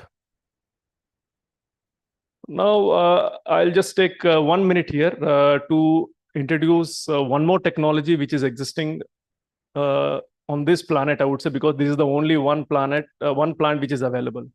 The third technology is a circular grade technology. You can have a look at the PFD of both straight grade and the grade kiln. In both the cases, the process is the same, like where you dry the pellet, preheat the pellet, fire the pellet, and cool the pellet. But they happen in different units. For example, straight grade is a single unit where all the entire process happens in a single box, whereas grade kiln technology, you have 3 multiple units, like up to preheating is done in traveling grade, and the firing is done in grade kiln, and kiln, and the cooling is done in cooler. The circular grade technology was conceptualized by Prime Metals Technologies, and the cue was taken from both the technologies. The process flow is completely from a straight grade, the volumetric flow of air, where the entire heat transfer happens through convective mode of heat transfer. This has been taken from the straight grade. And the design is very similar to a cooler. Just imagine a cooler converted into a pellet plant. And in fact, in the morning, I was mentioning it offers very small footprint, literally 1/3 of what straight grade requires for a 1 MTPA. And capex, obviously it is low because in a straight grade technology, you have a pallet cars on the carrying side as well as the reverse return side. Whereas in this technology, you just have a pallet cars only on the carrying side. So 50% of the pallet cars you don't need. So the major capex is down. So we have only one plant which is being run by Aditya Birla Group, SL Mining at Kenjur, Odisha, and the nameplate capacity is 1 million ton per annum, and the plant is running exceptionally good now. So since I've introduced another technology, I would just quickly, I'll not take it on through the numbers because any process or any technology is said to be efficient only when it is thermally it is efficient, right? So I'll quickly take you to the numbers. If you see a circular grade technology, there will be losses like in every process or in every technology. So these are some thermodynamic calculations that have been done based on the operational experience I have. I'm just glad to inform you that I have worked in all three technologies, and I take this privilege in saying that I was the plant head for the circular grade, and which is very close to my heart. Circular grade technology, although I was there for 18 months, we have done wonderful things in establishing and stabilizing the plant operations. So the slide clearly mentions that the heat losses are more in a grade kiln technology than compared to a straight grade or the circular grade technology, owing to the design itself, because of the excess thermal losses that we see in a grade kiln technology due to the multiple units that it has in the process itself. So just going by the, I'll spend a couple of minutes here on the decarbonization, as the context is about the decarbonization. And Deepak sir has rightly mentioned in the morning, for making a pellet, we all know that we emit around 130 to 140 kg equivalent of CO2 per ton of pellet. But what 130 or 140 is, like what it constitutes and which is contributing to that 130 kg of CO2. And it is very displayed here. And the data is very relevant based on the operational data. So I can challenge the numbers. If you look at the straight grade, I'll say the fuel consumption, power, coal, and limestone. These are the four variables which lead to the CO2 emission. And if you look at it, the major is from the fuel only, like 40%. 40% of the CO2 is emitted from the fuel and the power consumption. So if you look at the grade kiln technology, as I said, the thermal energy losses are more, literally 11.9 or 11 to 12 megacal per ton extra energy is spent. Obviously, more the energy, more is the CO2. So it is displayed on the screen, like around 30% more CO2 is emitted in a grade kiln technology when compared to other technologies. So of course, grade kiln technology has its own advantages, but since the context is about CO2, I'm mentioning about it. But when you talk about the physical quality, there's nothing like grade kiln technology where you can get any quality, physical quality. When it comes to physical quality, you can achieve whatever you want. Name a number of CCS, you can get it because of the all three modes of heat transfer that it has in that process. Both all three, conduction, convection, and radiation heat transfer happens in that process. So now the only way to reduce carbon emission, because this is the first step in the reduction of CO2 in a steel making, because still iron ore pellet is a raw material to the blast furnace or the DRI midrex process. So it plays a very important role. We need to make a pellet at a lower CO2 emission. So to reduce CO2, out of these four variables, I have to reduce the consumption. But beyond a point, we cannot reduce because we need to have certain energy so as to make a pellet, so as to cook a pellet. So all that I can do is optimize it or find an alternative fuels. So for example, introduction of mill scale or the DRI sludge, which offers extra heat because the chemical kinetics is such that, when you use that mill scale or DRI sludge in the process, due to the exothermic reaction, it generates a lot of heat. As a result, the consumption of fuel or the consumption of anthracite may be reduced to an extent. CO2 emission is reduced. This is one way of dealing things, and which is mentioned on the slide. And I've just worked out on fuels. Like we all know that I've told you that fuel generates a lot of CO2. It is around 40% is contributed from the fuel. See, these are the fuels which are used in our Indian pelletization plants. Natural gas, LNG. LNG is coming up. Currently, LNG is not being used, but Lloyds is coming up with this LNG as a fuel. And FOCO, coke oven gas, BF gas are being used as a mixed gas in grade kiln plants and integrated steel plants. And producer gas in all grade kiln plants in the West Bengal sector and the Odisha sector, you find producer gas plants where it is used as a primary fuel. And of course, the pulverized coal is used in all great kiln technologies in India as a solid fuel to the burner.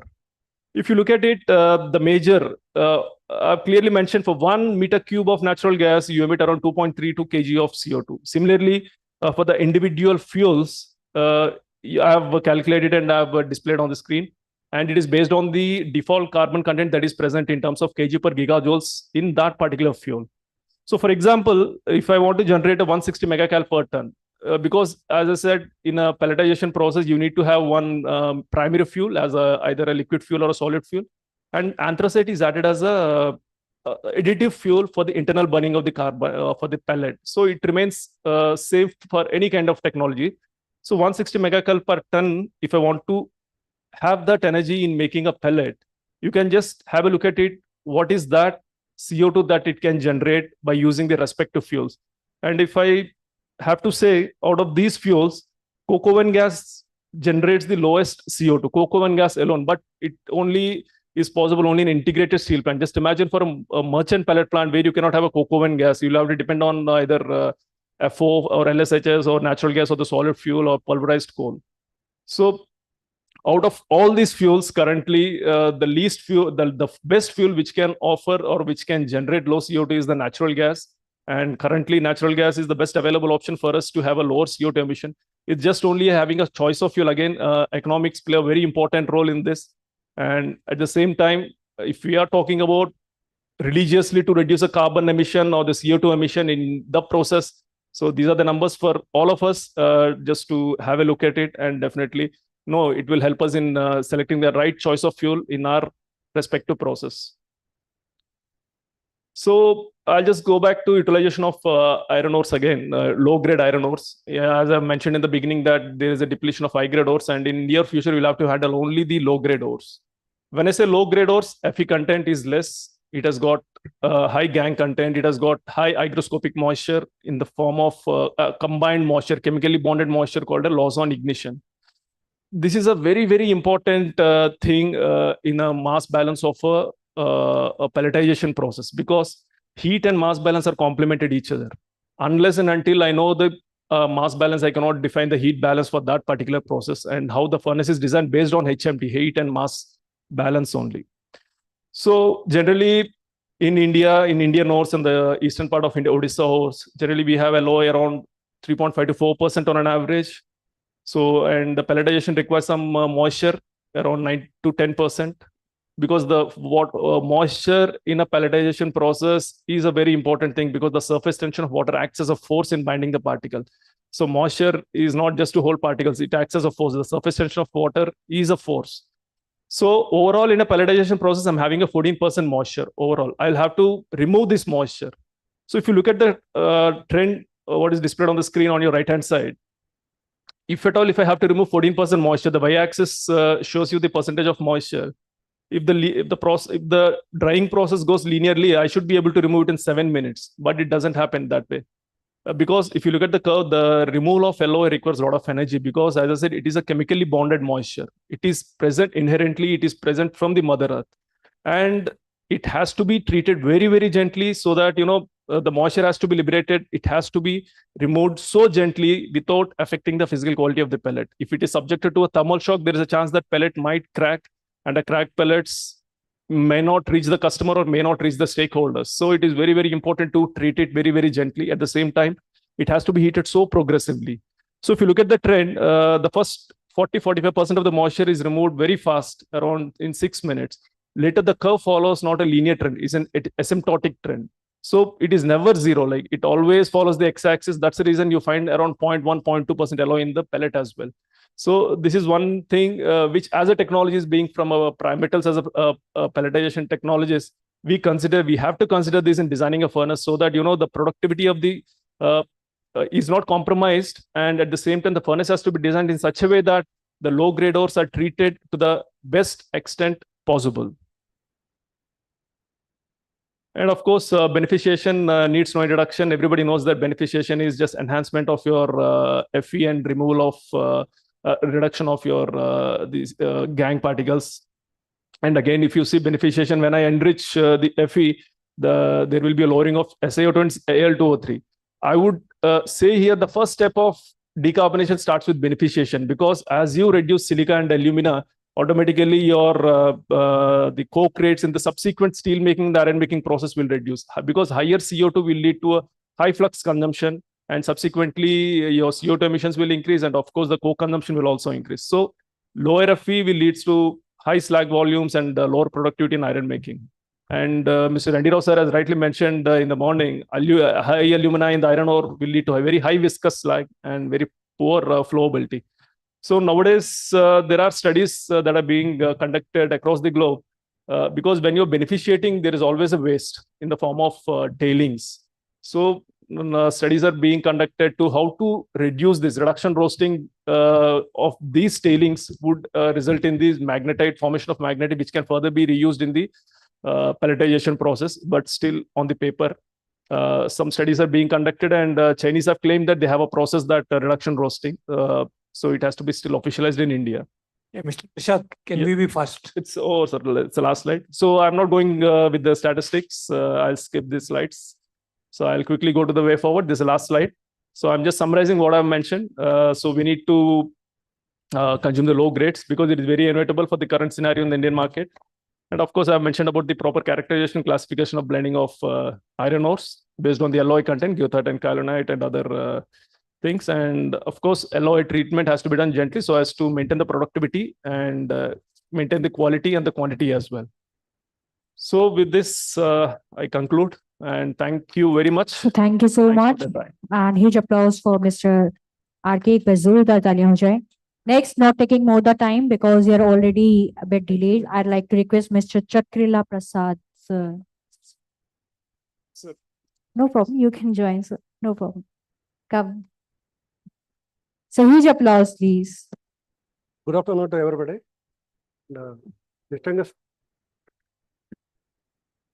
So Mr. Subbarao, I'd like to have huge applause for him. Huge applause for sir, please. Distinguished speakers on the dais, off the dais, and my dear friends. First of all, I should be thankful to the Steel and Metals for giving this opportunity to participate in today's seminar. We should thankful to Mr. V.R. Sharma also. He has covered today 95% of our seminar. And very briefly explain about what is the future. And without going to hydrogen, how to continue, how to reduce the carbon emission by increasing the energy efficiency. So people in their mind, in future, there is no future for steel industry. Without hydrogen, how can we go ahead and today presentation has been a very good presentation. Without using hydrogen, how to reduce the carbon blueprint in this field. And further, Mr. Kashiba and Bhatnagarji, they covered everything about pellet and DRI industry. So in this junction, I would like to share my experience since I am in this field since inception of the DRI and also pellet industry. First DRI plant started in India at Palanja Seal, 1981. That time idea only to test the iron ore, not for a sponger, not for using in the sponger in steel industry, only to test the different qualities of iron ore, what a reducibility like that. It was under R&D center under Ministry of Steel. Later on, that became sponge iron is only to reduce the carbon, not for replacement of scrap. Of course, similarly, gas-based iron plant came by SR Steel through Midrex, using more carbon monoxide. Afterwards, that became a spot. Producing gas-based DRI through hydrogen, cracking nitrogen in natural gas into the 50% of hydrogen, balance is carbon monoxide. This is the starting of the industry. So if you see the first pellet industry started by the Chowgles in 1979, about 1.8 million ton capacity, with the support of the Japan steel mills. But that plant ran only 1 year, because that time furnace oil consumption almost 25 liters per ton, and very high cost of production. They ran only one year and they stopped the production almost more than 10 years. Then KYSL, Kudurmukh iron ore, where I work today, it came very big way in the Indian pellet industry. Started with 22 million ton of mining and 7.5 million ton of beneficiation. There they beneficiate magnetite ore from 25 to 35 to up to 67%. And silica alumina below 2%. If you see initially how this pellet industry came, only for export purpose. That was, there is no demand for Indian industry. All the biggest pellet plants in India running only through beneficiation. You go to Wale, you go to LKAB, everyone only coming through beneficiation route. India only totally changed. India first 3 plants, SR Steel, of course, Vikram, SR Steel, KYSL, all came through beneficiation. After 2000, most of the pellets come just like grinding and making pellet. Today, what are the main burning issues? High phosphorus, high aluminum in the pellet. We are making a pellet, but it is not fit to the, especially for MENA countries. In KSL, where are there, we supply to in MENA industries, but no one accept our pellet. They says that your LTD is very high, and they want CCS more than 300 like that. Today, pellet industry has to think about how to improve quality, first of all, to satisfy Indian steel mills. Capacity almost reached 145 million ton. Further, I came to know 60 million tons in the pipeline. Next 2-3 years, capacity is going to touch almost 210 million tons. That is, I think, more sufficient to meet our Indian steel industry. So coming to the phosphorus and alumina, phosphorus is one of the worst element in the pellet. Today, if you see most of the sponge plants in Karnataka, South India, and of course in Orissa, phosphorus is very high, very, very high in the pellet. So same thing coming into the billet also. So if they make a billet phosphorus coming 0.1. At the same time, alumina also coming up to 4% in the pellet. With alumina 4%, blast furnace we use highest slag generation, low productivity. So our main challenges are these two: how to reduce phosphorus, how to reduce alumina, or to make a greener steel in the coming days. So coming to the sponge iron industry, afterwards, just like converting pellet or lump into the DR and selling steel mills are just like melting, making a TMD. No one thinking about quality. Last week I went to Karnataka. There they are beneficiating 53, 54 into 59. That is pellet. With that, they make a sponge iron. Sponge iron, Fe metallic around 75 only. 75. That is the normal grade. Even 60 metallic, 60 iron in the pellet, they are called high grade pellet. Today, our quality is deteriorated to such a level. What I suggest that beneficiation is going to play a major role. Everyone thinks of beneficiation. First, put beneficiation for reduce alumina silica from the alumina silica and phosphorus. These are from the pellet. Then only should enter into the market. I don't have much time today. I'm flight at 4:30. I'll try to finish next 2-3 minutes. I don't have time, much time on that. So, and the other thing is why this today's seminar is that to reduce the carbon blueprint. This Forest Association, they come with the Paris Agreement to reduce the CO2 emissions in the coming days. As per that, we have to innovate a product and reduce the product and improve the product process efficiency, and also use more hydrogen and carbon capture and use non-fossil fuels. These are important factors in the coming years. So with this, I would like to thank all of you for So thank you so much. Huge applause for Mr. Subbarao. Thank you very much for listening. So not taking more than time, I would like to invite Mr. Chatkala Prasad, sir. Please be here. And okay, he's done now. So next, I would like to invite Mr. Surajit Sinha. Huge applause for him. He's from the Tata Steel Experience of Dry Grinding and Wet Grinding Petalization Plant.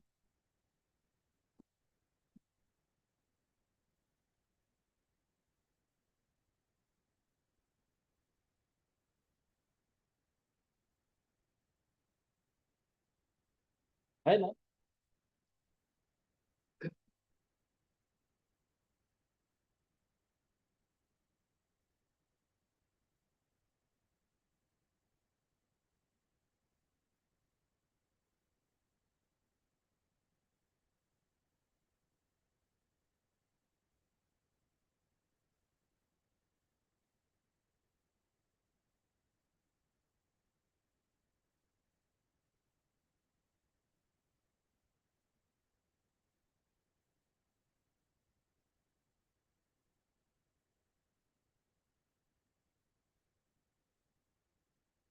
Send the presentation note.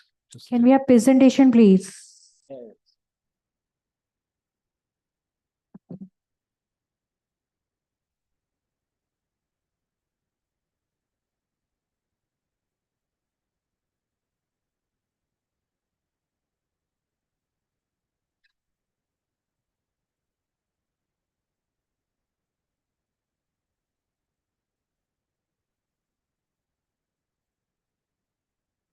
They're correcting, just the presentation is being correct.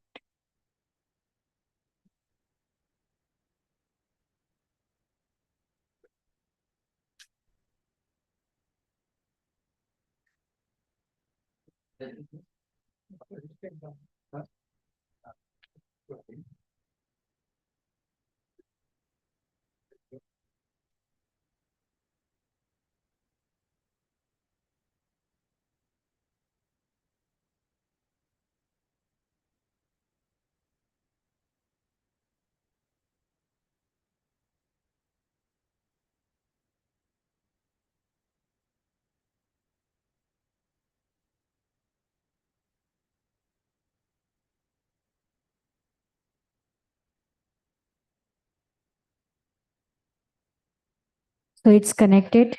It's ready, everyone.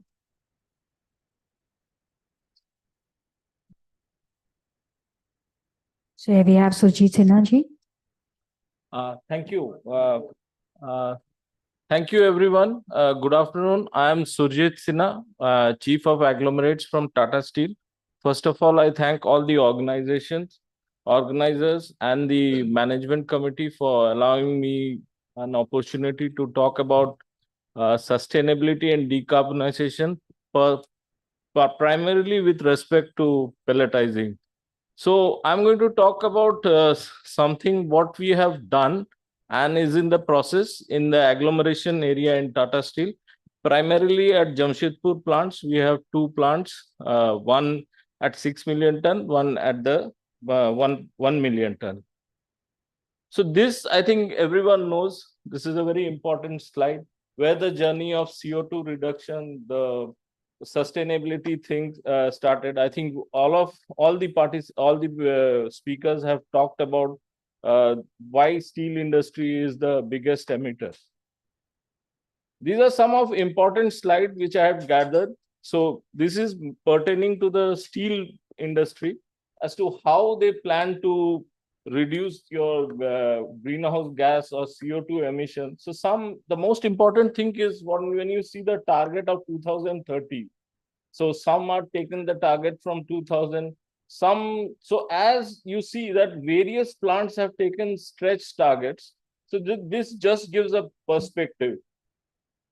So this is some of the benchmarks. So you can see Nucor, they are already aiming for 0.43, and where India is 2.15. So that gives a perspective. As well as in the morning and in the forenoon sessions, we talked about BOF, BOF being the highest emitters of CO2. So this is roadmap for Tata Steel. Not fully taken. You can see we are at 2.1 at FY23, and our target is to be around 1.48. So there are some enablers, which some are in green, which is already in the process, some which is requiring structural investments. And lastly, when we were talking about hydrogen and also of use of DRI, replacing the blast furnace with a DRI module. So you see, these are our major investments. So over a period, we are trying to bring down the CO2 generation. So since I'm from sinter plant and pellet plant background, you can see that we are at around 2.20. So some of the enablers are sinter cooler heat recovery. In the morning, we talked about charcoal, use of plasma burners in induction furnace, magnetite ore usage. That is one very important enabler. And the last one, which is the cold bonded briquette. So this we have already started doing it in our plant. This is basically the wastes which are there. Either you put a hydraulic force or an extrusion force with binders, obviously, and you make a hard material which can be charged into the pellet. And since that has got carbon and Fe, so it brings down the fuel rate. And plus you clean up your environment, and it is totally a clean process. So coming to pellet plant, so this has been our journey. So you can see in the morning, someone talked about fuel rate. So at Tata Steel, we were at 550 kgs. So now we are at 350. Our agglomerate percentage used to be around 60. So somewhere we are around 95. And these are actual data. And based on the actual data, you can see the greenhouse gas or CO2 emission, what has been the decrease, but the journey is only half done.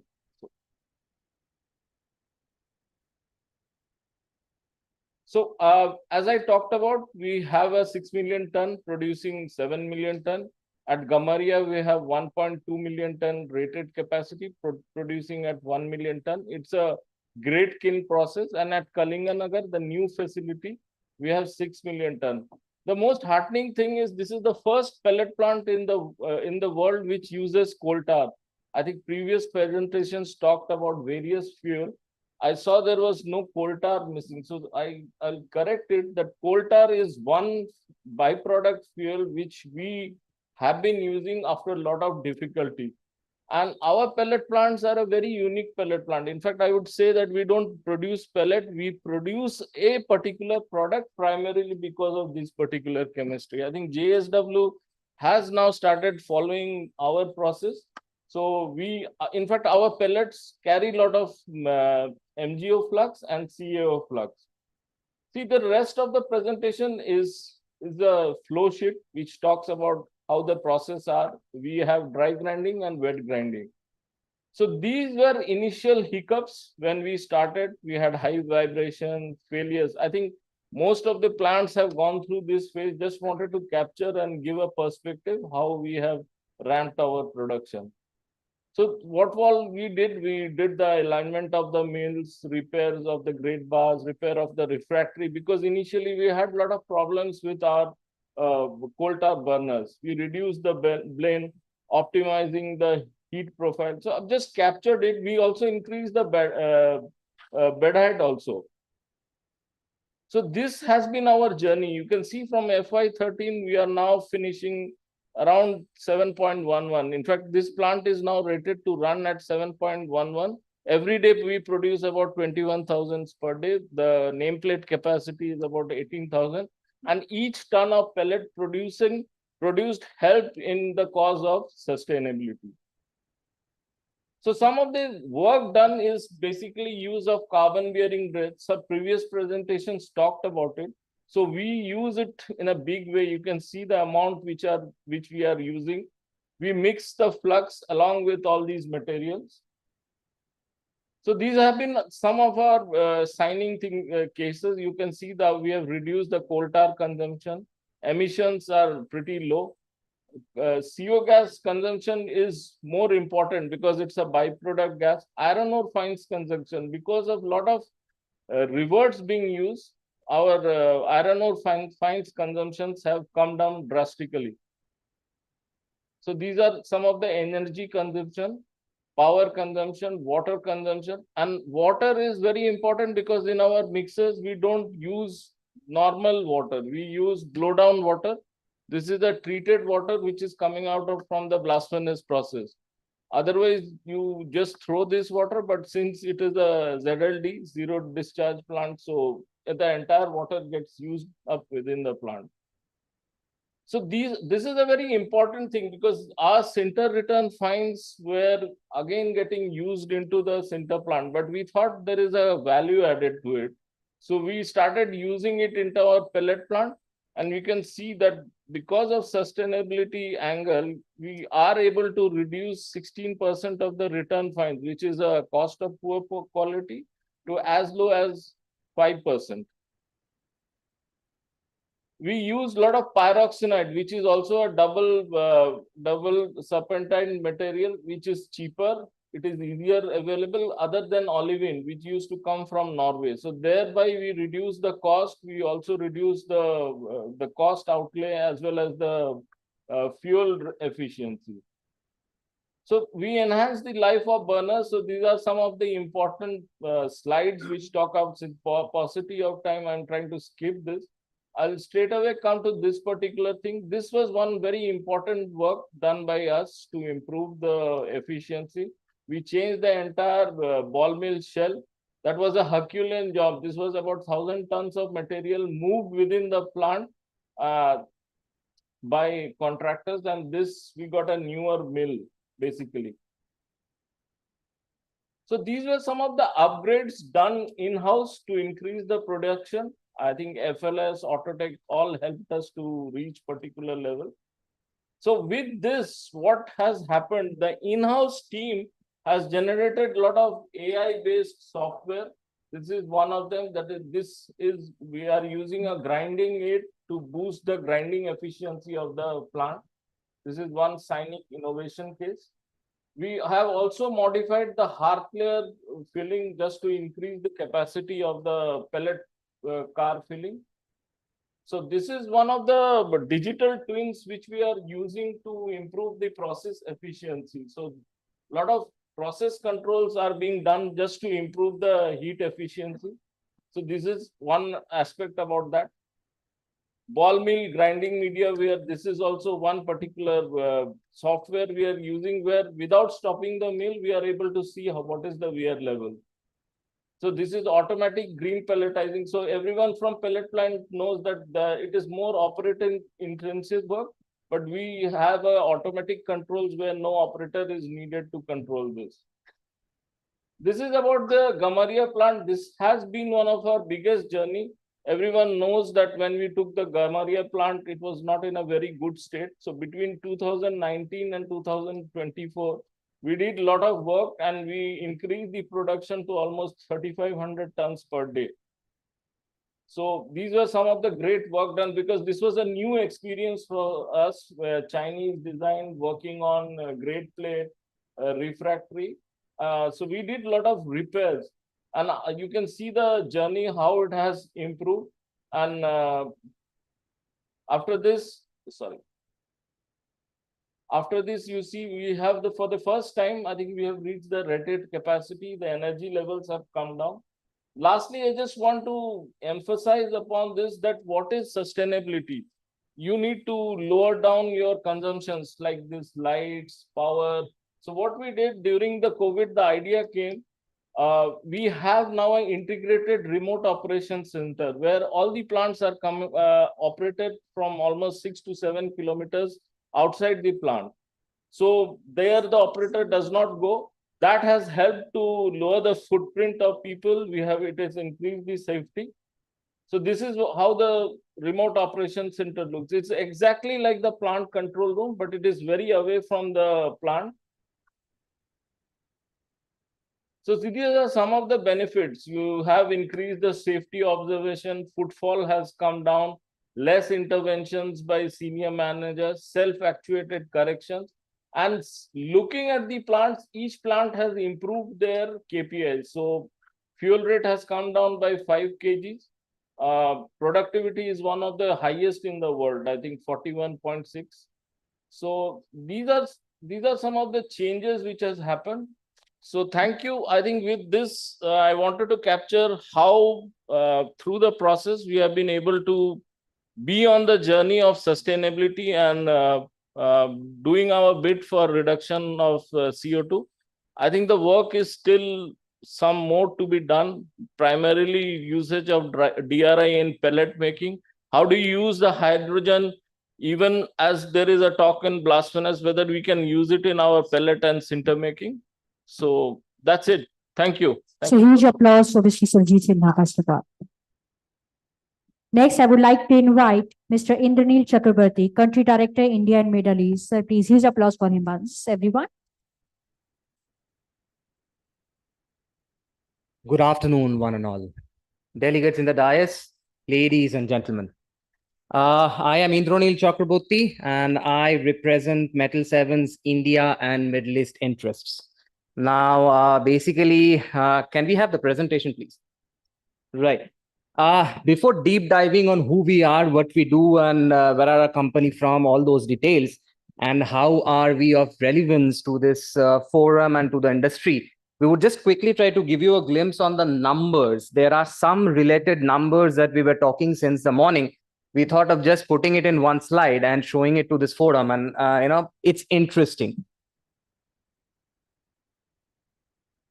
Let's see the present scenario. This is what we are at this point of time. These are not very specific numbers. These are like tentative numbers per se. So we are producing around 165 million tons of steel, or the installed capacity is around 165 million tons as we speak. This means it is converting to somewhere around 300 million tons of iron bearing material, correct? So we just multiply it by 1.7 and we reach there. Now, thanks to Sir Bhatnagar sir in the morning, thanks to Mr. Sinha, thanks to Mr. Rao, we did speak a lot about pellets and the relevance of pellets in this industry today. And it's high time we acknowledge it. And I think a part of the industry have already done it. The rest have to wake up and do it at the soonest possible. So at this point of time, to make the required 165 million tons of steel, we need around 120 million ton of steel. And as on date, I think we are somewhere there. we produce around 120 million tons of steel. Let's talk of something around short to mid-term.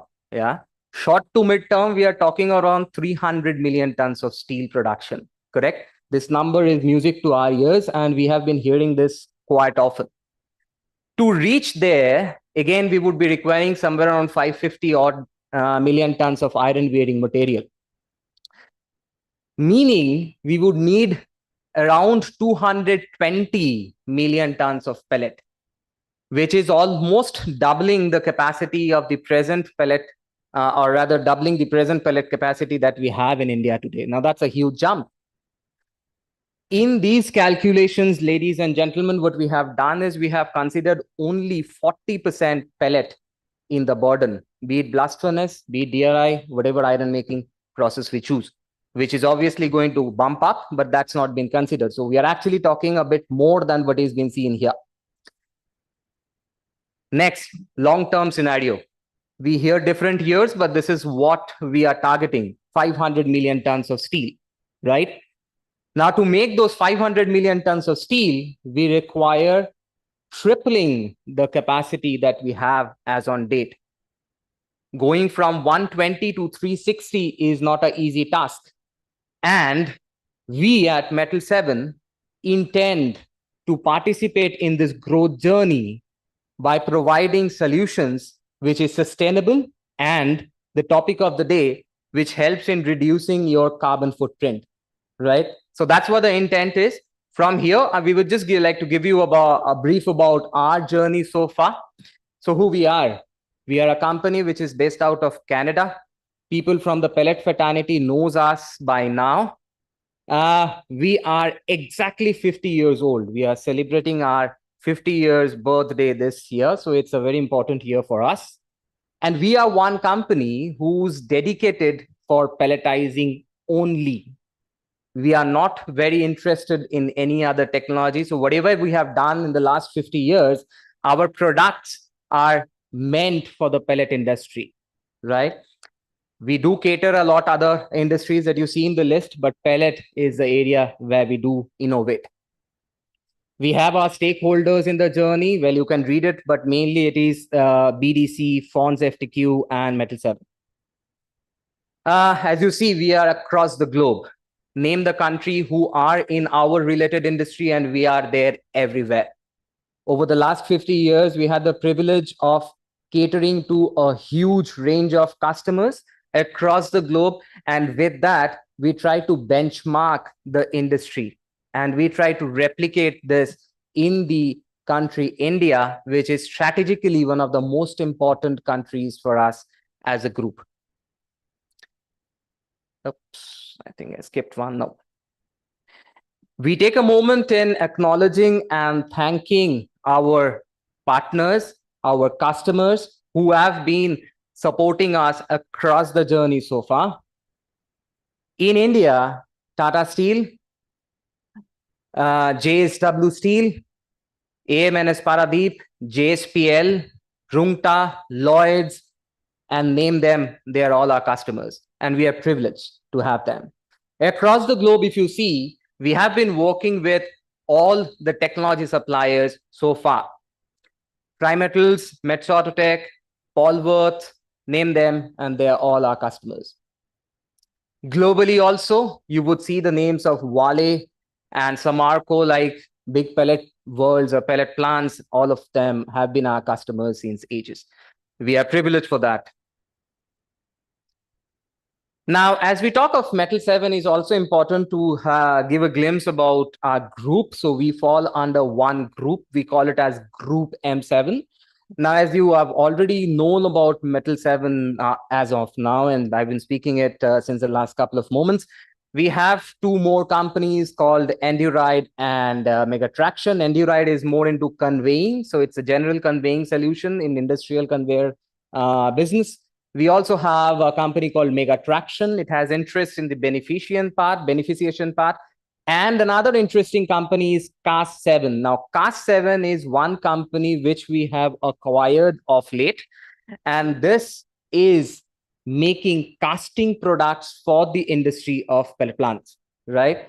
We have got a order from AMNS to supply grade bars from Class 7. We are trying to multiply it and get more orders from that.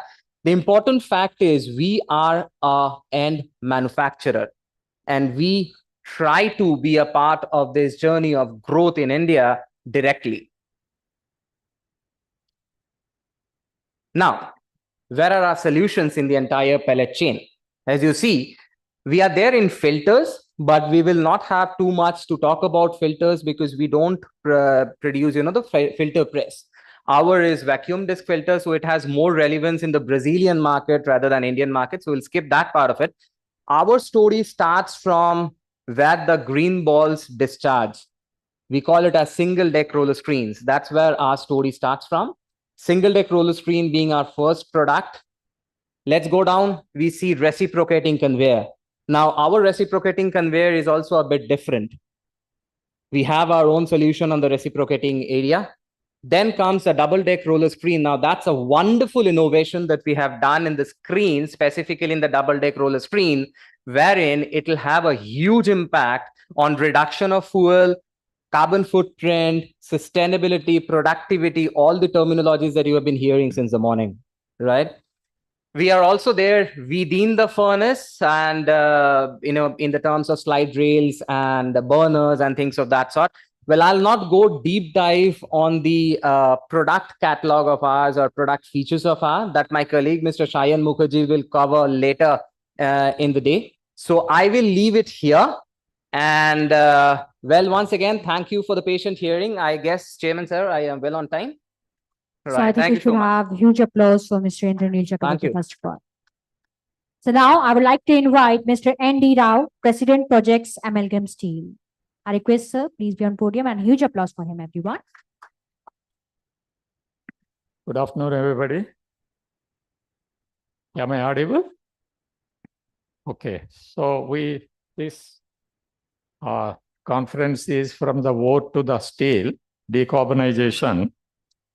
We have discussed morning about beneficiation.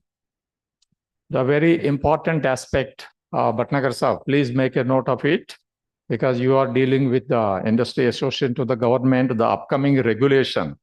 Dr. A.C.R. Dasa is also there. He can help you there, my good friend. See, to begin with, mineral to the end product, first very important aspect of Indian iron ore. In India, iron ore is there in the form of more than 10 minerals. All we are talking about is hematite, magnetite, and those only, mostly hematite we are talking. But Odisha-based iron ore and Jharkhand, as I told in the before lunch also, in Karnataka, Goa, and others, except one deposit in Chhattisgarh, NMDC holds. They are having the best of the best ore in the country and best of the best in the world, that ore, as I told in the morning. Suppose government is going to come with a regulation, Bhatnagar sir. So beneficiation is going to be mandatory, and you have to have 65% Fe feeding to blast furnace. The pellet should also have 65% Fe. In order to convert some ores, as some of the speakers spoke, they are enriching 55% Fe into 58 only. What is the real issue? The mineralogy is different. So it is a blend of hematite and goethite and limonite and laterite. Can anybody tell me if it is a 100% pure hematite ore, how much Fe you can get in? 100% pure hematite. It's hematite. If it is 100% pure magnetite, it is 72. Fe3O4. Fe2O3 is, please do that. If you remember the periodic table, the chemist, then you can make out from that. Fe2O3. However, these two, you can take it up to magnetite, you can take it up to 70. And we ourselves have done it in amalgam. we have magnetite ore low grade. 30% we are enriching, we can enrich it up to 70% also. We have enriched several times to 65 from our mine in amalgam. We feed around 30% because it's banded magnetite quartz BMQ magnetite. In case of hematite, you can go up to 67%, 68 in commercial operations. Somebody has mentioned in the talk that DR-based pellets means it should have 67% Fe in that. Then you can get very good productivity and decarbonization in the furnaces. That's what is there. However, if we have, that is a whole problem with Indian iron ore is, suppose if some regulation comes, low-grade ores, you have to enrich it to 65. Technically, as on date, the technology available in beneficiation, it is not possible because it is mostly goethitic, limonitic, and lateritic. So goethite, if you have it, the means theoretically 100% pure goethite, it is 62% Fe. Then how you can make it to 65? Then it is limonite and lateritic, it is 58, 100% pure. If it is siderite, it is around 58, something 48 also. If the regulation comes also, it doesn't do. However, there is one technology available, it's not beneficiation. Again, it adds carbon emissions, that is reduction roasting. I have seen this plant in 2004 in Kazakhstan. Since they have a lot of gas, they were converting this into that. In reduction roasting process, it changes this goethite or limonite or laterite into magnetite. The mineral phase is changed. Then you can produce even 70% also. Please, when the government is going to come up, Ministry of Steel is going to come up with any regulation, please make it a point that with reduction roasting can give it. But however, first reduction roasting plant, commercial plant is coming up in Karnataka. The test work has been done by one laboratory in IGMRC and IMMT also done in Bhubaneswar. It is under construction, reduction roasting process. Once it is successful, but again, again, kiln is required, coal is required for that. There will be some carbon emissions in that. So that is one thing which policymakers should look into that, and industry association should communicate to that also. So when I was part of Tata Steel, we have carried out a lot of studies. I was part of the Tata Steel task force.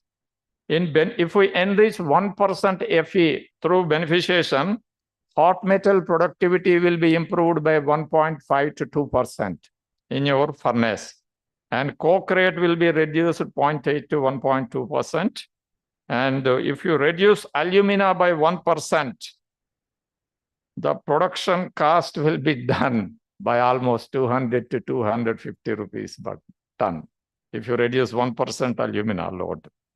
If you reduce silica by 1%, it will be somewhere 50 to 100 rupees. You can save it. Even the undersize ore also feeding to that, you will reduce another 50 rupees. And fluctuation in the Fe chemistry also, you reduce another 50%. So we talked about national steel policy, I think 500 million tons. So the main bottleneck going to be to achieve this 500 million tons of steel in India. It is almost an impossible task unless government comes with logistics or policy change, which I'm going to talk on that. 500 million tons steel requires around 800 million tons of iron ore movement. And please help me still, the total raw materials movement for 500 million tons, I hope it is 2 billion tons. Today, the Indian Railways capacity is cargo movement is around 2 billion. If only steel industry takes 2 billion, then what about the rest of the industry? Let's look into that. Industry associations, when you talk to government Ministry of Steel, please put this point. Solutions are available also. I'm going to tell you the solution. I'm a student. I'm doing a PhD. I'm not an expert. When I was in Brahmani River Pellets Limited, we faced a big problem. We had a 4 million tons iron ore slurry pipeline from the beneficiation plant to pelletization plant, 218 kilometers away. These are our problems with our iron ore. I'm trying to communicate to you. Sometimes when we buy iron ore from one mine to another mine, our throughput, the capacity of our pipeline went down, even till also it is happening, 50% reduction. My upstream facility and my downstream facility utilization is 50%. Huge investment, 2,500 crores we have invested. Think about that. What happens to that industry? What happened? Why I have taken a PhD is for that purpose only. The American designers, that is called PSI and Asanko, they have used the hydraulic calculations of the pumping system based on the American ores, their equations, hydraulic calculation. America has the different type of iron ore, that is taconites and jasperites. In India, it is goethite, limonite, and another poison in our iron ore in India is kaolonite. Particularly, it is high in Odisha. Kaolonite means it is a binder. Pellet industry in Odisha requires less binder comparing to other places. It is a natural binder there. So this makes a lot of problems in the entire value chain. That's what we are facing the problem there. Then the viscosity of the slurry changes and the throughput of the slurry pipeline goes. That's why I took, after my retirement from BRPL, a PhD program. So now the solution has come. So found out, and I published a lot of papers also. And there are solutions, but all those who want to go for slurry pipelines, be careful that you have to spend additional money in running that system. So I had one interaction, world's largest chemicals manufacturing company, Qualitite from Russia. The chairman came and met me in Bhubaneswar, and they have developed some chemicals we have tested. And tomorrow I have another conference in Bhubaneswar, which I'll be talking on that. One brass pipeline designers have coming to Bhubaneswar on the slurry pipeline systems. So for existing pipeline operations already, like ArcelorMittal, Nippon Steel, Odisha pipeline never achieved rated capacity. BRPL never achieved rated capacity. Therefore, BRPL has set up another 100 million tons grinding system in the pellet plant because the pipeline is not able to pump because of those wrong equations they have used. Now they are modified. During my PhD program, we have modified that. So coming back to the decarbonization of steel industry, in an integrated steel plant, mine to the finished steel, please note this point, unless you transport your minerals, your raw materials by slurry pipelines below the ground, you will not be able to achieve decarbonization. You may achieve in your steel making process, but your entire value chain, from there mining and beneficiation, and afterwards pelletization, then various types of steel making technology, you will not be able to achieve. So if you do slurry pipelines, what are the benefits? I'll tell you. through slurry pipelines, the carbon emissions is reduced by 98% comparing to surface transportation by road, and 96% down by rail transport comparing to surface transportation by slurry pipelines. That much of carbon emissions reduction. This, as per US Environment Protection Agency database, I have calculated that. Another benefit, how you are going to achieve this? In case you use renewable energy for power, the pumping system, then it is 100%. It is net zero. Logistics costs, logistics carbon emissions, net zero, if you use this thing. And energy conservation comparing to surface transportation by slurry pipelines is 98% reduction, and comparing to rail, it is 96% reduction. It requires only 3.7 kilowatt hours per ton to transport almost 250 kilometers. That the per ton of ore transportation to that. I'm coming to the costs also, the benefits of the one solution to totally decarbonize the supply chain of iron ore into that is the carbon emissions, and I have said then the slurry pipelines is all the minerals can be transported. 67 years ago in US, the slurry iron ore was transported through slurry pipelines in Consolidated Corporation in US. Why this technology has come? In US, entire rail and all the things, there was some mafia and they were increasing the freight like anything. So then the disruptive innovation has come. Then it's changed totally the cost structure there.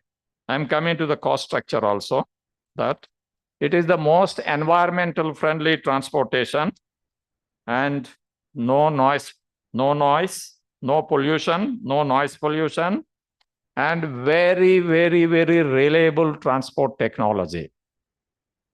In COVID time, these are the only plants which were in operation because of the below ground uninterrupted.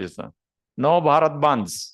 Even if Bharat Bandh is also there, this transportation continues for that. And it is very safe also, and no theft also. And operating costs are rupees per ton per kilometer.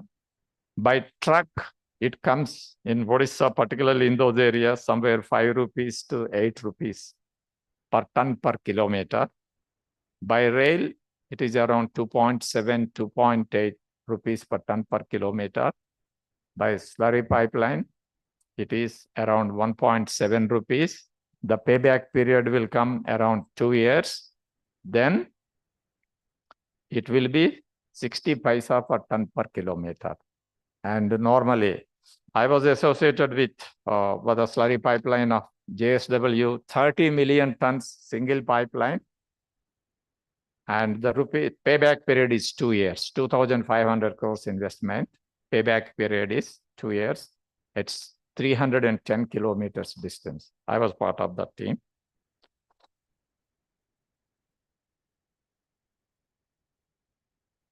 I think I have covered. Another point here is we have discussed about comparing to sinter and pellet. I hope you won't mind.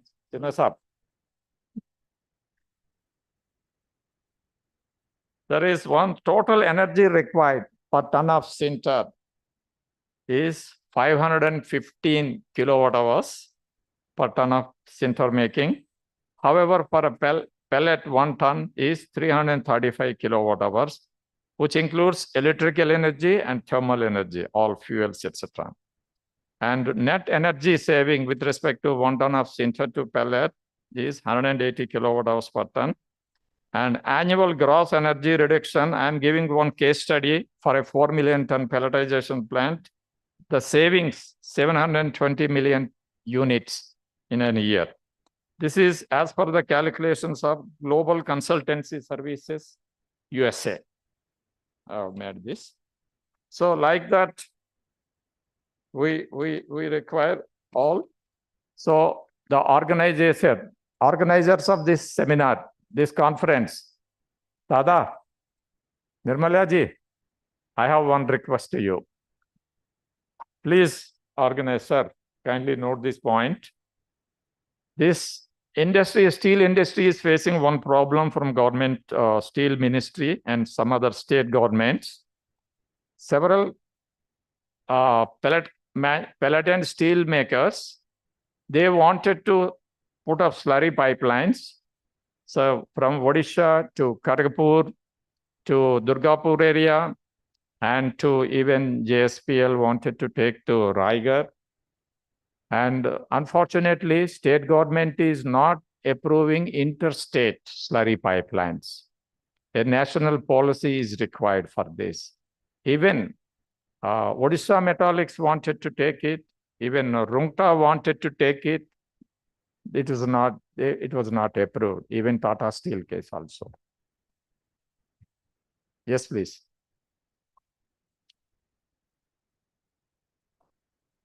Unless it is along the national highway. You know, this particular zones which we are talking about they were at one time Naxalite infested areas. So if you remember, it started with the NMDC pipeline being cut off. So the security threat for the slurry pipeline was the biggest threat unless it is along the national highway. Because if it is on the national highway, directly on the national highway, you can protect it. I'm coming to that. After those incidents, what happened? So leak detection systems have come and pipeline integrity system has come. If suppose somebody is trying to sabotage it, alarm comes, which location it is coming. It is highly automated systems now. And anywhere anybody is trying to do it, the alarm comes and it exactly mentions the location also. It is highly integrated system and these things can be stopped. It happened for SR pipeline because it has got some issues, but it can be a cross country also. And because it goes, why it happened SR, I'll tell you. It is I have seen that pipeline in 2008. I have gone through from Kirandul, Chhattisgarh to Vizag, entire pipeline. So some parts when the hills have come, they have gone over that on surface. If it is above the ground, there is a threat. It is supposed to be 2 meters below the ground. So when somebody is trying to, there is some impact there, immediately the siren comes, alarm comes, and location also comes. Pressure monitoring stations are there in every 40, 50 kilometers.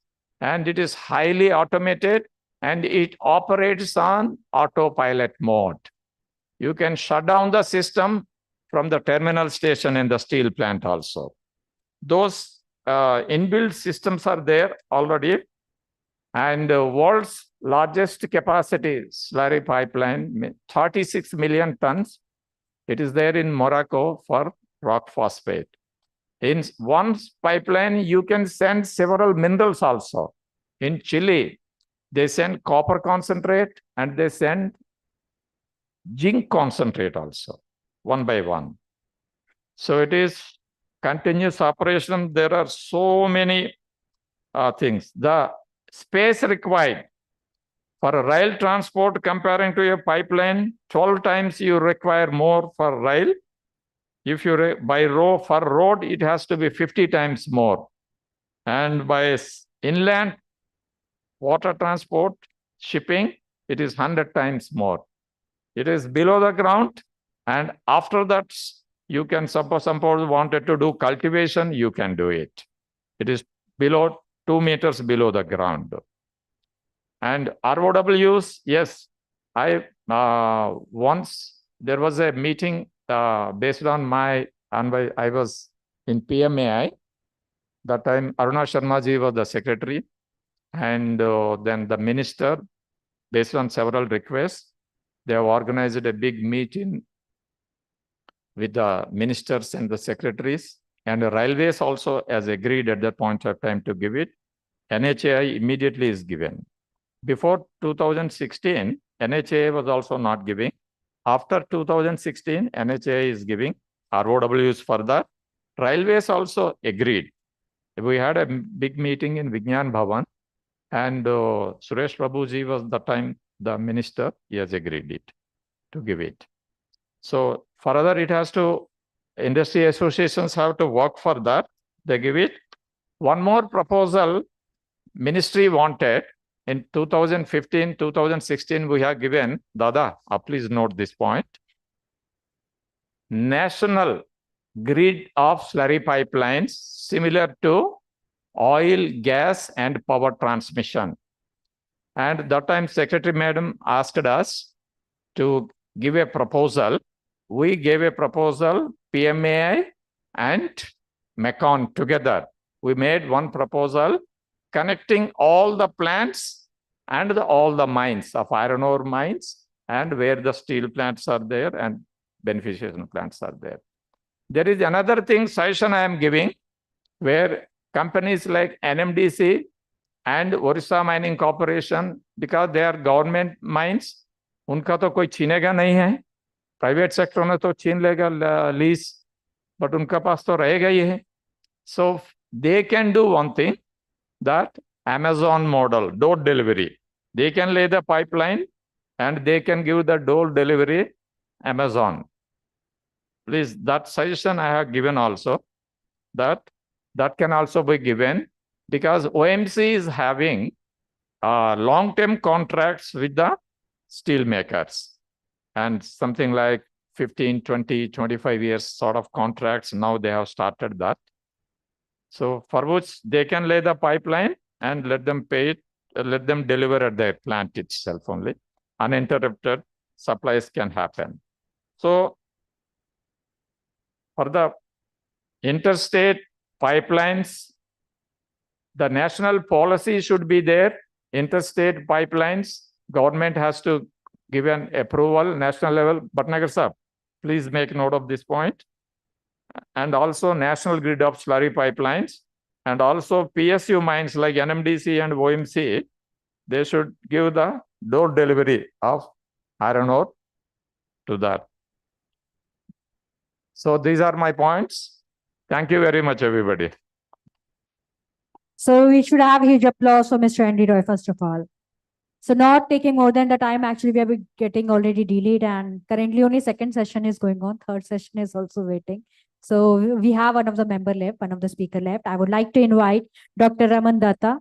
Huge applause for him, first of all. He's a transition towards green steel in Indian steel sector. So huge applause for him. Yeah, good afternoon, everybody. The steel sector contributes to about 7 to 8% of the global emission. And global emission is about 7 to 8%, as opposed to 10 to 12% for the Indian steel sector. Now, a higher global emission basically leads to two things. One is the specific energy consumption increases, which is around 6 to 6.5 for the BF route of India, as opposed to a global average of 4.5 to 5. And for the coal-based DRI EF route, the SEC is 7 gigacal per TCS. So our objective is basically to reduce these to the international benchmarks. The emission intensity also is very high, about 2.54 tons for carbon dioxide against the global average of 1.91. Now, there are three process routes that are being used: the BF route, the coal-based direct reduction EF route, and the scrap route. The first two routes are coal-based and fossil fuel-based, and the last one is scrap route. Now, the emission intensities for all these routes are given over here. And as you can see, the highest emission intensity is for the coal-based DRI-EF route, which is 2.7 to 3.1, followed by BF-BF route. And intermediate, we have the natural gas-based DRI-EF route, which is 1.4 to 1.6. The scrap-based EF-IF route has the lowest intensity of 0.5 to 0.6. And the futuristic hydrogen injection plus renewable energy based DRI-EF, which is the ultimate this thing, will lead to a less than 0.3 tons of carbon dioxide. Now, this basically shows a comparison of the steelmaking process routes, India versus the global, and China also. It can be seen here that while China uses of almost 90% of their steel making is through the BF-BF route, and only 10% is through the DRI scrap route. The world across is basically averages 71% and 28.6% respectively. In India, it is 43.6 or 44% by BF-BF, and the remaining 56% is from DRI route. And if you break it up further, the 56% is basically leads to a breakup of scrap IF of 21%, coal-based DRI of 29%, and gas-based DRI of 6.4%. Now, the different decarbonization levers that we have in the short term, medium term, and long term are given away. And immediately we can have, the technologies are all available to improve the energy efficiency, the process efficiency of the different steelmaking routes. We have to, as already mentioned, maximize pellet usage, increase our scrap usage as much as possible, and introduce biochar in the short term. In the medium term, we have to look into technologies that will convert our coal-based DRI units to mixed gas, coal gas DRI units. Introduction of CCU and CCS should be there to further reduce it. Development of carbon dioxide to carbon monoxide electrolyzers is a step forward, definitely, which will basically recycle the carbon monoxide back into the system and add to the fuel. Use of green hydrogen as a reductant as and when it comes over, and development of new low emission technologies. Now, what are the measures or the improved energy efficiencies for the BF process? Raw material beneficiation, as one of our presenters have already mentioned, waste heat recovery will improve your energy efficiency.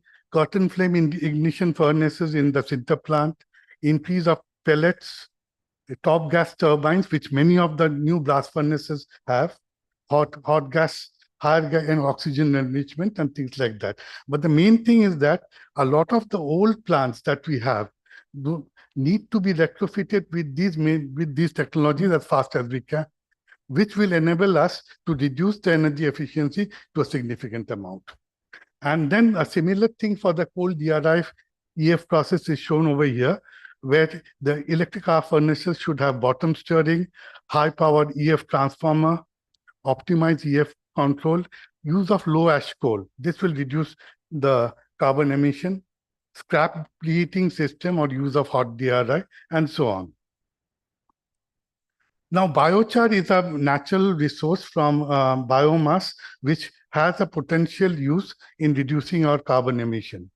And it can be used in your as a coal blend in coke making to about 10%. It can partially reduce the coal in the sintering process. It can be used as a replacement of non-coking coal in the DRI and coking coal, PCI, in the blast furnace up to 30%. But availability of biochar is a major issue, and we need this material at the doorstep on a 24/7 basis in adequate quantities. Now, this is the role of different technologies, pathways for decarbonization. As can be seen here, the major decarbonization that can occur in the future is from renewable energy 24/7 and by carbon capture and utilization. These two, if can reduce the emissions or the carbon dioxide emissions by 19% and 56%, which total is about 75%. The other things are basically energy efficiency improving, which I've already mentioned, and also use of some alternate fuels. And this is basically the emission intensity or global scenario. And this basically tells you why the emission intensities are higher in India and China as compared to Russia and Japan and Europe, which are based on natural gas, and why it is lowest in Turkey and USA, which is totally dependent or high availability of scrap. So these are basically because of the different pathways, the emission intensities are different in these countries. And now we move into DRI technology. And there are three technologies that are being used today: Midrex, energy iron, and rotary kiln. Among these, Midrex accounts for about 63-64% of the market share, and the remaining is basically shared by HYLI, energy iron, and rotary kiln. A number of Midrex units are already operating in India. Now, in the DRI scrap IF process, around 50 million tons of steel is being produced by IF through IF route out of 83 million ton of to the electric route. And the IF process essentially has one major issue, that is with respect to the melting unit, it does not refine. So the major concern is with respect to the sulfur and phosphorus that goes into the metal from the coal and the DRI, and also the impurities. So to take this, to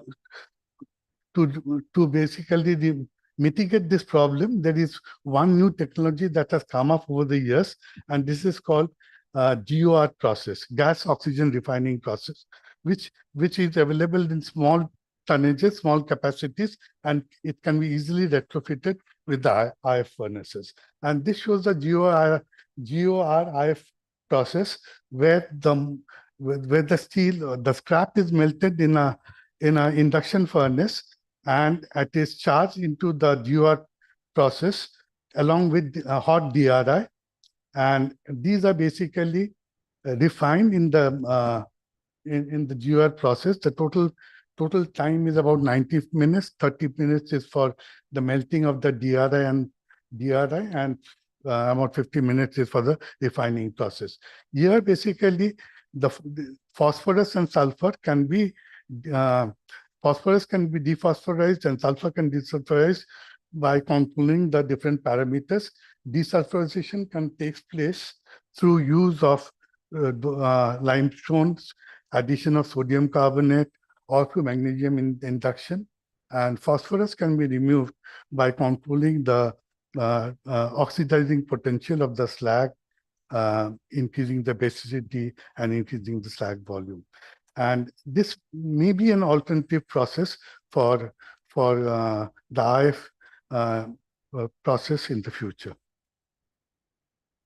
And this is basically finally the a report card for the last 4 years. It is heartening to note that the decarbonization process has already started. And as can be seen over here, in 2019, 3,650 million tons of emission was there. And in 2023, it is 3,725, which is an addition of about 200 million tons. But what is good to see is that the advanced economy has already reduced their emission intensity in the last 4 years by 87 million tons. The increase is essentially due to India and China, which are basically coal-based. So India and China has to take this forward, and in the next 4 years, we should see that all the countries are going into the negative trend, negative testing emission route. And a comprehensive report has been recently published called The Greening of the Steel India. It has been released by the Ministry of Steel. And this basically tells you about the roadmap and the action plans over there. And based on the report, some major thrust areas in terms of R&D thing are shown over here, such as gas injection in the design of gas injection in the blast furnace, transportation and storage of green hydrogen is a major issue which somebody already mentioned. Co-injection of gas and coal in a rotary furnace for DRI production. Renewable energy, as I've already mentioned, round the clock as a replacement of CPV existing captive power plants, fossil fuel based, and things like that, electrolytic catalytic conversion of carbon dioxide to carbon monoxide, development of and implementation of CCU technologies, and development of technologies presently under lower TRL. Thank you very much. So thank you, Kazur Datalyoje. I had just have a small duty to perform before we move on to the next session. Ankit, can you see if Mr. Massimiliano Zampa has already joined? Yes, he's here. Good afternoon. Buongiorno, buongiorno. Good afternoon. How are you? I am good. So, how is the weather in Butrio right now? Today is good. Today is sunny. It's a very sunny day. We have a good September. So why you don't not enjoy to come with us in Italy? I will be there. It is just a few months ago I was there, for DIM I was there. So again, for your annual meeting in October, I will come to Butrio to enjoy the state of Friuli. Okay. Very good. You are also welcome. Yeah. So your person, Ashim, is waiting since morning that you will be giving the presentation. You will be talking because he says, unless my boss speaks, I cannot speak. No. I saw that he speak. He make a good speaking, of course. I saw that correctly because sorry for that, but I was jump to another meeting. I cannot attend all of the good of all of this good summit where they're coming out a lot of good ideas and good proposal. As usual, the main point is to put this on the ground. I mean, Yes. to realize this one, because Yes. the technology is ready, as we discussed multiple times. There is a lot of solution, and most probably the point is that it's not only one solution. Right, the point Mr. is Zampa. to Before you start giving the presentation, I have to finish a small part of the job, which is the presentation of the mementos. So please. Don't be unhappy if I call someone from SMS to give the mementos, because you are all part of the same industry.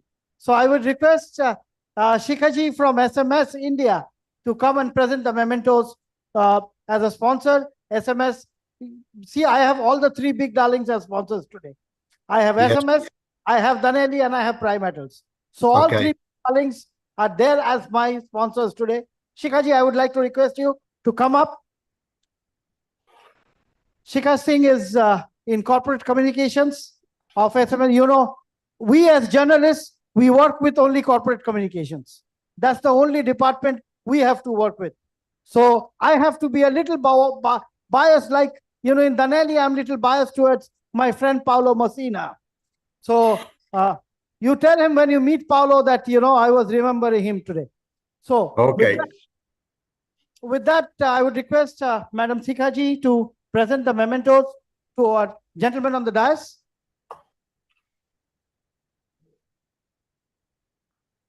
Yeah.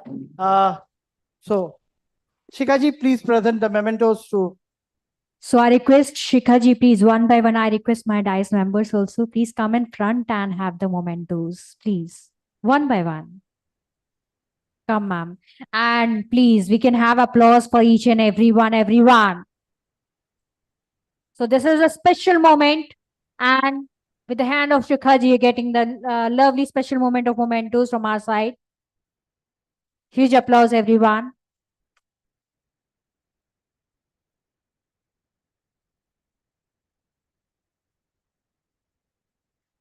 Huge applause for this special moment, everyone. Come, sir. So, Mr. So for Mr. Andy Roy, एक बार जोरदार तालियां everyone for this special moment.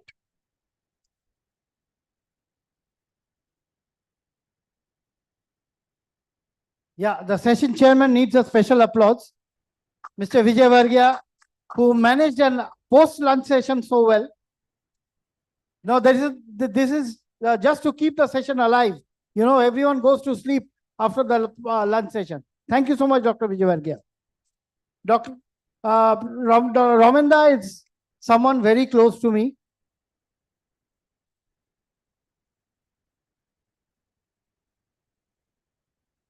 And Indra from Metal 7.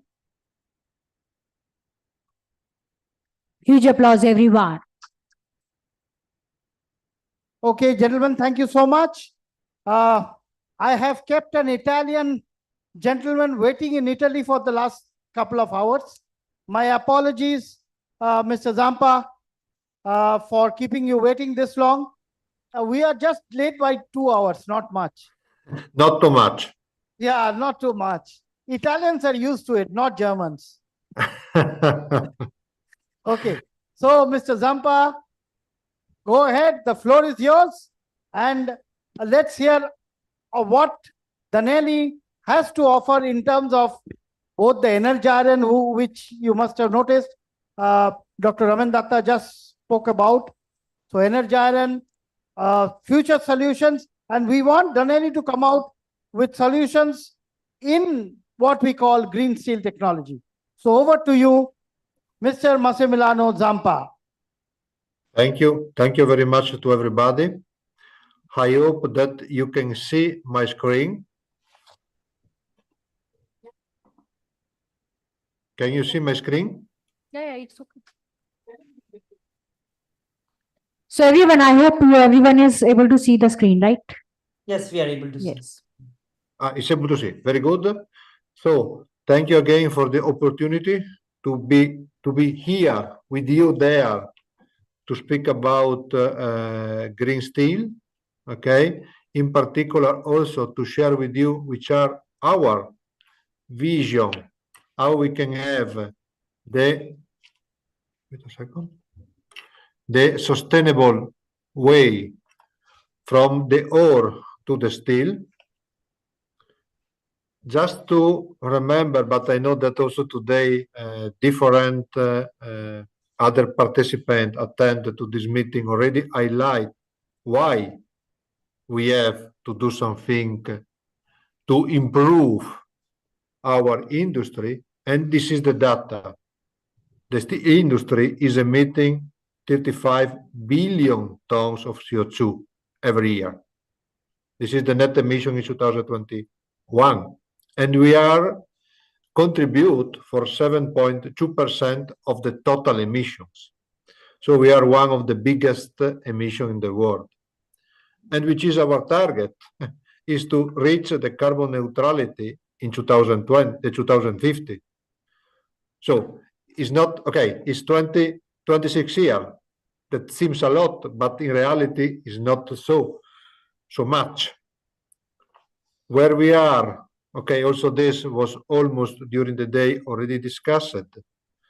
The main route is the blast furnace, okay, with or without China and India as well. And we have also the some part related to the electrical furnace with around 30% of the total production. Also, these data are quite well known for everybody. we know that the route of the BOF is average emitting 2 tons of CO2 for each ton of liquid steel.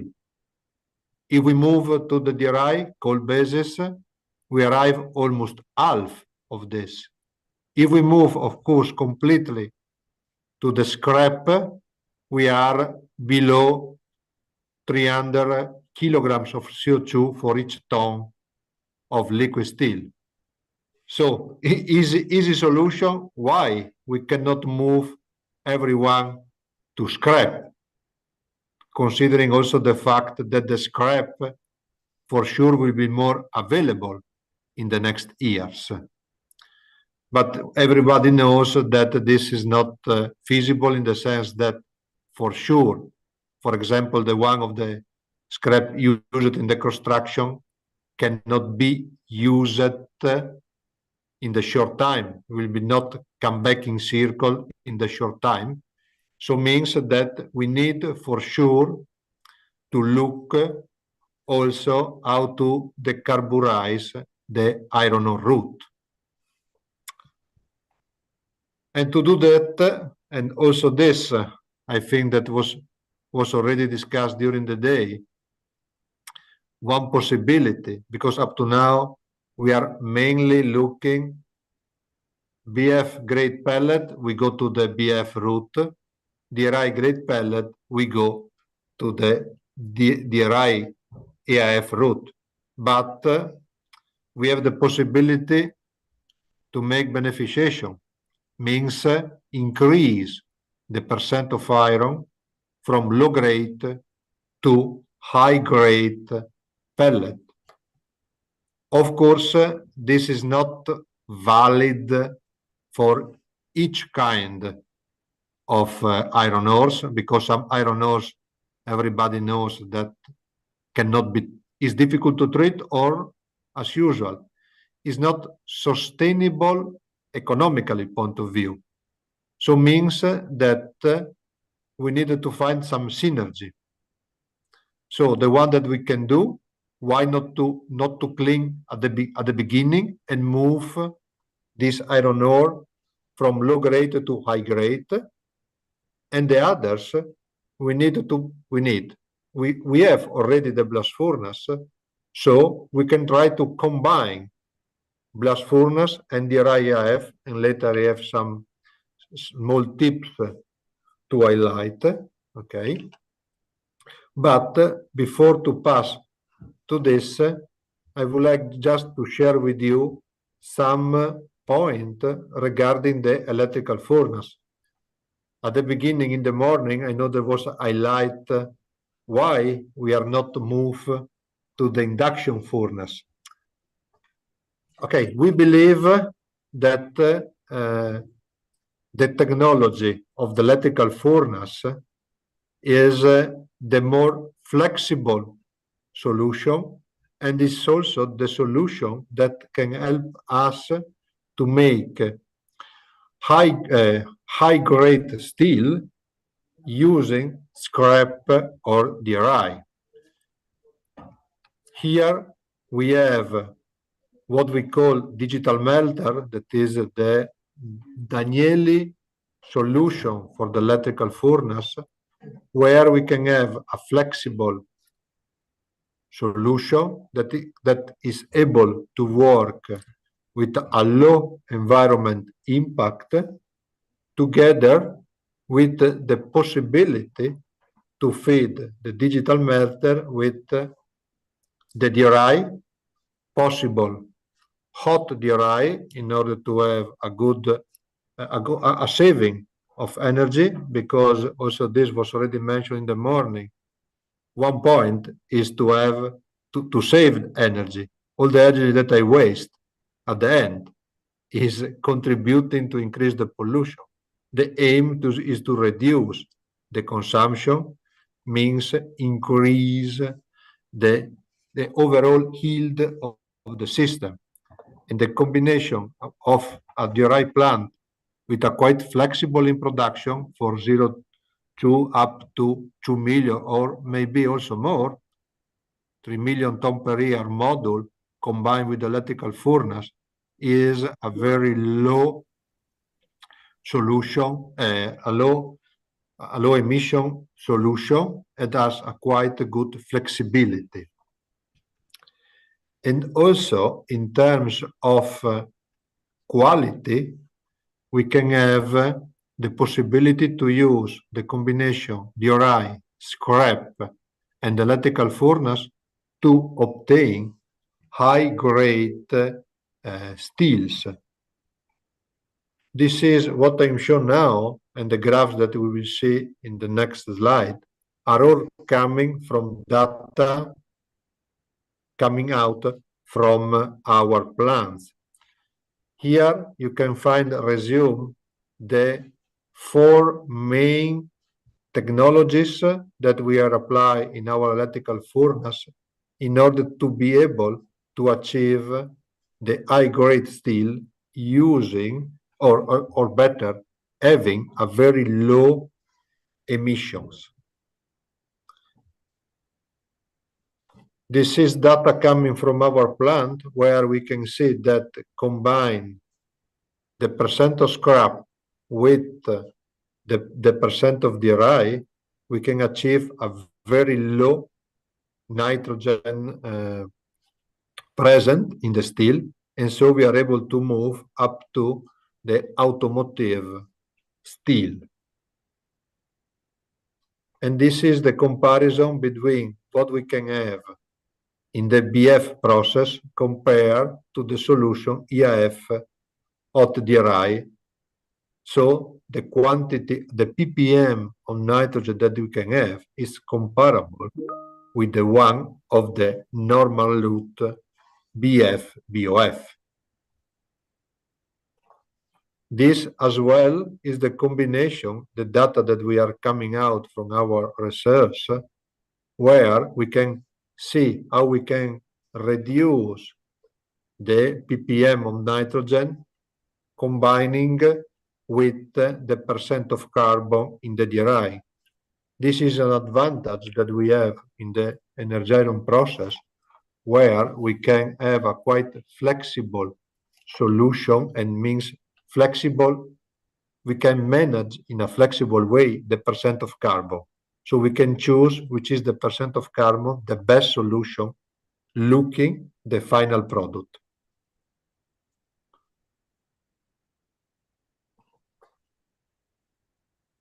And here we have, of course, the best is to have the possibility to have a endless charging, continuous charging, and this can be applied in both solution, DRI or as well as the scrap with our HES system that you can see in the video on the top.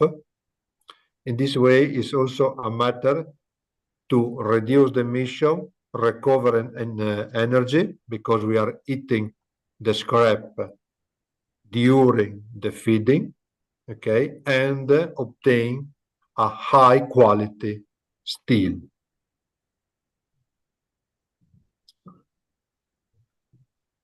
And here we resume what we are looking about, because the point is to have the possibility to close the loop. So the digital melter is the heart, of course, but is linked with the charging and the system to control the process.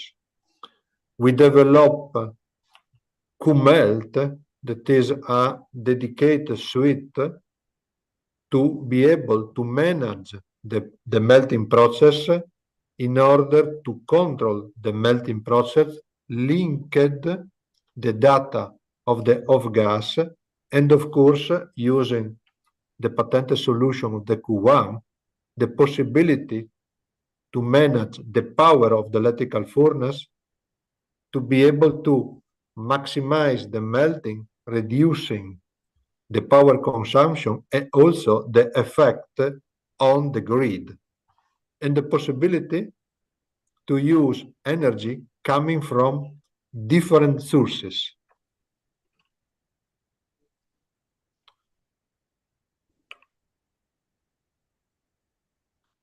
not only, of course, melting, is also a matter of refining. It means secondary metallurgy, where we need to be able to control the vacuum pump, okay, in order to pass from the melting to the refining, and assure also in this case with a control loop, a closed loop with QRF, have the possibility to control the ladle furnace and the vacuum degassing is necessary in a closed loop to assure the final product to the continuous casting. Here we are resuming some of the main package that we are looking for the refining process that are able to assure the final results. And there is a matter of slack control, steering control, and slack foaming control. In this way, we can adjust and be sure about the chemistry inside the electrical furnace. This is the main topics that we are needed when we are looking to have high quality steel in the electrical furnace, okay? In using mainly, that is our preferred solution, of course, high quality DRI, okay? So control continuous charging, possible hot system, closed loop, and in this way, we are sure to achieve the final results. What we can say here, that we needed to make something to make the green steel. Most probably there is no one solution available, but we need to be able to combine different solutions in terms of raw material and also power. And another point that was mentioned also before, the carbon capture can be a solution to be used in the existing plant. About the possibility to combine different solutions, here we can show some of them that are as not, I mean, this is not theory in the sense that is reality. I know that my colleague Anish this morning explained to you about Baowu.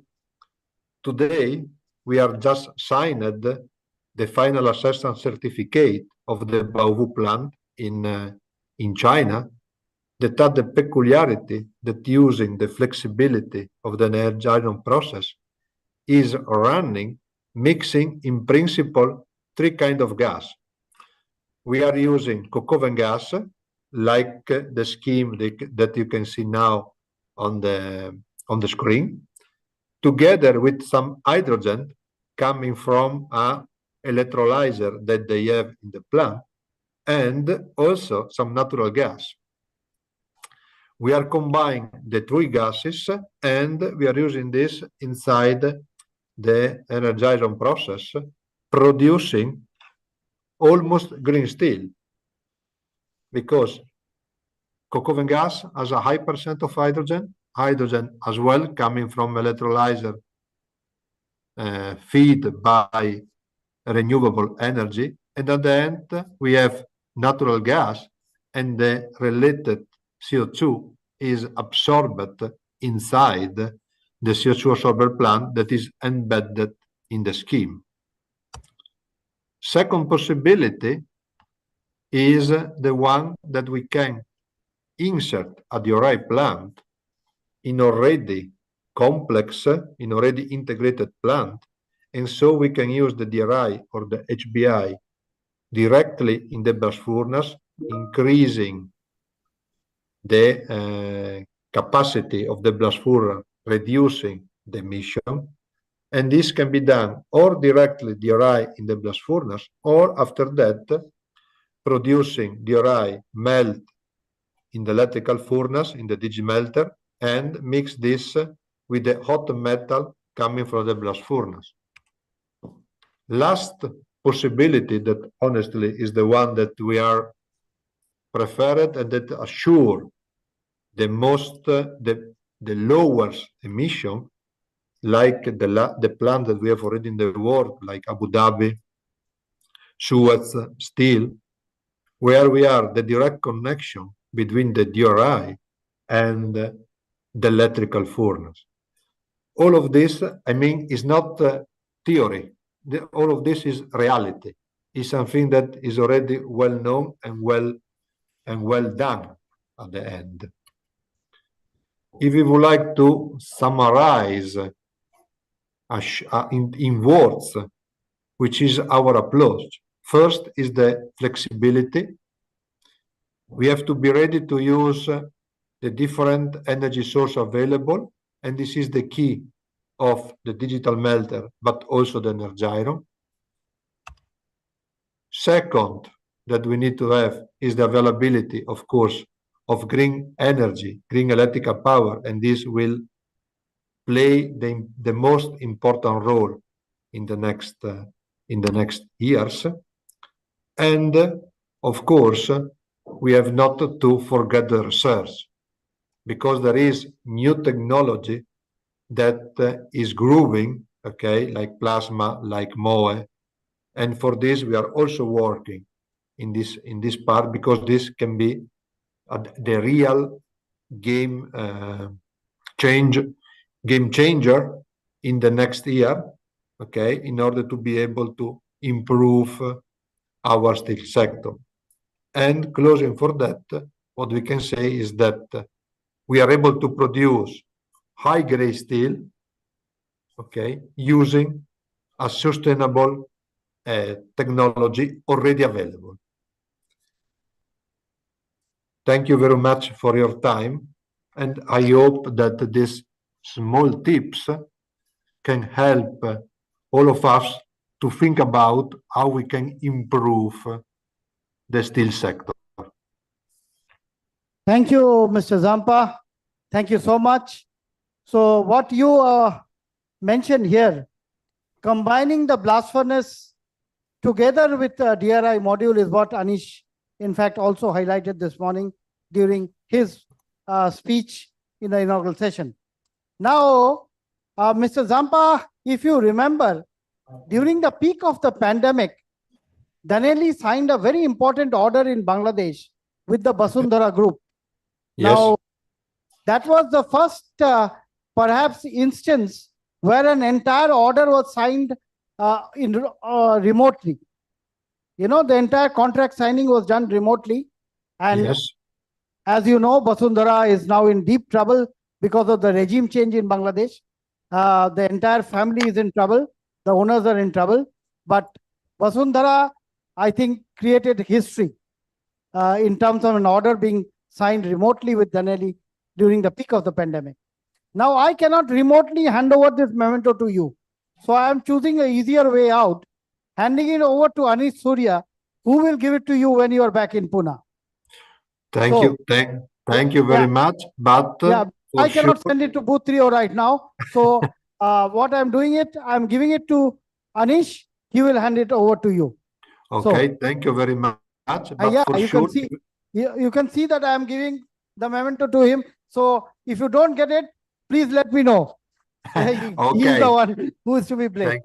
Thank you very much. But for sure, we will meet you and all the other gentlemen of this summit in November to the Yes, METEC in Mumbai. Yeah, sure. And this I will be present in present. Yeah, you have to be present in person.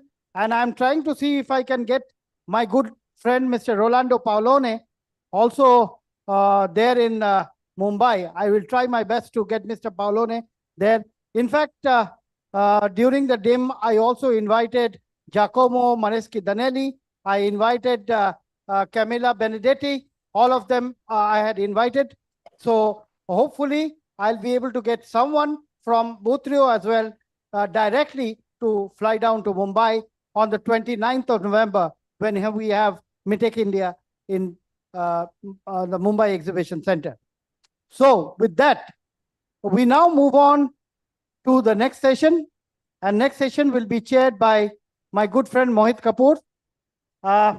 So let's have a short discussion, means short info about Mohit Kapoor. Mr. Mohit Kapoor is a sustainability advisor focused on promoting green steel, increasing steel usage in infrastructure sector, and skill development in the steel industry, aligning with India's Atmanirbhar Bharat goals.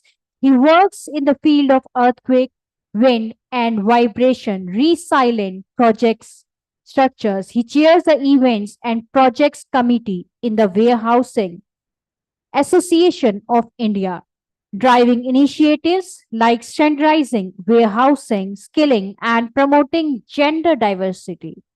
Additionally, he contributes to the Ministry of Food and Consumer Affairs Committee, development cost-effective warehousing solutions for FCI and CWC.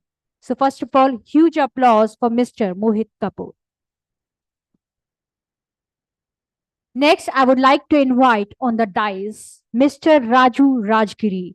He is new technologies in steel making towards decarbonization. So huge applause, Senior Manager, SMS Group, India.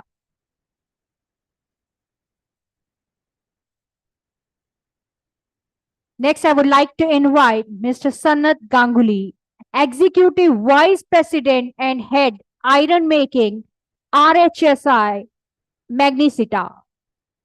Refactories for DRI, pallet, and iron making. Huge applause for him, please. I would like to invite Shivam Sundar Basak. He is the EAF Quantum and EF Ultimate by Shivam Sundar Basak, Vendit, and General Manager, Steel Making, Tactical Sales, Pre-Metals Technologies, India Private Limited. Huge applause, please. Tri-Metals. Next, Mr. Sayan Mukherjee. Huge applause for him, everyone. Sustainable Solutions for Iron Ore Pelletizing Plants. He's a Senior Sales Manager, India and Middle East, Metal 7. Huge applause for him. So at the least, I would like to invite Mr. Gunjan Sen Gupta, Director, International Business, Transforming Manufacturing with Vision AI. Huge applause, please. Now, first of all, I request all the DICE members, please have a seat. Sure, sir, sure. So now, let's begin. I would like to invite Mr. Mohit Kapoor, Sir, be at the podium.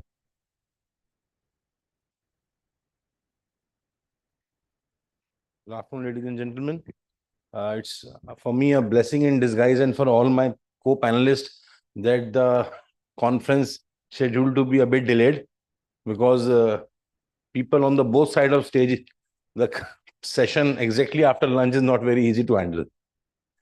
So it's good everybody has been energized and active after such an enlightening session that we have had with seniors over there, a lot of whom I have been also following. So, ladies and gentlemen, this particular session is not just discussion as this sessions of this conference agenda is. Today, we are not here just to deliberate and brainstorm on issues related to common industry problems. We are here towards achieving the targets of decarbonization. Green steel, though green steel seems to be a bit something gray to me, I would rather choose calling it clean steel. Because ऐसा नहीं है कि हमने इस पे green रंग कोई कर दिया है and we cannot just limit cleaner steel to be green because green is considered to be a color of purity or say carbon neutrality. So let us consider it's a clean steel or following the agenda as a green steel. So as an industry professionals, barring the main thing of profit, our agenda should also be how to make sure that the efforts that we are putting in today, time, money, and efforts, are going to reap benefits for our future generations. This year, what we are seeing, especially in Delhi, with city where we are sitting, for 47 years of my age, I have been born and brought up in Delhi. I have not seen Delhi experiencing these three extreme conditions in one calendar year. Extreme heat of temperature reaching 52.7-degree temperature. I've seen my neighbor's cars, some plastic parts getting molded. In the month of August, or say if we talk about Hindi, सावन के महीने में इतनी बारिश मैंने पिछले 25 साल में हिंदुस्तान में नहीं देखी, दिल्ली शहर में. Extreme heat, extreme rains, and I am an early riser. Bet me if you are habitual of getting early before 5 a.m., you will start feeling a bit cold in the month of September, which is unusual for Delhi's heat. During days, we are facing humidity and heat. At 4:45 in the morning, we are it's a bit cold. You cannot venture out to the park in a lighter t-shirt.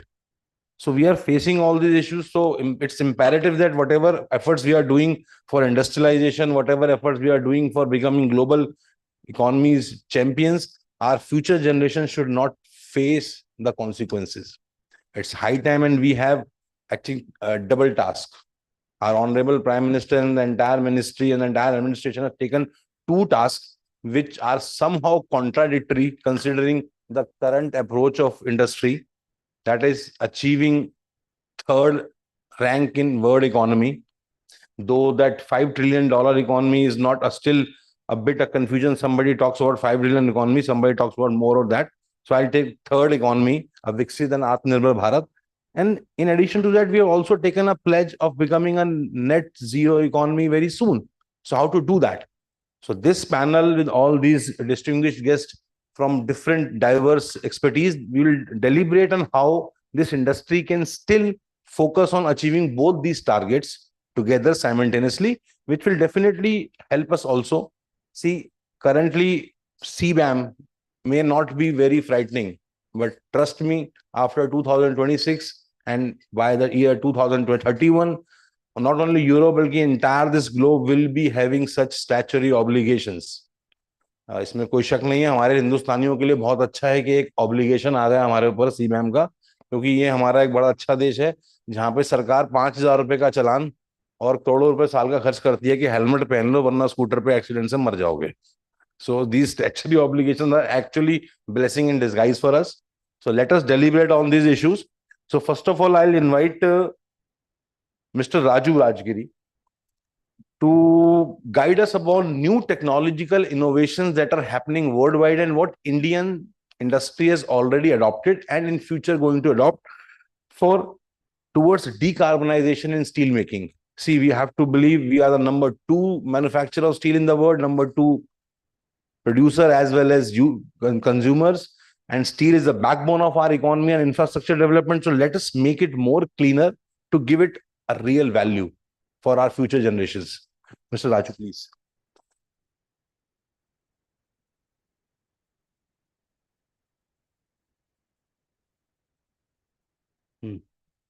Namaskar. Good afternoon. Thank you so much, sir. So, can I have my presentation, please? Mr. Sen Gupta. Thank you.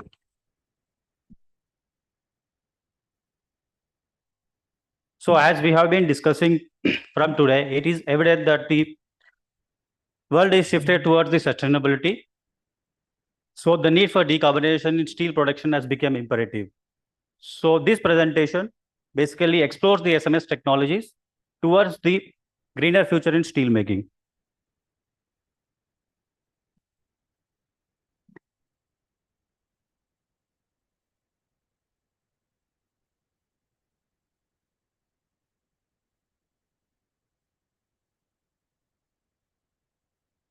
So my sequence of presentation will cover our decarbonization strategy, followed by ore-based production technologies, EAF steelmaking technology, and our downstream technologies towards green steel. SMS is a well-known metal group company with over 150 years of track record. We have more than 14,000 employees with over 5 workshops and 33 project sites and 90 project global sites located. SMS Group, with its unique core competencies, technologies, and partnerships, is the only company present in the worldwide in the entire metallurgical chain.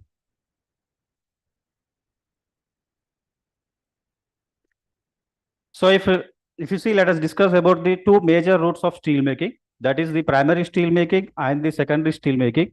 So under the primary steel making, the most common and widely used route is BF-BOF route, followed by the DRI-EAF route. So the most polluting route, BF-BOF route, has a global average of around 1.91 tons of crude steel, CO2 emissions per ton of crude steel. The DRI-EAF route has approx global average of 0.61 tons of CO2 emissions per ton of crude steel.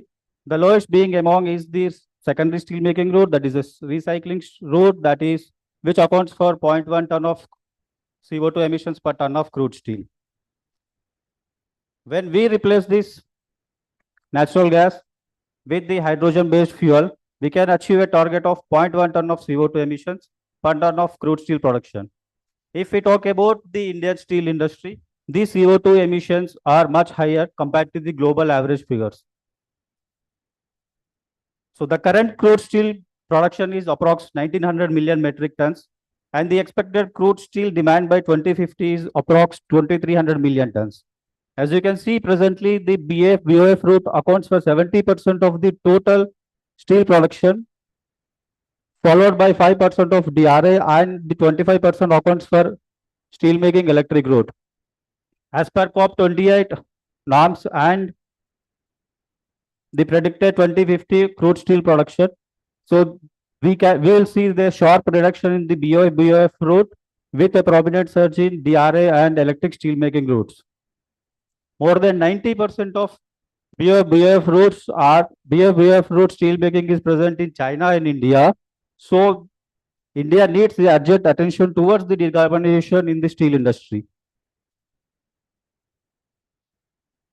Coming to SMS Group decarbonization technologies, we have developed technologies to improve carbon footprint of the existing traditional blast furnace BOF route, and also from green hydrogen to the direct reduction and electric steel making to the conversion of downstream processes, having the solutions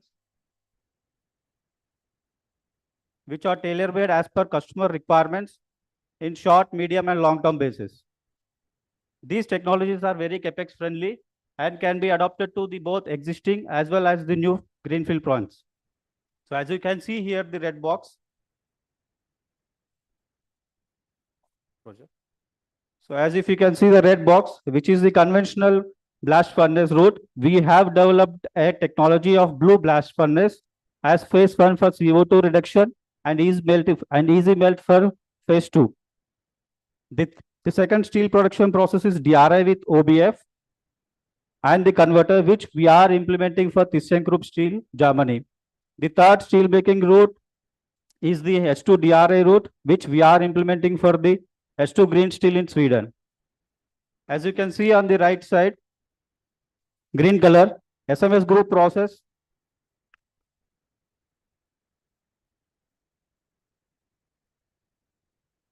SMS Group process with hydrogen-based fuel as the net result achieving CO2 emissions.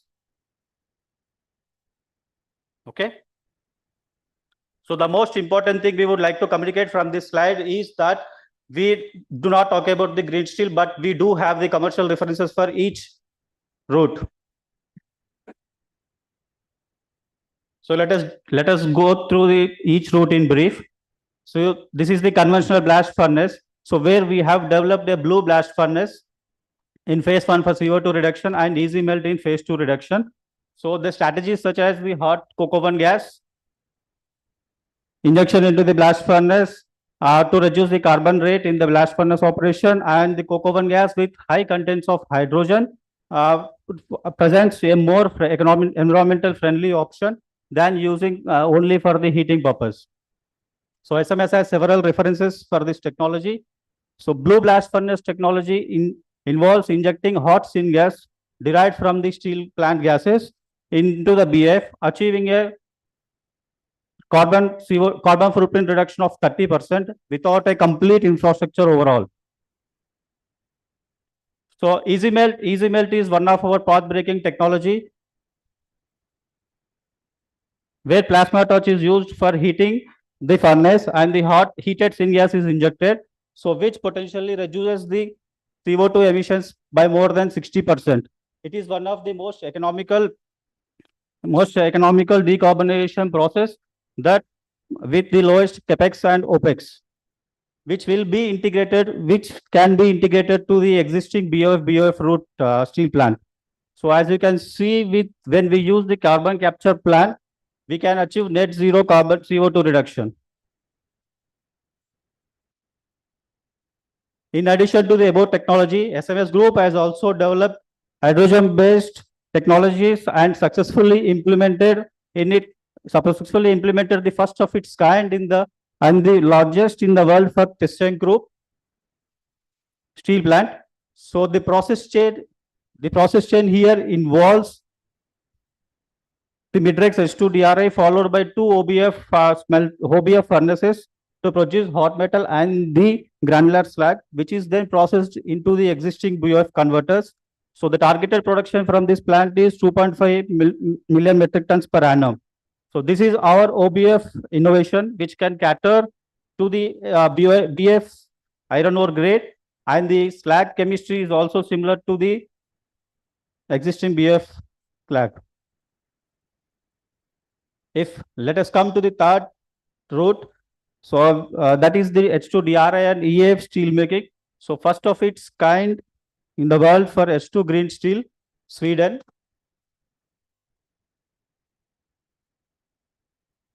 So when we say we make green steel, so we make the green steel, the real one. You can see here the background picture, which we took 2 months back from the site. It clearly indicates the working progress of the site at full swing. The expected production from the plant is 5 MTPA, and this will be implemented in 2 phases. So this will be the first in the world which will be running on the 100% hydrogen based and renewable energy. SMS Group supplies from the complete melt shop to the finishing lines, along with our partner Midrex for H2 DRI production. So these innovations are not only reduces emissions, but also offer low capex and low opex, making them a viable option for future decarbonization process.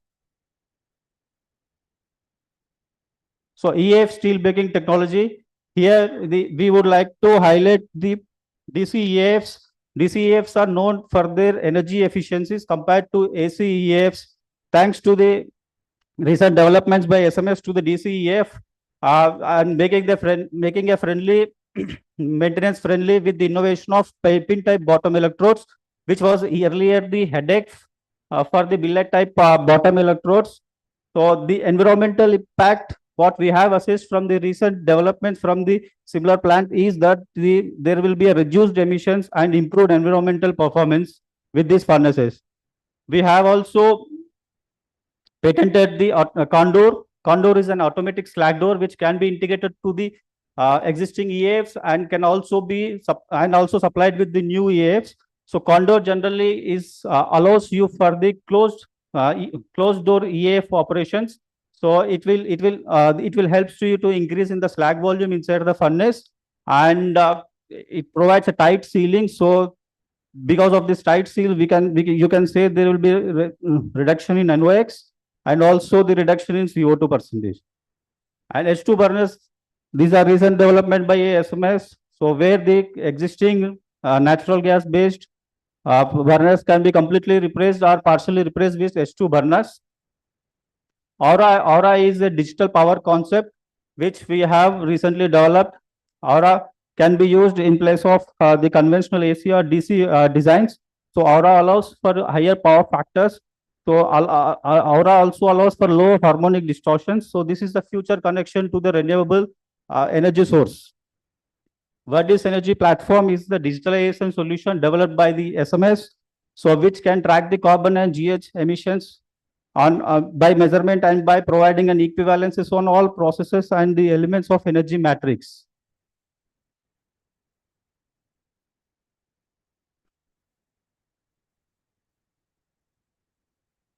So our downstream product technology, I would like to cover the long and flat products.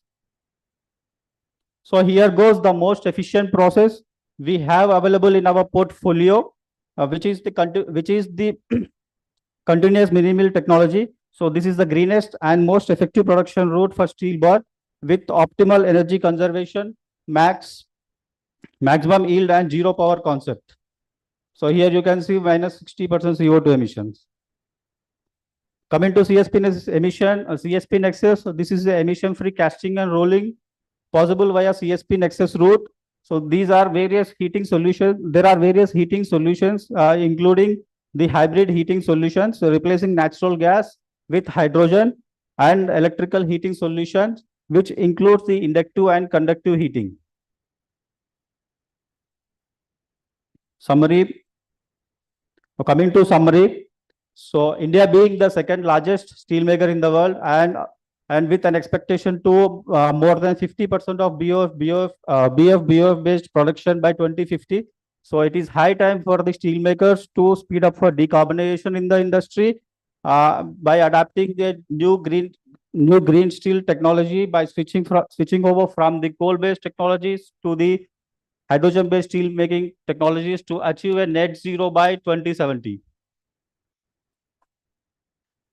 Thank you. Thank you, Mr. Rajgiri. I'm sure some delegates must have some questions, but I request if we can keep them at the end of the session. And I have also noted down a very prominent question for him regarding the capex required for all these blast furnace sort of remodeling things or renovating blast furnace thing. So I would request you to please be ready with those queries. Sure. Madam, sir? Yeah, we can discuss capex. Now, I'll request Mr.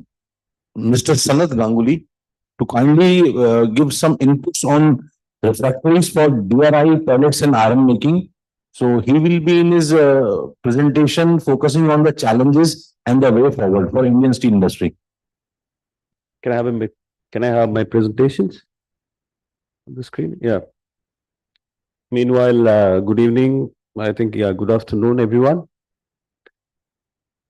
The delegates, dignitaries in the dais, and ladies and gentlemen. So I represent a company called RHI Magnesita. RHI Magnesita is a global multinational giant of refractories with about 4 billion euros of revenue, close to about 36,000 crore. Refractories are essential materials which protect the heat inside so that steel makers, iron makers, and all the pyrometallurgical process can happen, and we can produce steel, iron, glass, cement, and whatever we want to produce from a high temperature industry. The problem is that everybody is talking about today Indian iron steel plants, achieving 140, 150 million tons, and then we have a target of reaching close to 300 million tons, say within no time.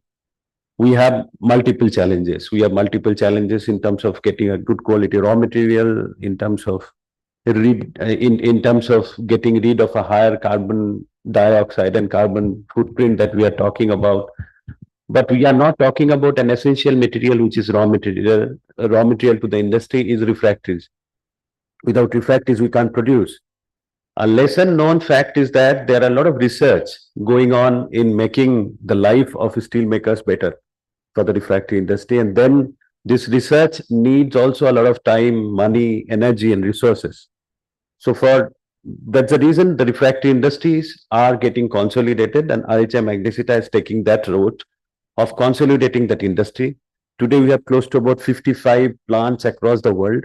We are very vertically integrated from mining to services, and we are also providing a lot of technological solutions so that we can also keep on getting information and data from a steel plant on a continuous basis so that we can improve our processes and also can give a better solution. So this is a presentation which we have given to Unite, sir, and our internal information. So I would request if anybody wants to have any discussions, anything, please reach out to me. My email ID might have been there. Not to take a pictures, please. Okay. So direct reduced iron, everybody knows this is a WS World Steel journal. They have been publishing this 1.8 billion. And out of this, probably China is close to about 50%. So if you keep China apart, all the rest of the countries are producing this. And in case of a DRI production, if you see the DRI production touches close to about 135 million tons of DRI production globally, with majority of them is coming from Iran and India. Now, India's DRI production, everybody knows it's a rotary kiln based coal-based DRI. So it also emits a lot of carbon. So, it is not so-called a green productions. But the DRI that we are here talking about, you can see the blue color is CDRI, it's called coal-based DRI. HBI is the red one, and HDRI, which is hydrogen-based or advanced green productions of DRI. So in case of worldwide DRI production in 2023, Midrex 55% and rotary kiln is 30%. In 2023, it's Middle East and Africa is 60 million, almost 61 million. Asia is about 50 million. And including Asia and Middle East, we are almost 110 million. So that means the eastern part of the country has more DRI productions. Now, there are multiple challenges and multiple reasons historically why we produce more DRIs, because of the raw material quality in India. And then the capex involvement in putting a DRI was always less. In terms of, if you talk about between 2000 and 2001 to 2010, there has been booming in the industry by putting about 50, 100, 150, 350. But there has been a shift change, a landmark change in the types of DRI that is being operating out of after 2017-18. There are a lot of fun, a lot of kilns are coming with a larger capacities, which is also difficult for people to get a life from a refractory or the downtime that we are expecting out, in the year of 2009-10.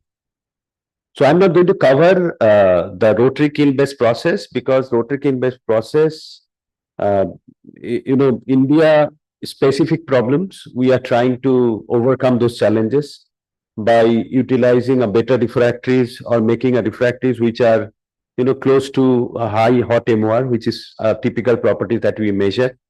We are doing some research and technology in association with IITs and also some customers. I don't want to name them. So we are developing a product which can probably sustain an expected life of, say, 1.5 to 2 years in the rotary kiln process. Now coming back to the green steel, because the conferences and the seminar was more of a decarbonizations and how the green steel is going to take over. If you see, in Europe is the major green steel booms is going to come. So probably not now, but there have been many talk. There has been a lot of investments. Almost 20 green steel plants has been either announced or in different phases of implementation. Where in China, being the leader of total steel production, is only one DRI or green steel plant has been announced. Of course, 25 plus conventional EAF routes has also been announced. In case of Middle East, 3, Africa 1, Oceania, including New Zealand and Australia, has 4, South America has 0, North America has 3. So Europe is leading the bunch and leading the pack of putting more green steels in the future to come. And needless to say, most of the technology suppliers like SMS, Danieli, SMS, and Prime Metals are actually from Europe. So that's the reason most of them are, the investment is also very prudent there. So that's the one that we can see that Europe is leading, going to be a leader in green steel in the years to come. So fortunately, what happens is that we are also from Europe, because our headquarters being in Vienna, and we have been there in Europe for a pretty long time. So we are also associating with them in developing a refractories, because nobody knows what kind of refractory is going to work on. Is it monolithic? Is it bricks? Is that 90% alumina? Is that 60% alumina? Is that spinel based? So there are multiple refractories are being talked about. So that will give us an opportunity to partner with those OEMs in the years to come. So now key OEMs, especially on the DRI, is basically Midrex, HYL, Energylon that we have already seen in the earlier presentations. Then rotary kilns, Finmet, Finex, Sirocored, Torad, etc. But there are 50. There are total in green steel in different parts of an implementation. There are 50 or 55 different technologies, either in terms of a lab scale or in a smaller scale or in multiple other projects, like for example, Tata Steel already being talked about. There are multiple areas. Now, in case of an OEM, we have already seen multiple presentation, Prime Metals, so SMS, Polworth, of course, Polworth being SMS now, Danieli, Tenova, Metso, Prime Metal. So these are all basically technologies, flagship technologies that is being talked about and probably a possibility of scaling up. And in terms of DRI process, in terms of a development, we are almost everywhere talking from a conceptual stage of a refractory to design and then supply. So we are on every pack possible so that we can support these changes in the industry. Now, every changes in the industry, like BOF process, when it started coming in from open arc furnaces, we need a refractories to support. And the time it took it took a long time. And then there is called LD converters was Lance and Dunite's converter actually came from Europe. And then the original refractory supplier was basically DDR, which is now RHI. So similarly, it's the same principle that we are working, because from the conceptualization stage to a commissioning stage, we will be handholding all of these technology supplier to ensure that a good refractory or the refractory becomes a backbone of supporting this industry. So like, for example, this is just a cutout. Like, for example, a Midrex, it's a vertical shaft process. And we see there are mixes and bricks. Of course, these are all our own internal or external brands name. You won't be able to find out anything. But what I would like to say is that some processes are already stabilized and the people are running all those processes and we are supplying there. Similarly, in case of an HUIL or energy run processes, we have also developed a mixes, which is monolithic product, and the shape product to support the business, support their productions. Now, we have been talking about DRI, so I will take a pause here in DRI, because now DRI we have talked, we have now in India a process which is called rotary kiln based DR process, which is carbon based DR process, and everybody knows, although in African countries there are many kilns which is running on bricks, India is mostly in mixes. There are challenges that Indian coal-based DRI production is shifting from a lower capacity kilns to a higher capacity kilns. Also, they are putting a feedstock. The raw material earlier used to be hematite ore and low ash coals, and now the technology has been shifted to pellets and maybe a South African coal or maybe Australian coal. So there are challenges there. So because of the changes in the output, the L by D ratio also of the rotary kiln has changed, which is actually making the middle zone, that means the sintering and the bonding zone, is almost refractive nil after 6 months or 8 months. We have been seeing after 1 year, because they call it a coal starvation zone. There is no coal virtually reaching to the places.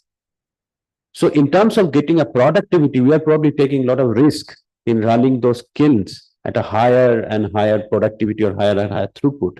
Also, it has been seen that if a 500 TPD kilns running at 600 TPD at some time, maybe 450 depending on the market conditions. All of this is going to just impact the lifetime of the kiln, apart from the refractories, because a good refractory will keep the heat inside. Their job is to keep the heat inside. If you don't have a refractory, at some point of time, it will just bulge the shell. So if you imagine a conditions, if your thermographic analysis, we can show, I do not have the picture. After 6 months, 8 months or 1 year, the kiln conditions started to change. Of course, I don't want to bring this issue here, but we have seen JSW Steel, because of their high manganese content steel, in SMS1 and SMS2 converter, they had to change in 9 to 10 years of time. It was impossible for them to, tilt it, because the Trunian area was completely bulged. So there are conditions where if refractory do not support, the whole conditions of the equipment, it can be damaged. So it is a request to the fraternity that refractories are very essential and important material. Keep in mind while selecting, also talk, and if necessary, we can do, we can also optimize the refractory based on the requirement of the plant. Now, iron ore induration process in the morning, somebody was saying what was the, nothing is good or bad, something is better than the other. In case of the differentiation between grade clean technology and traveling grade is, you can see in the chart, in electrical energy consumptions, of course, traveling grade is better than grade clean. In case of energy efficiency also, traveling grade is better. However, in case of a fuel choices, consumption and generation of fines, grade kiln processes are better. In case of a refractory maintenance cost, that's the reason grade kiln processes are better than the traveling grade. So why I'm showing is this, because in pelletization and induration furnaces, we have two predominant technologies are present, the way the pellet happens, and we are presenting both in both of them. However, this material selections of a pellet plants is basically refractory selections is basically depends on multiple other factors, the factor that I have already shown into my earlier slides. So, and these are basically the simulation tests that we do in our labs and in our R&D segments, like rotary slag testing, because it's a rotary process. So rotary slag testing, macroscopic evaluations, reflected light microscopy, and scanning electron microscopy called SEM. After all of this exercise, so the first one will be testing the corrosion resistance. The second one will give us a microstructure. And the last one, the scanning electron microscopy, will give us a crystalline structure or crystal structure that we would like to have. All of this will result in our physical and chemical properties that we need to ensure both the processes is properly protected. In terms of research and development, we have 5 different R&D labs, multiple different places, but the central lab is in Leeuwarden in Austria. We have in India 1, South America, North America, and China, East Asia, we have 1. So we test more or less thermal shock resistance. These are all basic property. If you are in pelletizations or in DRI processes, we need to ask these properties apart from chemistry like alumina, iron, and whatnot. The thermal shock resistance, because most of these furnaces are going for shutdown, up and down processes, because sometimes it goes up in terms of heat and sometimes it goes down. Hot modulus of rupture, which is extremely important.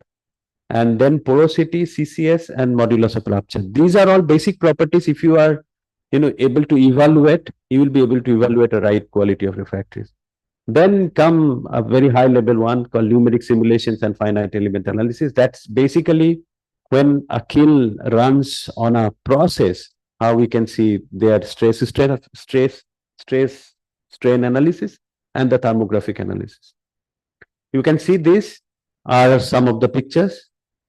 And 3D printing, because another important element of any refractory plant is basically the design of, especially if it is mixes, the design of anchors, because anchors are something which holds the refractory together. So it is important that we don't pay enough attention to anchors, but it is also another important factor that we should keep in mind while we are designing a furnace refractories. We have been in pellet plant because of our South American exposure, and then because South America has been leading in pellet manufacturing for many years, especially Brazil. So we have seen many of our technology partners actually talking with, and then because of our exposure to Brazilian market for a pretty long time, so we are very strong in pellet making. I do not wanted to show much here because of less of time, but we have a new product which is also coming into India, which we do not need any water. So those people who are familiar with refractories and especially mixers, they know that you need water for curing and to get it in shape like a cement, right? But we are using some solution which are basically a water-free material. And if you have a water, suppose for example, if you are using 100 tons of mixers and you are using 10% of water, you are actually adding in the system 10 tons of water. Now water you don't need, you just need it for binding, right? For giving a strength. While you are taking that water out, what will happen? If you are taking it too fast, it will blast. If you take it, so it will automatically come out. And when it comes out, it will give you an area from where it will come out. So it will create pores and it will create destructions in the structure itself. So it is to be also important that while we are running a refractory or when we are putting a refractory installations, like installation is important, heating is also important, because either you are using mortars or you are using water in the system. So if you can remove that water from the system, you can save energy because you do not need to heat. You can get a quick setting because you don't have water content in the matrix. So that's the one we are working now. We are using some solution which we do not have any water. So it will have a faster installation time, and you do not need to wait for the water to go out, which is another bigger problem. Yeah.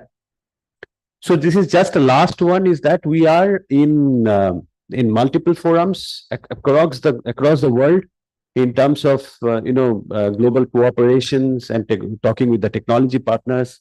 Wherever possible, we are giving them a heads up that yes, we are ready to partner with all of you and all of them in terms of this transitions from normal steel making, blast furnace, EF steel making, to green steel or whatever we are talking about today for the future. With this, thank you so much. My emails are not there, but yeah, you can reach out to me. Thank you.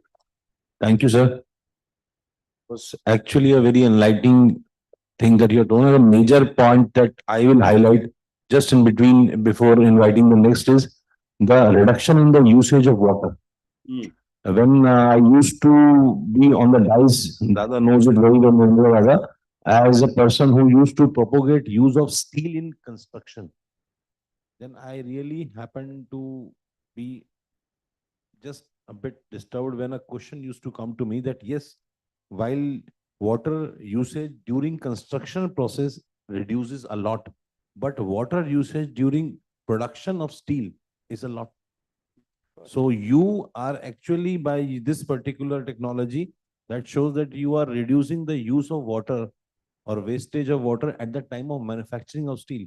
So vis-a-vis what we propose while promoting steel as a major construction material is that usage of water at the construction site reduces by 70-80%.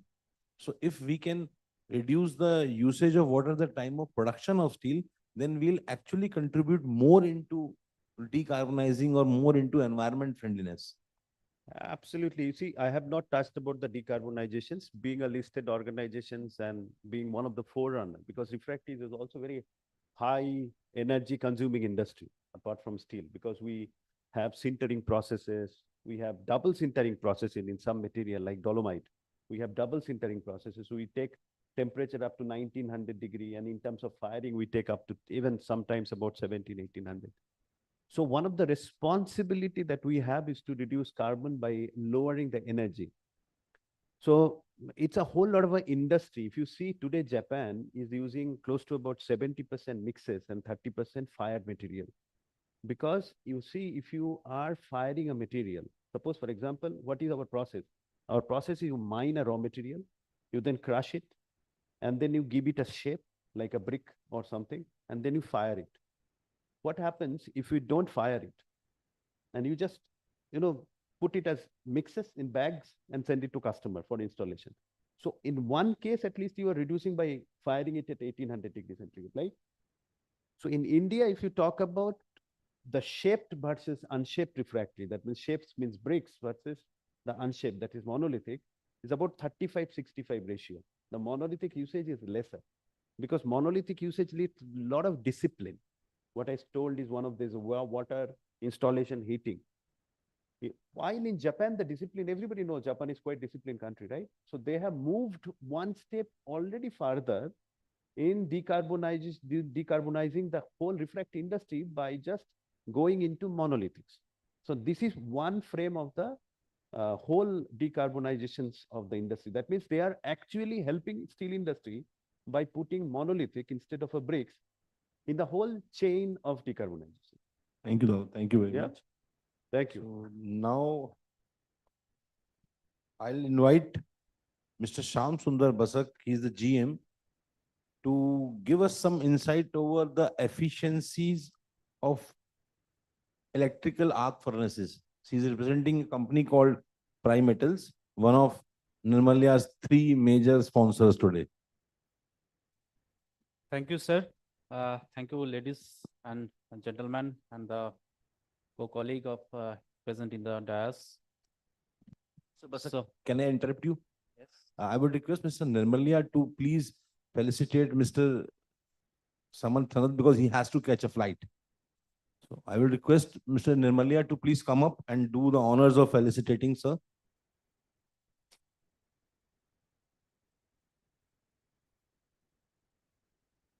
Yeah, the felicitation has to be done by the session chairman.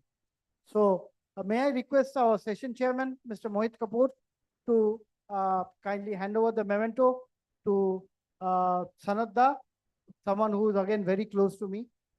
And we have worked together in the DRI initiative. And let me tell you, he is the first person within RHI India to head the DRI business, because this division was not there in RHI.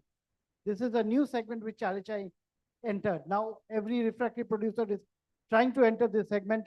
IFJL, Vesuvius, all the players are entering this segment. But the first mover was invariably RHI India. And hats off to Mr. Sanat Ganguly for actually pushing this within RHI India. So congratulations for.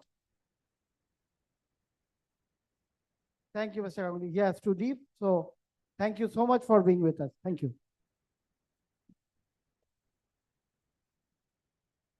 Mr. Basak, kindly continue. Okay. My name is Sam. I'm looking electric arc furnace business from India. So my topic is of course electric steel making, how we reduce the carbon emission from electric steel making business. But not only that, prior to that, I just briefly describe how we decarbonize towards a conventional process route to a new technology. So based on this, I categorize this total decarbonization process in three category based on the iron ore quality. One is on the left side is the conventional process route, which takes low iron ore quality we can process through blast furnace process route. So blast furnace process route along with two other technology which Primetals already have. One is Codex process, another one is Phoenix. So Codex is another one advantage additional to blast furnace process. This don't need any coke oven plant. So non-coking coal can be used. We already have some references also in India. Two references we have in AMNS Hajira as well as in Tornagalu, JSW Tornagalu. Another one is this Phoenix. Phoenix is a technology which developed with the POSCO. I am not going into details. Codex and Phoenix, which we can directly use without beneficiation plant. Okay, we can directly use fines or directly ore fines, iron ore fines. And with a coal gasification, we can reduce this to DRI and then melted this DRI to get same quality of hot metal which we are getting through blast furnace process route. So another category is the the iron ore which contain medium iron ore percentage, where this ore having lot of slag. Okay, that means a lot of gangue presence. So producing this processing further this iron ore to DRI, and DRI ore then DRI consumed to electric arc furnace will be very challenged because of presence of high percentage of gangue. So what we did here, firstly, we have a conventional, so we have a gangue, a higher gangue in the iron ore. So we have a conventional DRI process, gas-based DRI process. Then we have another technology is Hyrex, which is we develop just like Codex. We are introducing natural gas as well as hydrogen to produce DRI. And the most important thing is that we can directly charge sinter feed material up to 0.6 to 8 mm. Another one is HYFOR. We already tested this HYFOR technology. 40 batches which already been done in Lynch versatile milling plant. And so the first step is to produce DRI with high percentage of gangue, and then We have another technology we just started to make it commercialize. Okay, this is smelter. So what happened? We have a lot of gang in the DRI. This DRI we melt before using it to BOF process. So we have a smelter. This is like a Soderberg electrode is there, just submerged arc furnace, but this is not any oxygen is supplied there. So it is a reducing process. So we can reduce the slag over there, and after that we will get same quality of hot metal like blast furnace. Then we charge it to the converter. So what is the thing? Suppose the transition phase, many of the steel producers in the Europe, they are facing challenge due to high carbon emission through blast furnace process route. So here we, as a technologist, Primetals is suggesting don't disturb the melt shop. Okay, converter you keep remain. You just modify or exchange this blast furnace with a DR plant and followed by a smelter. Why smelter is required? Because the availability of iron ore also is applicable in India. Where we have a iron ore is not much Fe content. We can also use this technology here. We have a intermediate slag off in smelter, then use it into the converter. Another one, which is high ore technology, which is applicable for DR production through electric arc furnace process.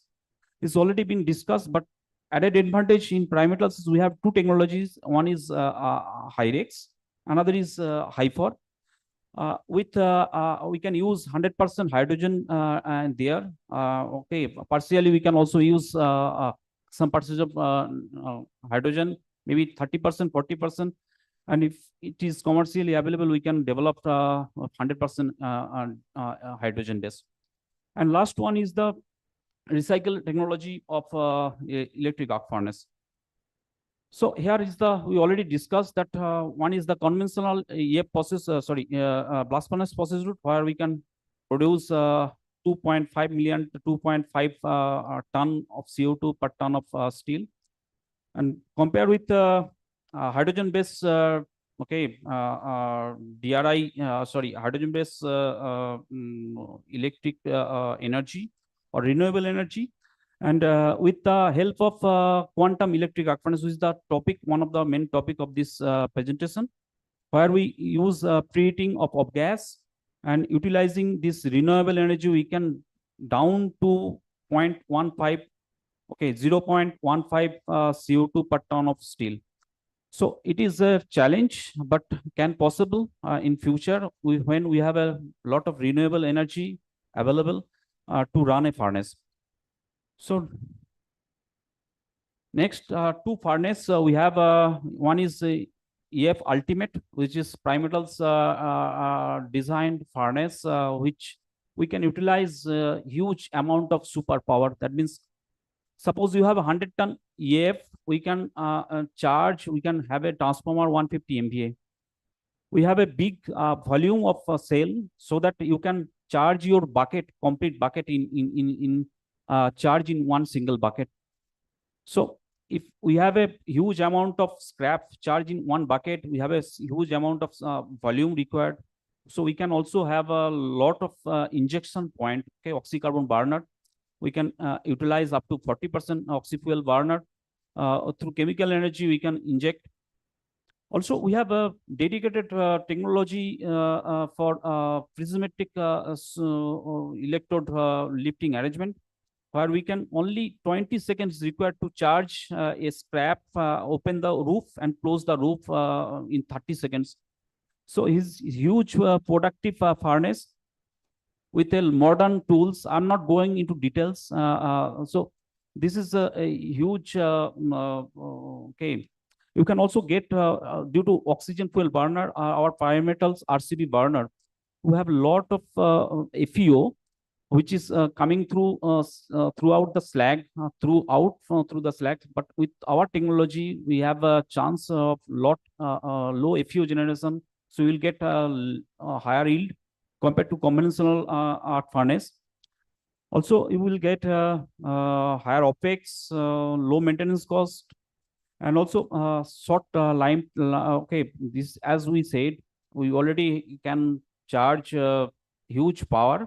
So cycle time as low as 35 minutes also is possible. We have many references in globally where we tap furnace 100% scrap-based furnace with 35-minute tap to tap time. So here is the overall scenario on the range of the furnace size. We already supplied 40 to 320 ton. 320 ton is the furnace, the highest reference furnace globally. We supplied in Çolakoglu, Turkey, with a 315 MVA transformer, with a tap-to-tap time of approximately 40 minutes, with a combination of charge mix, some pig iron and scrap. Okay. So there are another furnace, which is EF Quantum. This is a preheating technology, a batch type preheating technology of scrap, where we can use, suppose in electric arc furnace, approx 35 to 40% energy is losses through off gas. Okay. So where it is in terms of energy, you can say 150 to 200 kWh per ton energy lost through the off gas. Okay. So parameters as a technologies, do we develop this quantum furnace where we charge the scrap. Here you see the down the elevator where we can charge the scrap container will move up on the upper side, and where we can charge, and below there is a shaft with a finger. Okay, so finger is capable to hold the scrap 8 to 10 minutes before discharge it to the into the furnace. So coming back here, so here the off gas is passing. This is the finger shaft. Okay, so this finger shaft is just opposite side of the electrode. Okay, this is the fixed arrangement. So off gas is passes through this scrap. So off gas is just a counter flow and have a barrier on the scrap. So scrap is getting heated. Approx average temperature is 650 degree and below maybe 800 degree. So we are converting this 150 kWh or 200 kWh per ton energy which is going loss through off gas. We convert it to 80 to 85 kWh per ton. So huge saving of energy. And also as the dust which is going lost, iron dust which is lost through the off gas, flow through the off gas, can also have a chance to as we have a barrier in the scrap. So this dust stuck there, and when we discharge the scrap into the furnace, the dust also coming back to the furnace. So we are expecting approximately 0.7 to 1% more yield with respect to conventional electric arc furnace. So there is a huge amount of energy savings. Also tap to tap time, we are recorded consecutive heats tapping in China 32 minutes. Okay, it also depends on the scrap, how many scrap volume you have. If you have a scrap density is good, 0.7, 0.75, then you can charge 150 ton heat with 3 bucket only. So if you have a density as low as 0.5, okay, then you need higher amount of batches. So you need more power on time. So generally, if 3 bucket process, 3 batch of this scrap, generally 8 minute preheating. So 3 into 8, 24 minutes, another 5 minutes for preheating from making the temperature from 1540 to 1620 degree. So another around power on time is 28 to 29 minutes. Another 4 minutes is power off. So 32 minutes is the total tap to tap time. So here is the advantage. As we already said, we have a lowest OPEX. We are just repeat here. We are getting 280 to 290 kWh per ton with a 100% scrap-based process, which is not possible through any conventional electric arc furnace or the horizontal scap feeding technologies. So we have also many references in China. We have already supplied 12 number of quantum furnace, and globally total 17 number of reference we have. We first reference is in Mexico, Tiasa.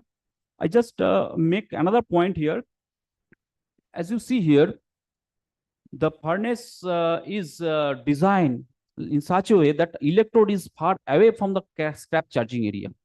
So we maintain a hot heel approx 70%. Suppose you have a 100 ton furnace tapping weight. So we charge, after tapping, we keep 70 ton hot heel. So always the furnace electrode is working on the flat bath. Okay. So there are very less chance, very less flicker generation.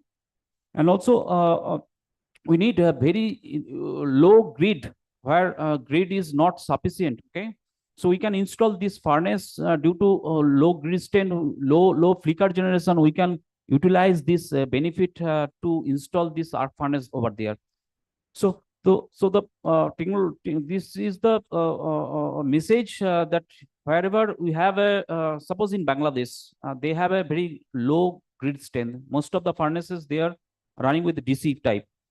So we take the opportunity to install one furnace like this quantum EF in GPH Ispat due to their low grid strength, and this is successfully running consecutive. Okay, this is started in 2020 and is successfully running till date without any problem. Mr. Sham. Yes. Sir, I'll just want to interrupt you. Yes. Are there any references in India as well?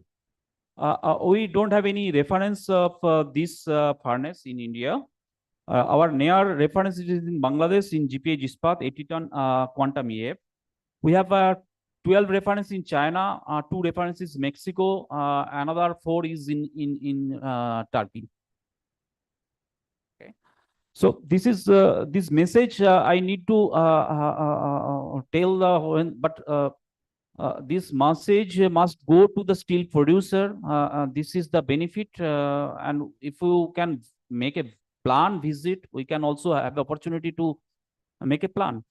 So real exposure of this technology can get in terms of carbon efficiency or carbon footprint or CO2 emission. If we using this our resource utilizing in such a way that we can save the energy, which is 1 kWh energy in India nowadays produce 0.8 kg CO2.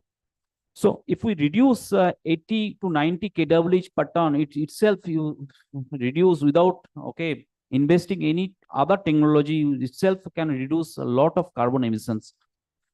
So the advantage of these two furnaces and the features I just described here. Here are two comparison of one is EF quantum, which is flexible in terms of charge mix. We can EF quantum we can charge up to 80 per ton 80% hot metal to 100% DRI 100% scrap. So in terms of flexibility of the furnace, EF quantum is the most efficient furnace where you can utilize single bucket. We have a big furnace there so that charging of bucket is taking time. One bucket charging approx 2 minutes.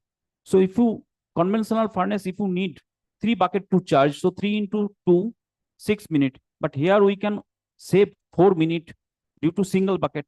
So 80% charge you can charge through a bucket. Rest 20% or 30% you can charge through fifthol like DRI or HPI. Flexibility times preheating is possible in quantum, as I said, but not in the ultimate EF. So here another important parameter which I want to describe without investing anything, how to reduce the energy consumption with condition of the steel making technology. Suppose you have a furnace with here I take one example, 140 ton EF with 7 meter dia furnace. Suppose you have a 100% scrap process as well as suppose you have a 80% DRI or 100% DRI process. Sometimes you run the furnace with 100% scrap. Sometimes you run the furnace with 80% DRI or 100% DRI. The electrical property where the electrode is being arcing, okay? The arc voltage and current, these are the two major parameters. For the scrap process, okay, when electrode is just up 2 minutes, takes boring. So scrap, the electrode will make a hole and go to the down. So up electrode reached into the down, and electrode is periphery of the electrode is just surrounded by the scrap. So electrode is surrounding by scrap, so you can go with high voltage because there is no chance that arc will destroy your refractory. So you can go with a higher power, with a higher voltage, low current. Okay, but in the Mr. scale of Shyamji, I would request you to conclude it yes, because we are already very just late. 1 Thank minute. you. Okay, Sure, sir. Thank you. So for the DRI, we need low voltage, high current. So considering this working point in the transformer, we can set the transformer parameters so that you can reduce the energy approximately 5 to 7 or 7 to 10 kWh per ton energy benefit without investing anything. You can save in your existing system. So another important thing which I need to give a message that we are talking about DRI with a hydrogen base, okay? But okay, suppose some day we produce 0% carbon with a 100% hydrogen based process. With this 100% hydrogen based DRI without any carbon can treat in electric arc furnace. We know it's not possible because in carbon based DRI in India we can only up to 60% carbon based DRI we can utilize due to lot of FeO generation without presence of carbon is very difficult to melt. So is the right thing is that if without carbon there is no chance to make foaming slag. So we have to inject carbon through outside, either in the form of granulated pig iron charging through the fifth hole or in pig iron as a charge mix. So so this is a very challenge through electric arc furnace for producing processing 100% hydrogen based DRI. So best practice is to have a mixing of natural gas and hydrogen so that we have some amount of carbon in the bath without which can make some foaming slag with injecting oxygen, which can also reduce sulfur and nitrogen in the bath. So requesting all technological supplier to in Indian context to utilize our technology, which is coming for low grade iron ore with this Phoenix HYFOR and followed by his melter VOF technology. That's all. Thank you. Thank you, Mr. Shyamji. Yes. That's really very encouraging about electrical arc furnaces, whatever very minute and very important benefits we have described about the chance of blocking the iron ore dust leakages as well as reducing the loss of energy during process, which in fact is a very good thing because when we are trying to go on a decarbonizing route, an environment friendly route, then the energy consumed in the very production of our material is a very essential part. And I believe whenever we meet next in on this platform, you will have much more references and credentials in India than in China, sir. Thank you very much, sir. Thank you, sir. I think he deserves some applause. So now I'll be inviting Mr. Sayan Mukherjee. He'll be giving us insights upon the sustainable solutions for iron ore pelletizing process. So let's hear from him about the sustainability or cleaning the steel at the very starting stage of iron making procedure. So good evening, everyone. I know that we are nearing the end of the conference and I see a lot of vacant seats, and I promise you I will keep it very simple and short, and I will try to wrap it up within 10 minutes. So thank you. So basically, throughout the day, we have listened to different technology suppliers speaking about decarbonization, different companies like RHI for the refractories, how they are contributing towards the sustainability part, towards the decarbonization part of the steel industry. So from Metal 7's perspective, I would like to tell you that we are an equipment manufacturer. And from an equipment manufacturer perspective, how we can contribute to the sustainability of iron ore pelletizing plants. And Metal 7 is wholly dedicated towards providing equipment for the iron ore pelletizing industry. So let me start. My colleague Indranil already told you about who is Metal 7 and what about Metal 7. So I will skip this slide. And I will go to a very important topic, which is very relevant now, is the ESG compliance. So ESG is a framework or an investment strategy keeping in mind the environmental aspect, the social aspect, and the governance aspect. So in short, for a manufacturing ESG compliance, if we have to speak, we can broadly define it into, for environmental part, reducing the greenhouse gas emissions and the carbon footprint. Energy efficiency, this is a very important thing as an equipment manufacturer we need to think about. Saving energy, consuming energy, relying less on fossil energy is the need of the hour. And also minimizing waste and recycling is also a thing which we have to look forward. From the social aspect, also, we have to think about our employees, about the workers' well-being, providing a safe working environment, developing equipments which are maintenance-free, which are maintenance-friendly, which does not require any hazardous working conditions. From the governance part, it is very internal and specific to each and every organization because it has to comply with transparent and ethical business practices. So how we can contribute to our customers in complying with the ESG framework is that Metal 7's equipments are committed to providing sustainable solutions.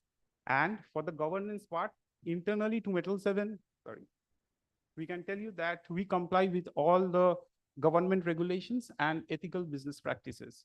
So without spending much time, let us jump to the sustainable solutions which we have. So if we see from the people from the pelletizing fraternity will try to understand that a roller screen before an indurating furnace or a roller screen underneath a pelletizing disc is a very important equipment in the production process. If the roller screen trips, your entire pelletizing process, your pelletizing plant comes to a stop. So here we have come up with an innovative solution 2 to 3 years back. It's called a segregation screen. So what happens, Mr. Prasad from Prime Metals already highlighted different technologies like the straight grade, the grade clean, the circular pellet technology. So if you see a straight grade pellet bed, if you cut the cross section and the picture which you see, the 8 to 16 mm pellets are all mixed up within the pellet bed. What we have tried to do with our new generation of screen is that we have segregated the feed into different size fractions. The smaller pellets at the bottom, the bigger pellets at the top. What we have tried to achieve, we have tried to improve the airflow within the pellet bed, improving the permeability, reducing the electricity consumption, as well as also improving the pellet qualities. So I will show you some real-time plant data which we have. But before that, let me show you another important key integration we have done to our roller screen is the discharge mechanism. The one at the left, if you can see, is a traditional roller screen which is installed in most of the pellet plants, which has a higher drop height of 700 to 800 mm to the grate. But with integrating our epsilon chute, which is a patented product of Metal 7, we have reduced the drop height, which can be seen clearly in the pictorial, as well as also we have reduced the impact force within the furnace. So pellet stalwarts like Shurajit sir is there today with us. They can tell that this reduction of impact force and the reduction of the bed compaction within a pellet car is very important to achieve a higher permeability, a better airflow, and also improve the pellet quality. So this is one of the important inventions which we have done. So, okay, so let me show you our products. So these are two of our hero products. The first one at the left is a double deck segregation feeder. These are for bigger size pellet plants, which are greater than 4 million ton capacity, which has a roller screen underneath the pelletizing disc. And the one at the right is a triple deck. The triple deck is, if you just see the pictorial, we will see that the top deck removes the oversized pellet, the lower deck removes the undersized pellets, and the middle deck is dividing the pellet into the two different cross sections. So mostly what does a roller screen does? That is also an important thing because many of you might not be from the pelletizing industry. The primary responsibility of a roller screen is to screen pellets. We want pellets within say 8 to 16 millimeter diameter. So we have to remove the oversize effectively. We have to remove the undersize effectively. But additionally, with this type of smart screens, what we have integrated is that we are dividing the size fraction going inside the furnace, thereby making use of smarter use of energy, thereby improving the pellet quality, as well as also giving the flexibility to the operator, whether to thrive for more productivity or to thrive for more quality. So numbers are the best things what demonstrates our equipment. If you see, we have given some real-time plant results. The one at the left is ArcelorMittal Mines in Canada, which is one of the very flagship pellet plants across the world and is considered as a benchmark. And the one is the right is our very own ArcelorMittal Nippon Steel in Paradeep in Orissa. By installing our segregation screen, say, for example, we take Paradeep results, we discuss about them. We have seen a productivity improvement up to 6% that was limited by pellet feed. Permeability of the bed permeability has improved by 15%. And energy reduction, 15% electricity savings we have seen in Paradeep pellet plant line 2. So these data are for line 2. And if you see equivalent amount of carbon dioxide footprint, what we have been able to reduce. So how is this a sustainable solution? Somebody may ask me. So sustainability is that by changing an equipment in your existing process, in your existing technology, we are able to reduce your carbon footprint. So these are the incremental efforts we are making from an equipment supplier point of view in helping the steel industry decarbonize, in helping the steel industry meet their sustainability targets. Also, the quality factor, the CCS, the compressive strength of pellets also increased by 6%. So these are some real-time plant results. Next, if in a roller screen, the rollers are the heart of the roller screen. Now, if you see what does we stand out for, Metal 7 as a company is known for its coating applications. We specialize in coating applications. We started with the aerospace industry, but now we are fully into iron ore pelletizing plant. Our rollers are made of a tungsten carbide or a carbide-based coating with a hardness of greater than 68 HRC. What does it do? It provides anti-sticking properties. Indian ore has a high goethite content, so there are a lot of sticking issues which we find on the roller screens. But with this use of our coating, we are able to eliminate the sticking issues and the pellets roll and re-roll properly, and we are able to achieve a higher screening efficiency. Along with the screening efficiency, our rollers are straight for a longer period of time, so operators don't need to go frequently and do the gapping to get the required size of pellet. So in a way, we are also improving the workplace conditions, which is in accordance with the social goals of sustainability. So these are our champion product, one of A19 rollers. Now, in a pelletizing plant, if you know, the heart of a pelletizing plant is the reciprocating conveyor, where the pellets are discharged on the white belt conveyor. There can be reciprocating, it can be oscillating, it can be shuttle. So traditionally, a hydraulic system has been used to drive this reciprocating conveyor. But what we have done as a part of our innovation is that we have replaced the hydraulic with an electromechanical system. Now, you might ask, what is an electromechanical system? So an electromechanical system is nothing but a simple chain and the sprocket arrangement connected to a servo motor. The servo motor is responsible for movement of the carriage to and fro. So what are the advantages over a traditional hydraulic one is that it has a very accurate speed and stroke regulation since we are using a servo motor driven reciprocating conveyor type. Next, maintenance free. Hydraulic systems are very difficult to maintain. A lot of filter changes, oil spillages, a lot of health and safety issues, environmental issues which we face while maintaining any hydraulic equipment. Our equipment is literally maintenance free, we say, or very less maintenance. The next important thing is that power consumption. If you see our reciprocating conveyor, the servo motor is only a 15 kilowatt motor. So we are able to save around 50 to 70% of the energy compared to a traditional hydraulic system. In this way, we are also trying to make this solution more sustainable. Next, I-19 coated slide rails. So for a straight grade technology, you might know that our slide rails forms a very important part of a furnace because it helps in your thermal insulation of the furnace. Our slide rails are coated with a carbide-based coating, which reduce the wear of the slide rails. We call it as our proprietary I-19 coating. It is 9 times more resistance than the welded chromium carbide and 98 times more welded than the CHT400 or the Hardox 400 heat-treated materials available in the market.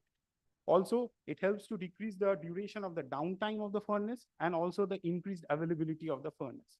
At present, as we speak, we have 5 to 6 installations of the slide rails in India. And from 2017, one of our customers, AMNS Vizag, has been using our slide rails without any problem. So easily our slide rails provides you a life of around 7 to 8 years till now, and it can be further more.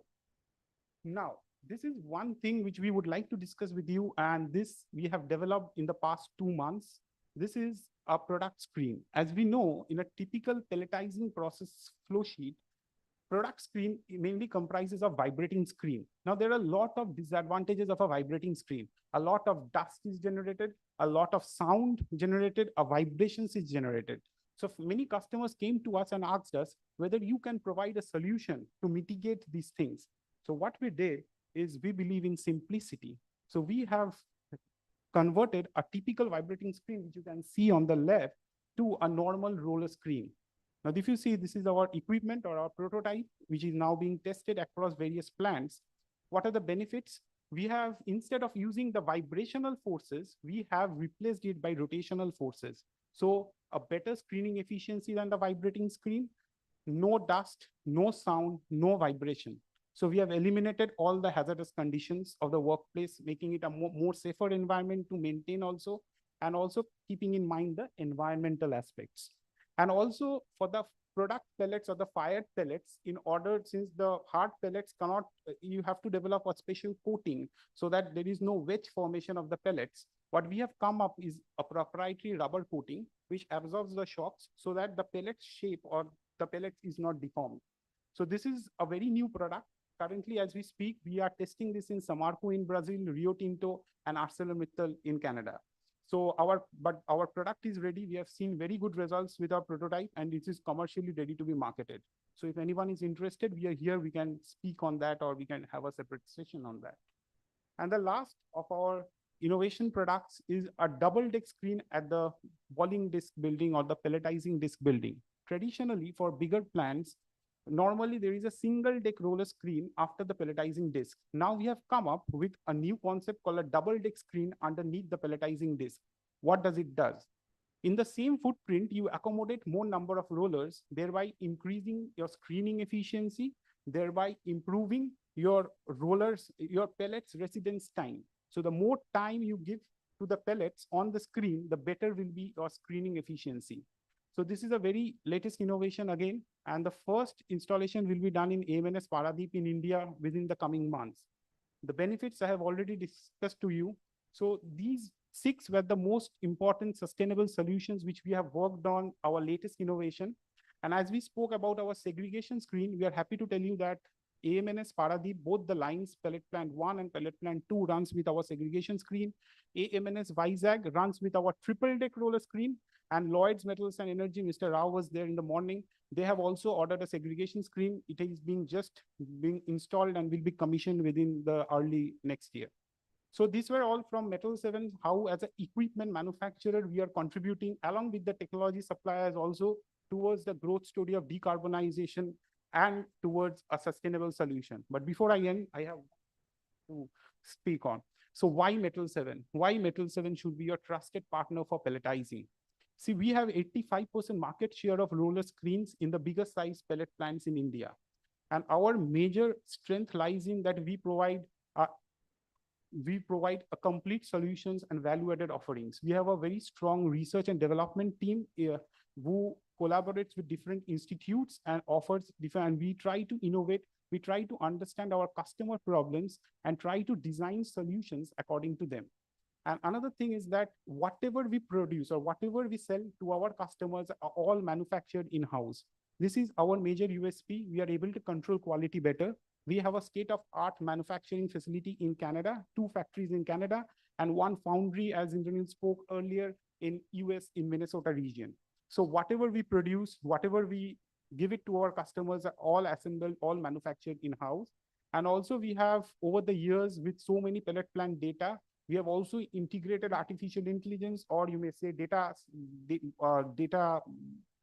science or data. Nowadays, there are a lot of buzzwords. So with all this data, we have come up with our simulation tool. So whenever any pellet plant comes to us, we are able to identify the better screening configuration. In fact, we are happy to say that most of the technology suppliers, when finalizing a greenfield project, comes to us to understand what shall be the roller screening configuration for a specific size of the plant. With this, I end my presentation today. I think, sir, I am in time. I am on time. Definitely, sir. And I would like to thank Steel and Metallurgy for giving us the opportunity to be here and to present us, and hope I have been able to add some value within this 10 minutes of your time. And if you have any questions, I am very happy to address. Thank you. Mr. Mukherjee, I would like to congratulate your company for not just the points that I have written at the end of quality control, compliance, because you are not dependent on us components from outsourced things, or sustainable solution for energy efficiency, which is very much required, definitely. And your solutions being improvised to adapt to each client case wise. You have been standardizing the pallets bed. The best part in your presentation and the ideology of the company is how most of your solutions are focusing on the safety and well-being of the most precious workforce that we have. The human resource. The human resource is the most precious thing for India, being the most populous country.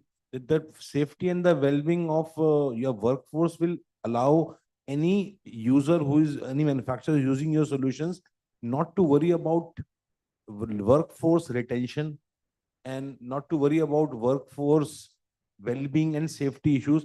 One hazard, one small incident at a factory can cost you the profits of last 1 decade, your reputation for the entire history of your company, and loss of work for maybe years. So that thing, the focus, and that too in Indian condition where unfortunately at the moment not all the workforce is not even semi-skilled. So for such a mix of labor who are more unskilled or semi-skilled or very less skilled, your solutions can assure that the manufacturers or the users of your solution will have a soundless sleep about safety and human resource. That's very good about the company, sir. Thank you. You deserve an applaud for that. Thank you, Definitely, sir. Sir, across the value chain, it is very important, not only the technology suppliers, not only Prime Metals, Danieli, or Nufer, or all those SMS, they are responsible. As an equipment manufacturer, it is our responsibility also to contribute to sustainability. Technology can be sustainable, but at the end, equipment drive the technology. So if you are not building a sustainable equipment, you cannot build a sustainable technology. So everything goes hand in hand. Thank you for your time, and thank you for understanding that point. Thank you very much. Thank you. Now to conclude this event, I'll take a clue from Mr. Mukherjee's one of the second last of the last point of focusing on IoT based or IT based solutions. So now let me invite Mr. Gunjan Sen Gupta to take us through how AI based solutions can transform manufacturing of steel in India.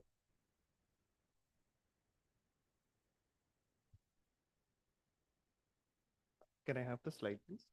Yeah. Before I start, thanks a lot for this opportunity to speak here. And thanks to everyone who's stuck around till now. I know it's really late and I'll keep it very fast and short. And don't worry, Mr. Sen Gupta, whoever is in the hall now, I'm sure they will not leave unless they have a flight to catch, because I can smell the high tea now from here. So Nirmalya has made sure that the high tea counter will make sure all of us are energized, not sleeping, and staying back now. All right. So yeah, I'll prep everyone up for the hike. Can I have the slide? Ripik. Yeah, so I represent Ripik.ai. We are a company that focus on vision AI technology. So AI as a buzzword, everyone has heard AI. Everyone knows artificial intelligence, what it is. But starting from 1960s as it was imagined, there will be machines, there will be robots who think like humans, who do work like humans, right? And early 2000s, AI took a boom because the hardware, the software was already there. Neural nets were already theorized in the 1980s. And in the early 2000s, in the early 2010s, hardware caught up. We had GPUs which could compute at the pace we wanted it to compute. So a lot of training models, a lot of different models that can process images, process speech, process various sensor data were able to be made. And that's where Ripik AI came in. Basically, we use Vision AI using cameras to create models that can help you build operations that are sustainable, improve efficiencies, increase yield, etc., at various aspects of your plant, right? So coming to some applications, very simple application. On your conveyor belt, there is a foreign object that is there. It goes down the conveyor belt without the operator noticing it. It can damage your machinery, right? Anything that damages your machinery is something that needs to be caught. So our solution sits on top of your conveyor belt, catches any foreign object, any pieces of machinery, any metal parts, etc. This is an example from one of our solutions at a coke oven, I think. And there, it stopped the conveyor belt immediately. It's a closed loop integration that we do, not just catch the defects, but integrate into your system so that we can take actions immediately. Alerts are raised to operators who can take action themselves as well. So that's one part of it.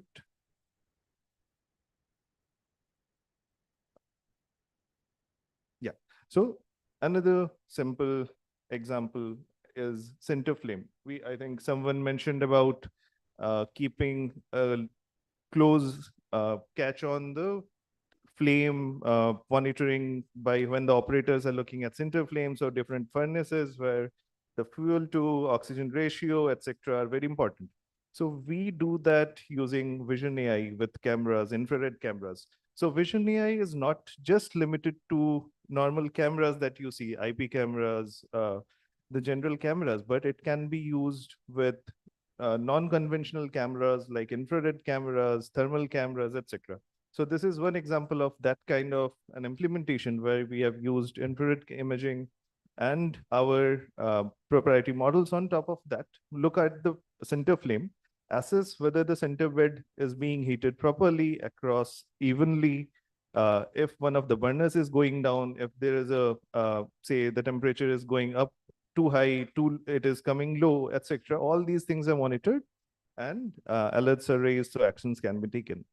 Right? In real time, the raw material analysis, another part similar to the first implementation that I was talking about. So our cameras on top of conveyor belts can do real-time granulometry. So granulometry traditionally in industries have been done in labs where samples are taken from conveyor belts, raw materials, sent to the lab. A sieve analysis is done. It takes 7, 8 hours, 6 hours to come back. The lab reports essentially just tell you what was there. The raw material is already into your plant. Whatever has to happen has happened. So what we came up with is a model which in real time tells you the particle size distribution. So if the mean particle size is going up, if it is going down, if the fine percentage is increasing, this will help you keep a tight control on, say, if you want to have a tight control on your fly ash content, bed ash content, if you want to have the proper kinetics in your reaction. So this can help you with that.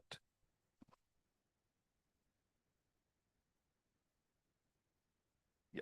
So coming to center belts. Center belts, permeability is very important in center belts.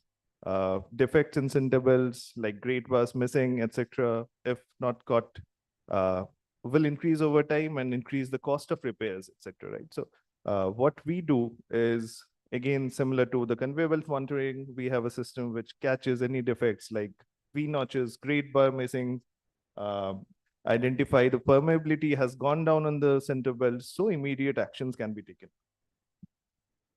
Right? So all these applications that I have just covered They cover different aspects of things. I kept it very short. I talked about raw material monitoring, equipment monitoring, and what we aim to do in terms of sustainability is increase your yield by improving the yield. When you are utilizing your raw material better, you can have a tighter control on the quality of raw materials. You'll get higher yield.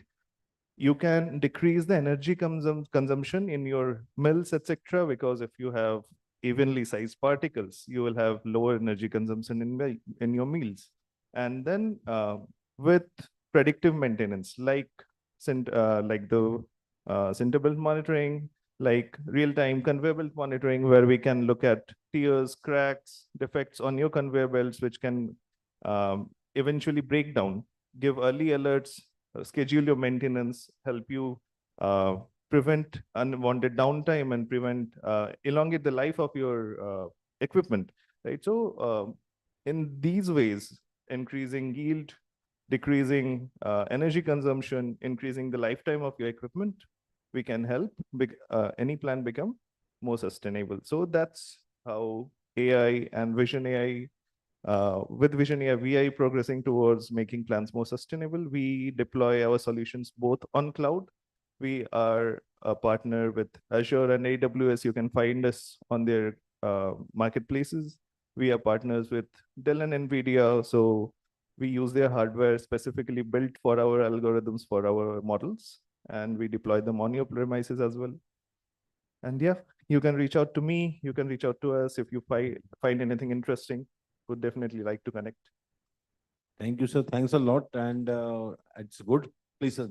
It's very good that the organizers had kept this AI-based solution provider at the last of our session, because it is a buzzword now. Artificial intelligence, as the word says, and I don't agree with the prefix artificial, because it is an intelligence which is improvised by human beings itself. So that is something which will help this, and this AI-based predictive maintenance is, I believe, the highlight of your presentation, because a minute saved is worth hours of manufacturing and plant operations. So you can save not only any damage to the machinery, stoppage of work, but that again thing, the most precious asset, that is the workforce. So that's a very good thing.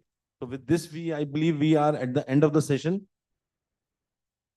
End of my particular session, ma'am. Yes, sir. So ladies and gentlemen, as we conclude this session, the way I started, this session is not just, and rather this whole conference is not deliberating on how a business will thrive in earning more profits, competing with their competitors, catching up to latest trends, latest new markets, but rather how to make sure that all these efforts are not going down the vein due to environmental effects.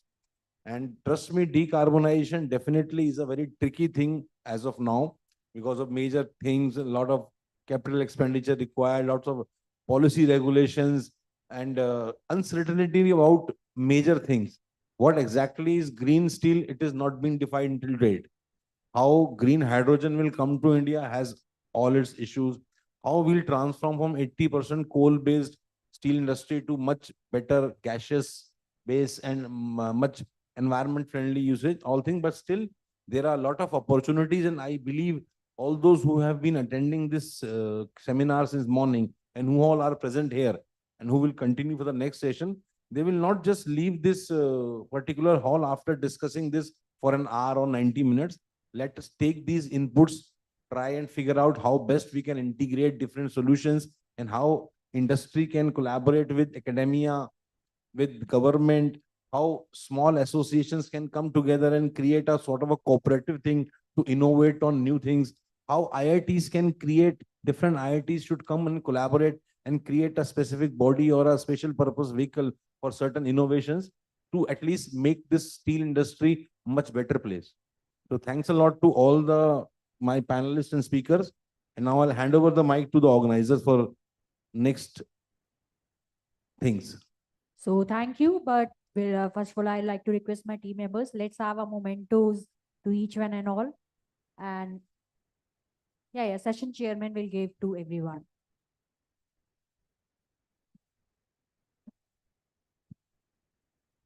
So after this special moment, we have one more last session. So I request no one should go. One more session is left.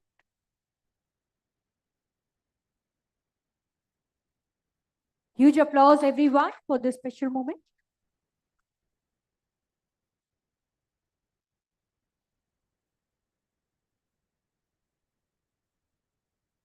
Huge applause.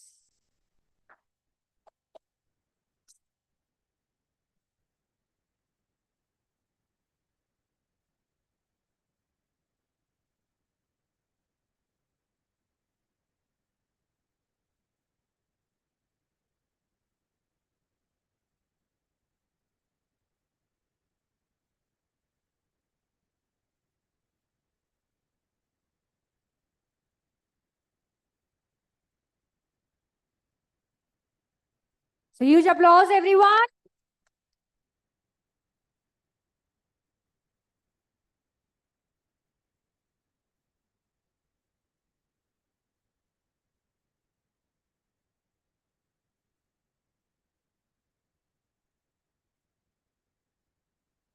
So thank you so much, team. Now I would like to invite Molygraph Lubricants, Sustainable Lubrication Products for Steel, Mill Maintenance by Dennis Matthew. Please be on the rise.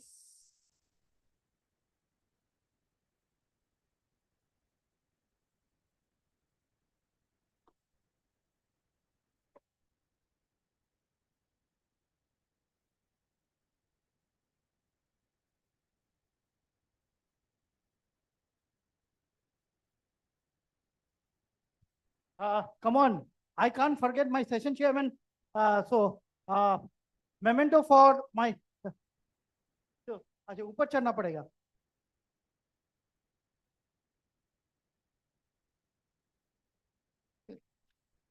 I am always grounded.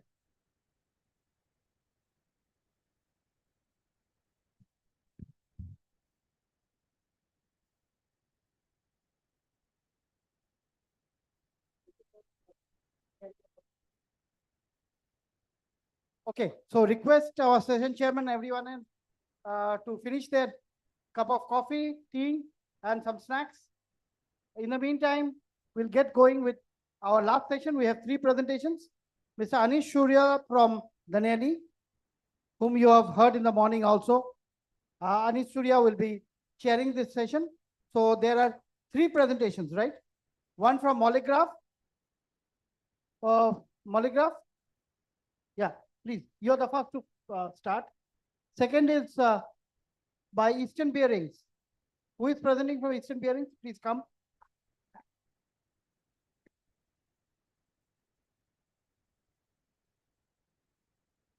Okay. Gaurav from MN Dastur. Yeah, Gaurav, please come. Next time you should be the first one. You intentionally choose to be the last one. No. So Gaurav is a good friend because from his earlier organization, I had interacted with him as well. So MN Dastur, Eastern Bearings, and Molygraph. 3 presentations, 10 minutes each, 30 minutes, we finish. So session chairman, Mr. Anish Surya will be your session chairman from Dhaneli. He's from MN Dastur. You, I'm sure, work together on various projects. So over to you, Chairman, Mr. Anish Surya.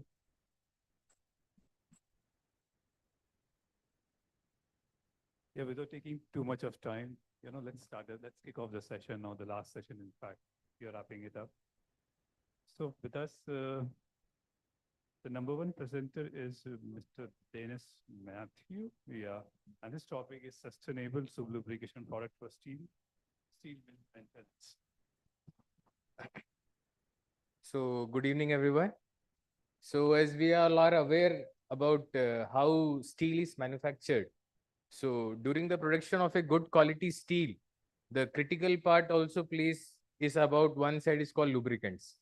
So lubricant is one thing which is keeping your machine smile and having wear and tear, no problem will be there. So we are from Molygraph Lubricants. Our manufacturing facilities in Mumbai. And we have our plant situated at Palghar, and R&D center is there. So we have our product of ranges from high temperature greases, lubricants, cleaner degreaser, aerosols, which every steel plant needs. We have our setup, sales and marketing setup, 100 plus distributors, 25 plus international channel partners, and 50 plus field engineers. So what are the solutions that we can offer in a DRI plant, and what we are offering majorly? So we can have one-on-one. First application is slip seal. So basically the major challenges जो slip seal में face होता है कि centralized lubricant system रहता है, grease pump नहीं हो रहा है उसके अंदर, sealing नहीं बन रही है, wear and tear हो जाना refractories का, इससे आपका torque बढ़ता है, motor consumption बढ़ता है. So to tackle those challenges and all, we are come up with the solution called, our product name is Molygraph SG460SS, which will be taking care of all the challenges that an application faces because of a lubricant. Or next segment is support roller bearing. So basically kiln जो रहता है उस support roller bearing के ऊपर ही रहेगा. So for that we have our product called SG1000M50. So basically the major challenges will be that key lubricant in that key it will not sustain the load of the kiln. Second will be that there will be no proper lubrication on the surfaces and all, and there will be moisture ingress. So based on that, grease will not perform well, and it will tackle out all the problems and all. So for that we have our product. Next one is open gear lubrication. So in every kiln drives with the help of a bull gear. So bull gear have their own respective peripheral speeds. So we have developed our product range for every speed, which ranges from 5 meter per second to 10 meter per second. And we are giving to many of our customers in Kolkata and Bellary group. So we have our product. Next one is for kiln tire chair pad lubrication.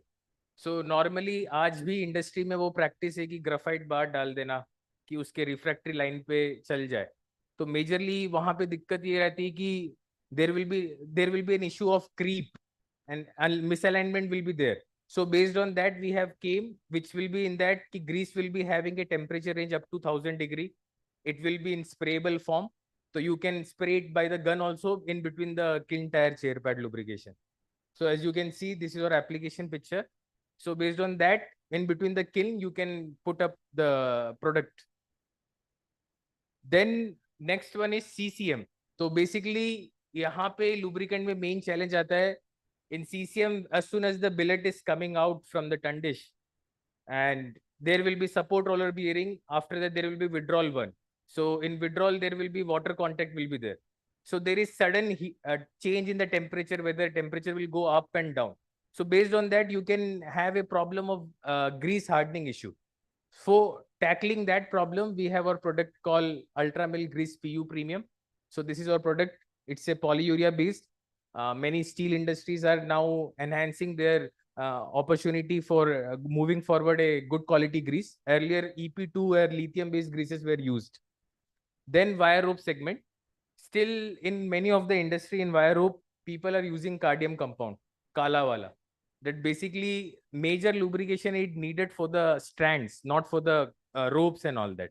So people have a myth कि अगर हमने ऊपर से grease लगा दिया मतलब wire rope is running good. But majorly the grease should go inside the main core. Then only it will be able to sustain loads and all that.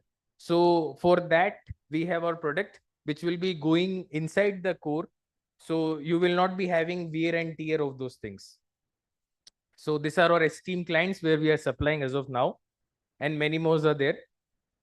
So if you have any queries regarding lubrications or lubricant related problems, you can contact me on this mail ID along with the number. Thank you.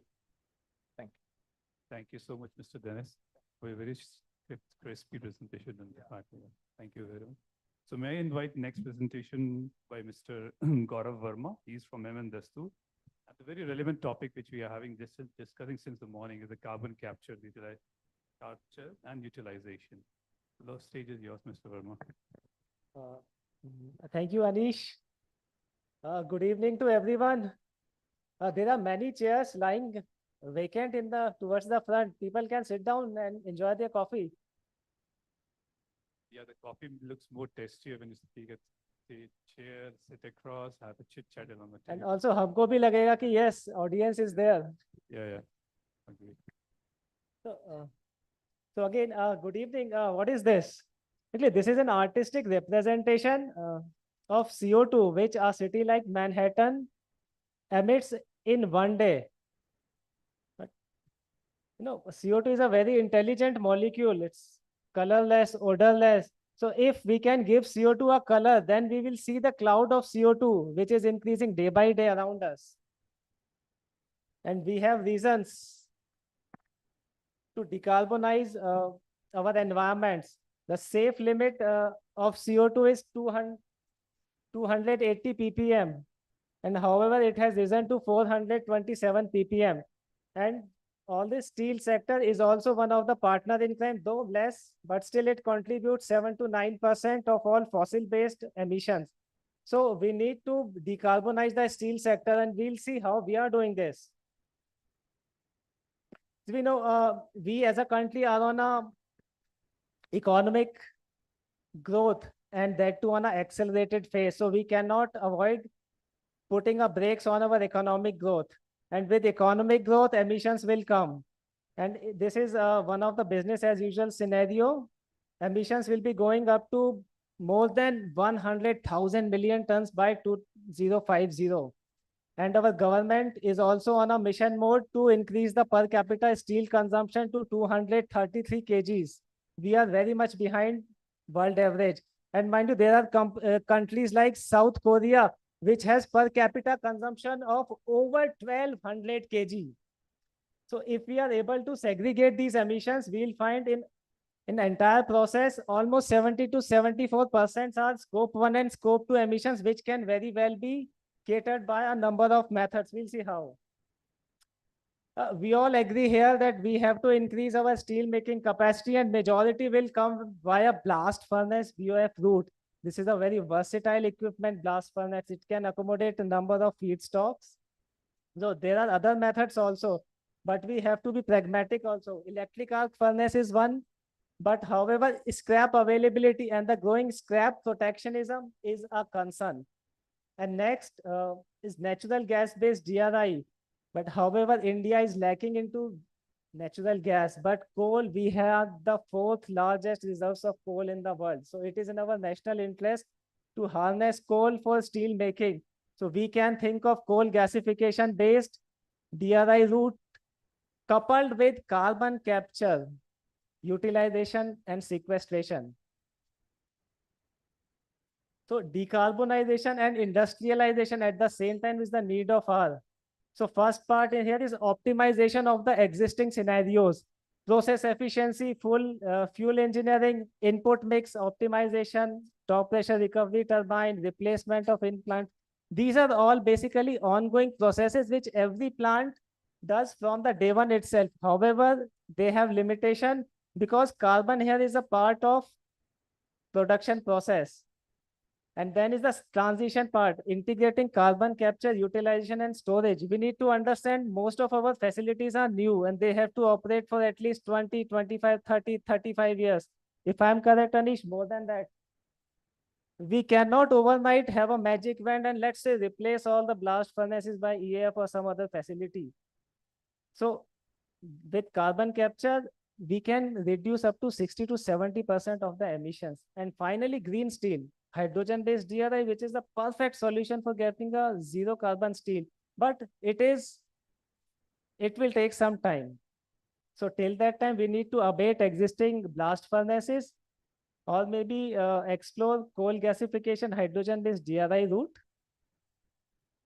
So carbon capture is not a new thing. It has been it is existing for the last 50, 60 years. This plant, Al Riyadha carbon capture facility in Emirates Steel, they have captured almost 4 million tons of CO2 since 2016, and this CO2 is being used for enhanced oil recovery. So they are not looking CO2 just as a byproduct or a waste. They are looking CO2 as a feedstock, which is actually giving them higher shares of revenues. This plant, coal-fired power plant in Saskatchewan, again, this power production has been cleaned with carbon capture. Air Products Refinery, 5 million tons CO2 they have captured since 2013. And this is a gasification plant, which is a poster boy of carbon capture. Almost 40 million tons of CO2 they have captured. Can you click on this? Click here button.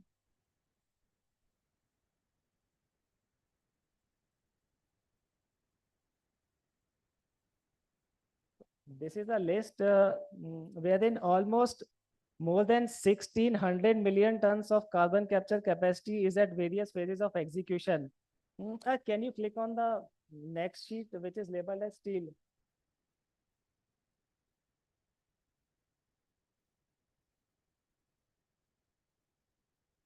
So in steel sector also, carbon capture has been recognized as one of the prospects to decarbonize the industry.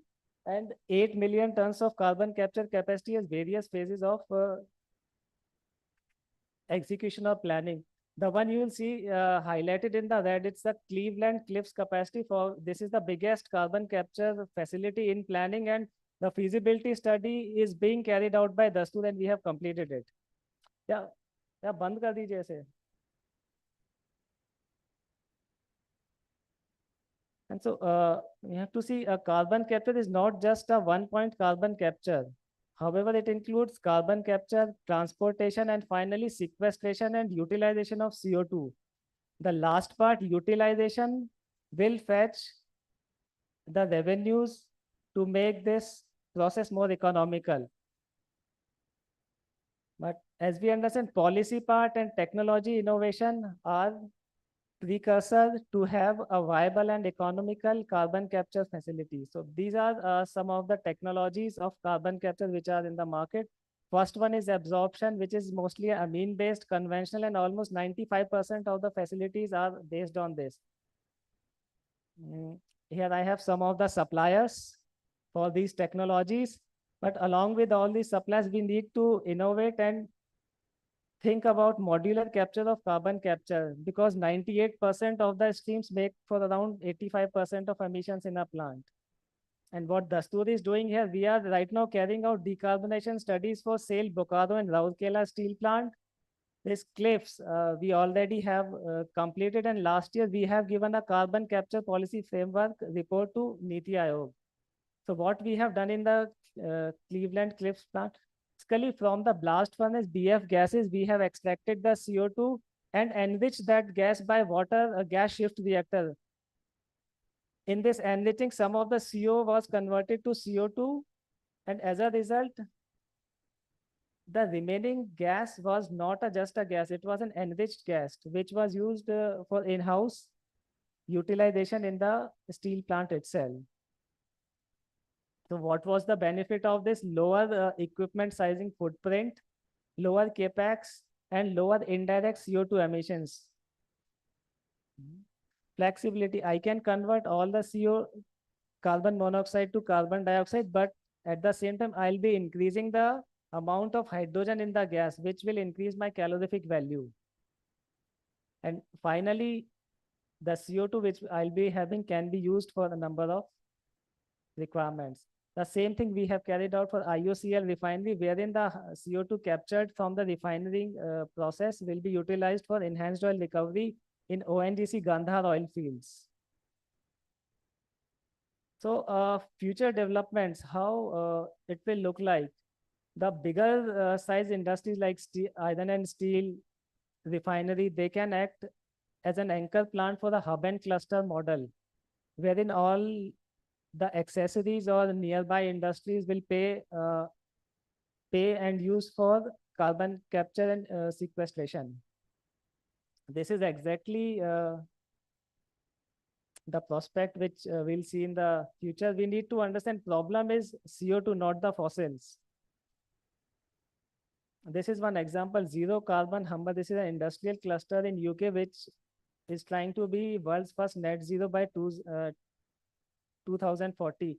And mind you, this plant is based on natural gas-based power plant. Actually, natural gas-based power plant will be integrated with carbon capture facility, and by extracting or capturing the CO2 from the flue gases, we will be cleaning that power generation. which in turn, this clean power will be used for production of hydrogen. And this hydrogen will in turn used for hydrogen-based steel making and variety of purposes here. So again, it is a fossil-based ecosystem. So removing fossil overnight may not be in our national interests. And finally, the main part, financing. You see, everyone talks ki, what about financing? Without financing, nothing will happen. It is true to an extent. But if we'll see in the last year, 2023-24, majority of the financings were for carbon capture and sequestration technologies. Now, there are some perceived risks as well, and that will be answered by business modeling. So, finally, this is my last slide. People say CCS is unproven. No, almost 50 million tons of CO2 is being captured and stored. CCS is unsafe. Transportation is unsafe. But in US, almost 8,000 kilometers of pipelines is transporting 70 million tons of carbon dioxide since 1970s, and there has been zero fatalities. Carbon capture is expensive, but cost is coming down. And finally, yes, we have a responsibility towards next generation. We need to act now, or in the future, we probably have to adapt to these changed surroundings, which we have seen in many of the movies. So with that, thank you so much. Thank you, Gaurav, for such an insightful presentation. In fact, that was one of the important but the missing link since the morning, detail about the CCU part of it. Thank you.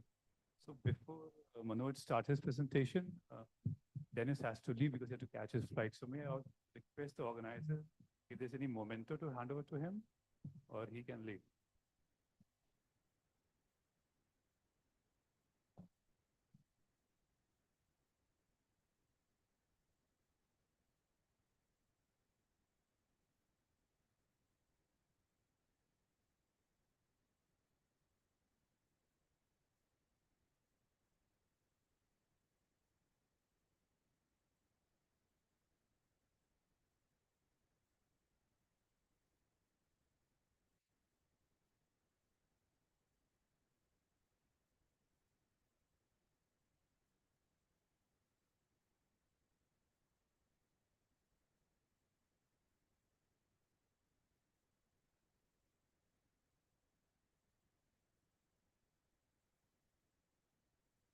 At the end of the session, before we close, we have the last presentation.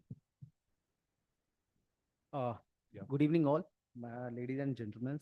So it's a privilege to speak on behalf of the ARB Bearings. It's a STEAM conference. So today, on behalf of the ARB Bearings, share some slides. It's a company enrolled by the 1990s and 3 manufacturing units in Sonipat, Haryana.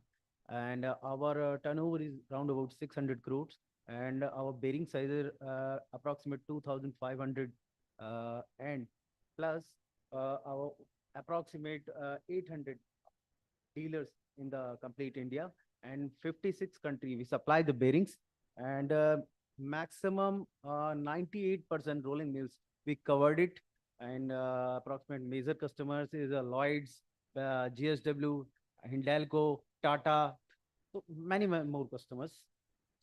So it's our established in 1990s and 1,500 our employees strength and 2,200 plus basically our bearing sizes and around about 50 countries explorers and some services regarding bearings, because bearings is a very critical equipment because many persons, many companies share the bearings to the plants, but service is the major part. So our availability through the condition monitoring regarding bearing mounting, dismountings, and regarding online services and online monitoring and regarding predictive maintenance services, we also provided them. And also we provide the some cylindrical roller bearings, 4-row taper roller, TQ, TDO, TQ, IT, TDO, and cylindrical multi-row bearings. We have also provided. And angular contacts is our range is approximate single row, dual and multiple row. And thrust bearings, our basically range in single acting, dual acting, single acting with single housing, and dual acting with dual housing. In DRI section, we covered the maximum bearings, and last week cashed the order around about 900 TPD DRI.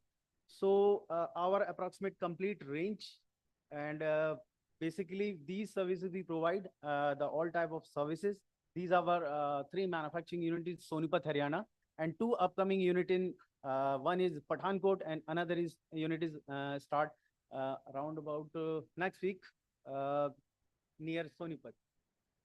So major concern is duplicacy in the bearings, face all companies. So we try these close the issue. So we try the we opened the 8 company owned outlets. So we supply the direct to the consumers. So reduce the 100% these factors, these issues. And we also provide the all technical person and salesperson available in the 24/7 in these outlets like Durgapur and Bhuneshwar outlets and Punjab outlets, and recently Raipur outlets, and these our Jalna outlets, and Jaipur recently now open the outlets. So these outlets reduce the all duplicacy. We covered this issue. And these are certification for the manufacturing process. And these are our products. These are ball bearing, roller bearings, engineering products. In engineering products, we've supplied the all type of induction heaters, because in DRI section, the major issue for the heat mounting and dismounting issue, because the old method is oil through oil we heated the bearings and mounted. So these are fatigue failure issues are generated, and some through during the torch related issue. So the hardness will be reduced. So we consider these all points and manufacture the induction heaters. So our induction heaters maximum covered all DRI plants bearings. Regarding these are, we prevent the almost DRI related fatigue failure issue, like mounting related issue. We also provide the site mounting services also.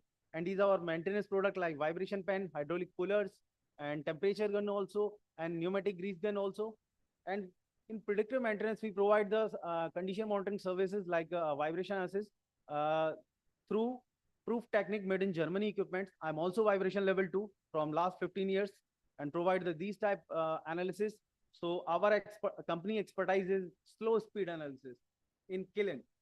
So maximum we provide these customers these type of services like support role vibration testing, like girth gear vibration testing. Last year we provide the solution in Tata Steel Jamshedpur, and also provide the Lloyd metals in in Nagpur, and in 550 TPT kiln we done the alignment job also.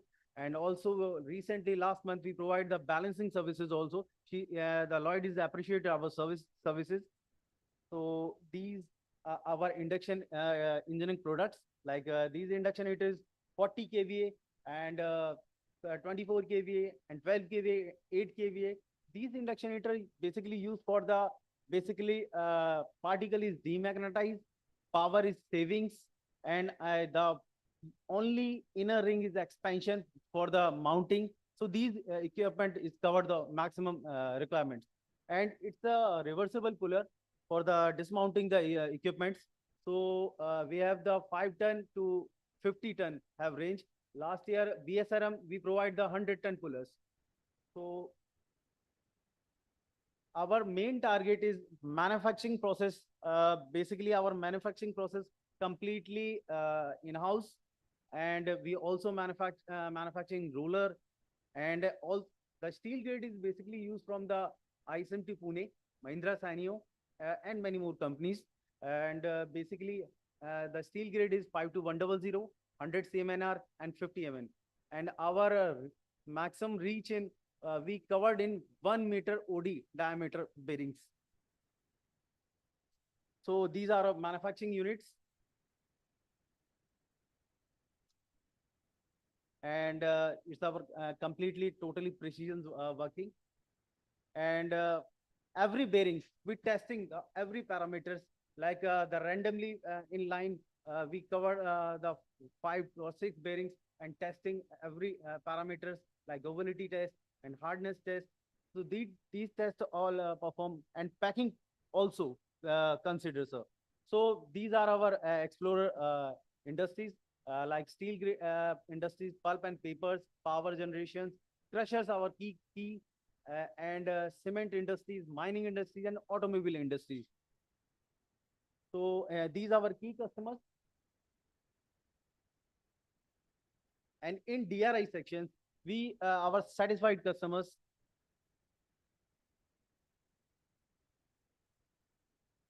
Last year, Phil group, we covered the maximum project orders. And in steel plants, in rolling mills, approximate in India, we covered the 98%. And also paper plants, we covered also paper plants in approximate around about 68 to 70% in stake our India. And so it's our global presence. So we share the back-to-back knowledge to the consumers regarding mountings, regarding lubrications, concern, like molegraph concerns. I share some points regarding because failure is approximate 40 to 45% in steel segments. So regarding over greasing or lack of greasing, or lack of knowledge in the greasing. So these failure type of the suffer breakdown is unplanned breakdowns. So back to back, we provide the presentations online and offline, and back to back provide the workshop and provide to the how to mount. And we also mount on the bearings on the site. You see the slides. And we also trained the induction heater. Basically, you utilize this is the current demands for the every steel plants. So we also provide the condition monitoring services like alignment service, vibration monitoring services. But it's a very critical because vibration analysis at higher hot rollings. So any misroll is, but we provide the every point to the every solution. We goes to the every solution. So our target is basically provide the every each and customers provide the better services for the better bearing. Thank you. Thank you very much. Thank you, Manoj, for your detailed presentation on the bearing offerings your company go for. With this, can we close the session? I think we are done with the presentation of this session.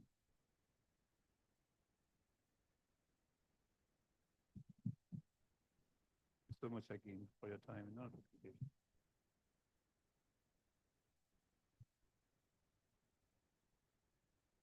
Thank you, Session Chairman, for conducting the last session with hardly anyone around, but you made your presence felt.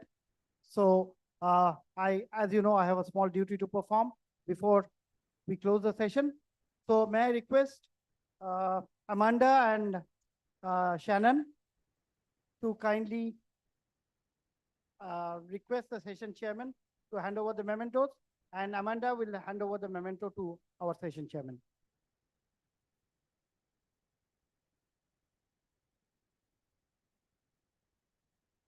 Be careful, Shannon. So these are my two daughters who have been so kind to work relentlessly, sleepless night yesterday. Thank you so much, Shannon and Amanda.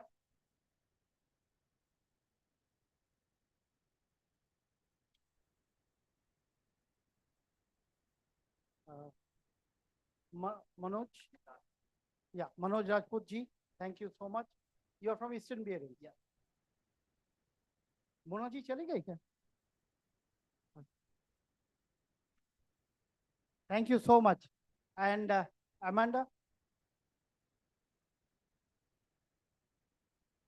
Amanda, memento for session chairman. Thank you so much. Thank you so much. So, gentlemen, thanks for everything, and we close the session. And thank you for being with us whole day. I must thank Eastern Bearings team. They're still here. Good. Great. Thank you so much. Take care.